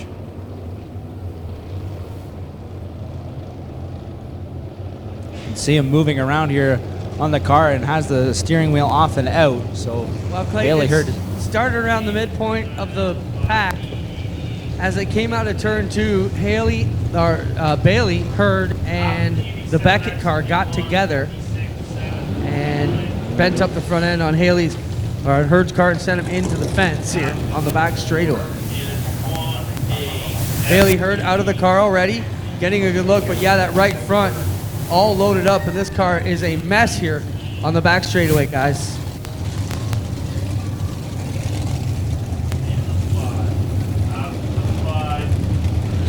So again, next week, it's Canadian National Autism Foundation night, put on by Kids Race, the Kids Race program. They sell tickets in the region to that event in support of the Canadian National Autism Foundation. 7:30 is start time, and again, it's autograph night next week, all brought to you by Jibs Action Sports. Jibs always comes with a ton of prizes to give away, so we want to thank Mark Zubaugh and the folks from Jibs Action Sports for being next week's race night sponsor. Again, we want to thank RENWAY Energy for supporting us here tonight. All 4 divisions back in action next Friday night, 7:30 start time. Don't forget the Canadian Sprint Car Nationals coming up as well. That's September 14th and 15th, Friday and Saturday night. And on the Friday, of course, we've added the extra feature. That will be the Patriot Sprint Tour feature, rained out on July the 20th. That will take place on the Friday night along with the regular program where we run twin 15s for the sprint cars, and the winners lock themselves into Saturday night show. On Saturday, Aero Express presents the 14th annual Canadian Sprint Car Nationals, the biggest race of the year, the crown jewel here at Oshwegan Speedway. Always get anywhere from 60 to 70 plus 360 sprint cars here, duking it out for the big money in the Canadian Sprint Car Nationals, all brought to you by the Burger Barn and Aero Express. Online, we're seeing the damage to the front of Bailey Hurd's number 70. That right front wheel just buckled back on the 70 machine. Oh, single file restart here with the sprint cars. Got a lap completed, so 1 down, 19 to go. It's Strickland GMC Crate Sprint Cars. Aaron Turkey, the point man here, set to bring the field back to green, and we are underway. Well, it's been all Aaron Turkey tonight. He's out in front. He's got 19 more laps left to lead to seal the deal on a perfect evening. Lucas Smith back there in second. Jacob Dykstra running third. Jacob, remember, he's had all that adversity to come through from the damage he suffered in that first feature. Looking to make it 3 wins and as many starts here in that 5D machine. Pair of wins in a row now with the Action Sprint Tour powered by RaceRivals.com. Trying to get another weekly win here in 2018. He's already got one here on a Friday night at Oshwegan in addition to his Action Sprint Tour win last Friday night, and got a fellow youngster, fellow teenager, the 88H of Josh Hansen in the mix, as well as Lucas Smith to the inside of Aaron Turkey for the lead. Lucas Smith has a win of his own this year, the rookie driver coming up from the Bomber division, looking strong here, challenging for the lead against Aaron Turkey, who I guess now we can call him a veteran. He's been a long time in this now in the Crate Sprint Car division. He's right there duking it out, the 49L of Lucas Smith. One of the originals in this Crate Sprint Car division back when it started is Lucas Smith, the graduate of the Bomber division last year, in contention for a victory here. He already has one to his name in 2018 aboard that 49L machine, and now racing with one of the veterans, as you said, Greg, for the race lead here tonight. Talked a lot about points tonight because the season is beginning to wind down, and when you look at things right now, Sean Evans running in the 4th spot, and Jesse Costa, he is outside the top 10, running in 11th, so that's a story to keep an eye on. Lots of action all the way around the speedway right now as Smith has worked his way into a little bit of slower traffic here. The Al Gilletta Jr. machine goes one lap off the pace. Behind the top two is the 5D of Jacob Dykstra in 3rd, but Sean Evans pressuring him as he runs in the 4th spot, and Josh Hansen rounding out the top 5 here as we work on lap number 8. Fast car out there right now is Derek Lemaire in the 56. He just got by Holly Porter. Now we got Lucas Smith around in corner number 2. What is going on here? Whoa. Guys, the leader of this race just lost the handle in turn 2 and went all around all by himself. Tough, horrible break for Lucas Smith in the Massage Pro 49L. He will go all the way to the back after leading the first 7 or so. I think the track is slick tonight, Greg. I was more concerned about the recovery. Yes. Going backwards in corner 2, I saw multiple brown emojis appearing over there. Absolutely. Ice cream. It's ice cream. Ice cream everywhere. Hannah Farrell almost... Yeah.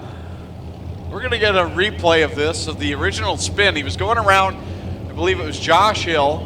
Spins. Oh, came so close to hitting Aaron Turkey, then throttles it, nearly hits Derek Lemaire, and then right up in front of Hannah Farrell, and she somehow stayed on the track. Wow. Okay, if you're here in person, check that video out on Monday. A Monday mashup. Wow. I didn't realize he was that close to hitting Turkey. Wow. No, that was a matter of not even inches. It was less than inches. Yeah. The corner 2 video camera, Greg Boydell caught how close that was. Dave's Tires giving us this look. Oh man, that camera angle doesn't do it quite justice. Here we go. Turn 2 camera. Here we go again. We're talking paper thin. Yep. Smith nearly clobbered the right rear of Turkey with his right front, and everybody's night would have ended right there. Oh man. Well, that was entertaining, and somehow not one car touched another. No. If they had touched, they would have gone for a tumble. So out of that, Aaron Turkey is now your leader. Sean Evans is 2nd. Jacob Dykstra is 3rd. Josh Hansen is 4th. And Derek Lemaire rounding out the top 5 as we get set to go back to green with 8 laps complete, 12 to go.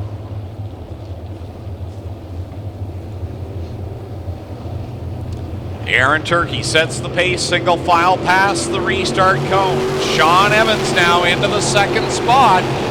Again, good points night starting here for him, and he gets a run on the 68 of Turkey. Evans to that outside groove in the 87X machine. Takes it a little bit higher. Turkey will slide up in front of him. Here comes Dykstra around the bottom. Didn't quite gain the same momentum there. We'll see what Evans can do this time through corners 1 and 2. He'll try the outside line. A couple of grooves off the bottom. Turkey follows suit though, and he will continue to pace this field down the back straightaway. This time we'll come to the halfway point, and now Dykstra is under Evans for 2nd. Man, Dykstra has turned up the wick here in the last few weeks. He went from never winning to having 3 all of a sudden challenging for his 4th. And Dykstra continuing to battle with Evans for that 2nd spot on the bottom side of the speedway. Evans just able to keep that momentum up a little bit more in that groove, about at 2 grooves off the bottom side of the speedway in turns 3 and 4. same line through corners 1 and 2, and Aaron Turkey pulling away by nearly 10 car lengths now as he continues to enter through the middle and drift that car a little bit higher off of turn 4. So it's Aaron Turkey continuing to lead. He's beginning to catch the tail of the pack, and that might be what Sean Evans and Jacob Dykstra need.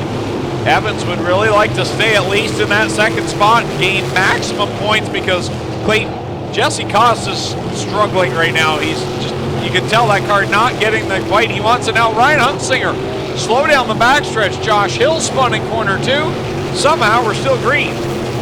Now Hunsinger's slowing, and now the yellow flag will fly for the 43H machine, who is just not having things go his way tonight. Started on the front row of that first feature and dropped like a stone that mid-race restart, and now starting in the 10th spot, having troubles here on lap number 13. And Greg, to your point about Jesse Costa there, being scored in the 11th position right now, and not very custom so far in 2018 have we seen the 52 car outside the top 10. Now you can see him struggling in the center of the corner. The car just kind of bogs down, and he's spinning the tires, not getting the run that he needs off the corners, and not able to crack into the top 10 right now. So this is playing out very well for Sean Evans, who came in just 14 points out of the top spot and can really gain some ground here tonight. The differential from where they're running right now is 19 points. Getting a report on the 43 Hunsinger, possible brake issue, so they're going to check it out when he gets to the pit area and let you know if the 43 can continue or not.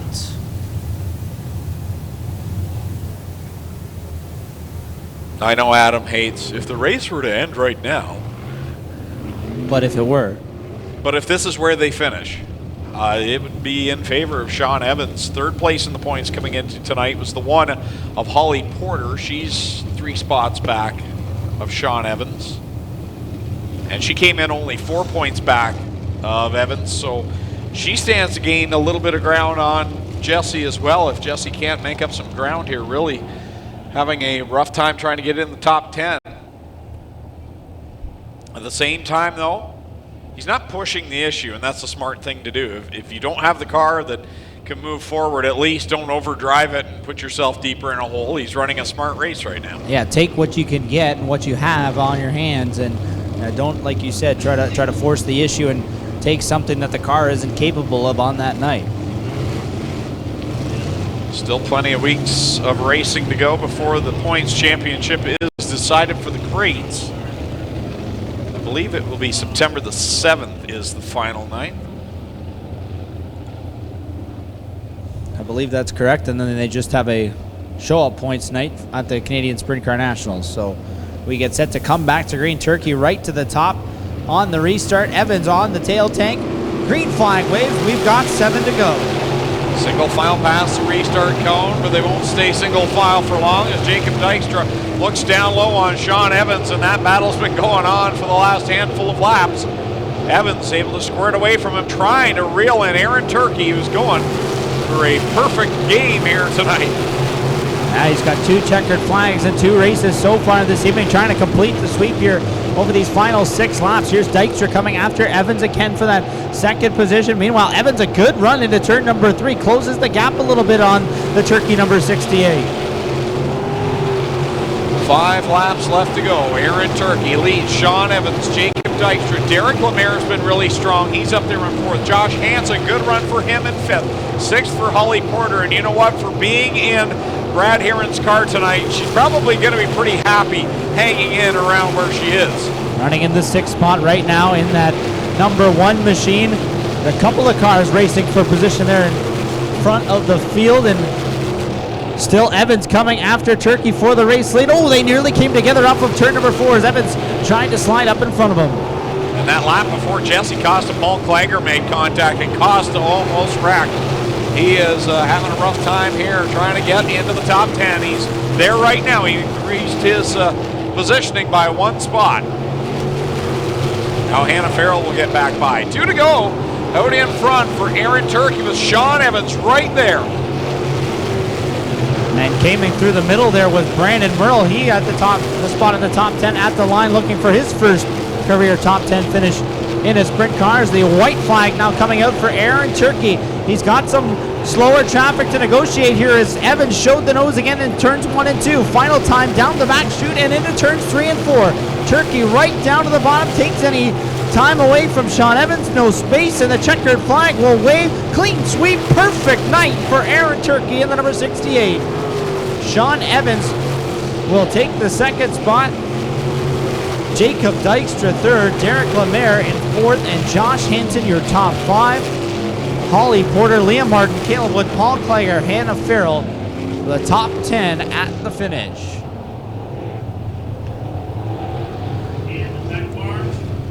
Thrilling night here of action. Aaron Turkey sweeping the night for the Strickland's GMC Crate Sprint Cars here on RENWAY Energy.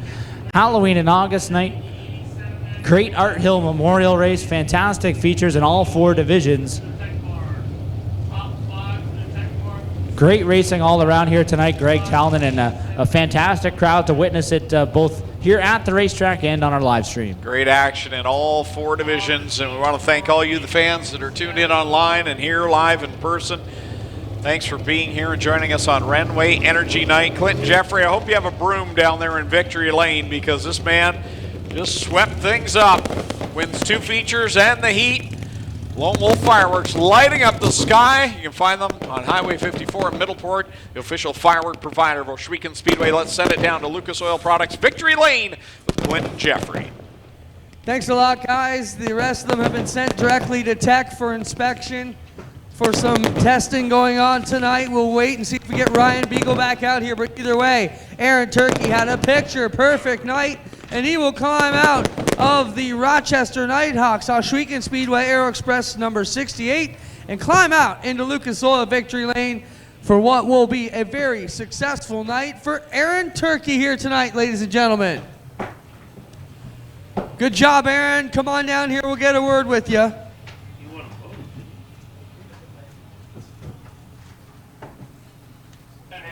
We want to thank everybody for your time here tonight. The 84 RT, he's cleared attack out here for Victory Lane. Aaron, what a run for you tonight. Let's talk about your drive. You went on, won the first one, grabbed the qualifying heat win, and won the second one. Heck of a night for you here at the Big O on a pretty special night for you guys. Double features. Those nights can either go real bad or real good, and tonight you maxed out on points. Yeah, it's pretty good. It's the best situation that come out of the day with the makeup feature, and the car's been a rocket ship all day.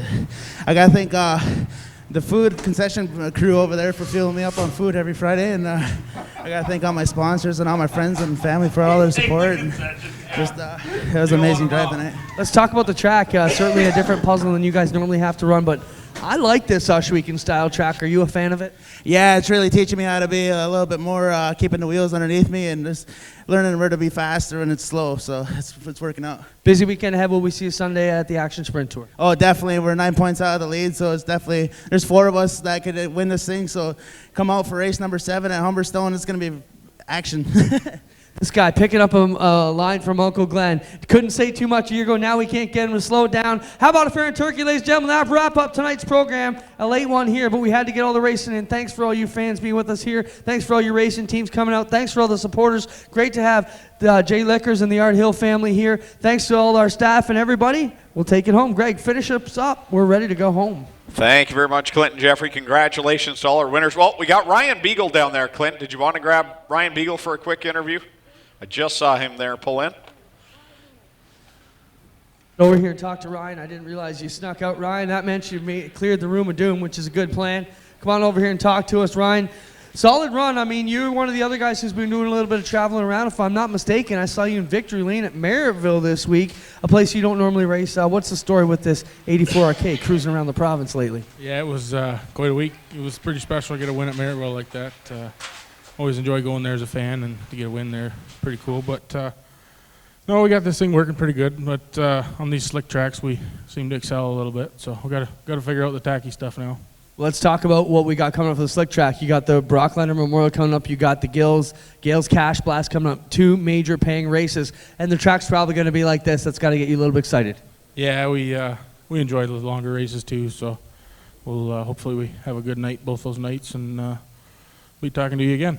Solid run from Ryan Beagle. We'll wait him and get his victory lane photos done. Greg finishes home now. That's going to do it down here for all of us. Thanks everybody for watching at home. Make sure you're with us next Friday night for autograph night. Greg, take us home.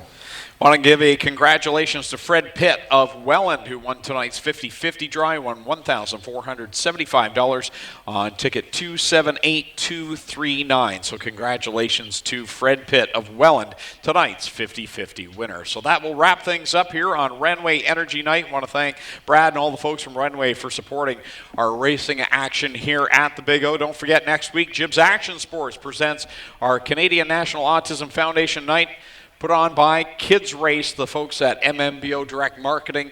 Put that on every year. Going to be a great night. Autograph night, plenty of prizes to give away as well, so make sure you're here. 7:30 start time, all of our divisions in action. Southern Ontario Sprints will be on the card versus the Core Pack Merchandising, the Cool Kids Ice and Water Core Pack Merchandising Sprint Cars will be here. 7:30 start time next Friday night. All the information at OshwekenSpeedway.com. So that wraps things up. On behalf of the Stiers family, all the staff, officials, crew that make our race nights happen, and on behalf of my co-announcers tonight, Clinton Jeffrey and Clayton Johns, my name's Greg Kellman saying so long. We'll see you next Friday night.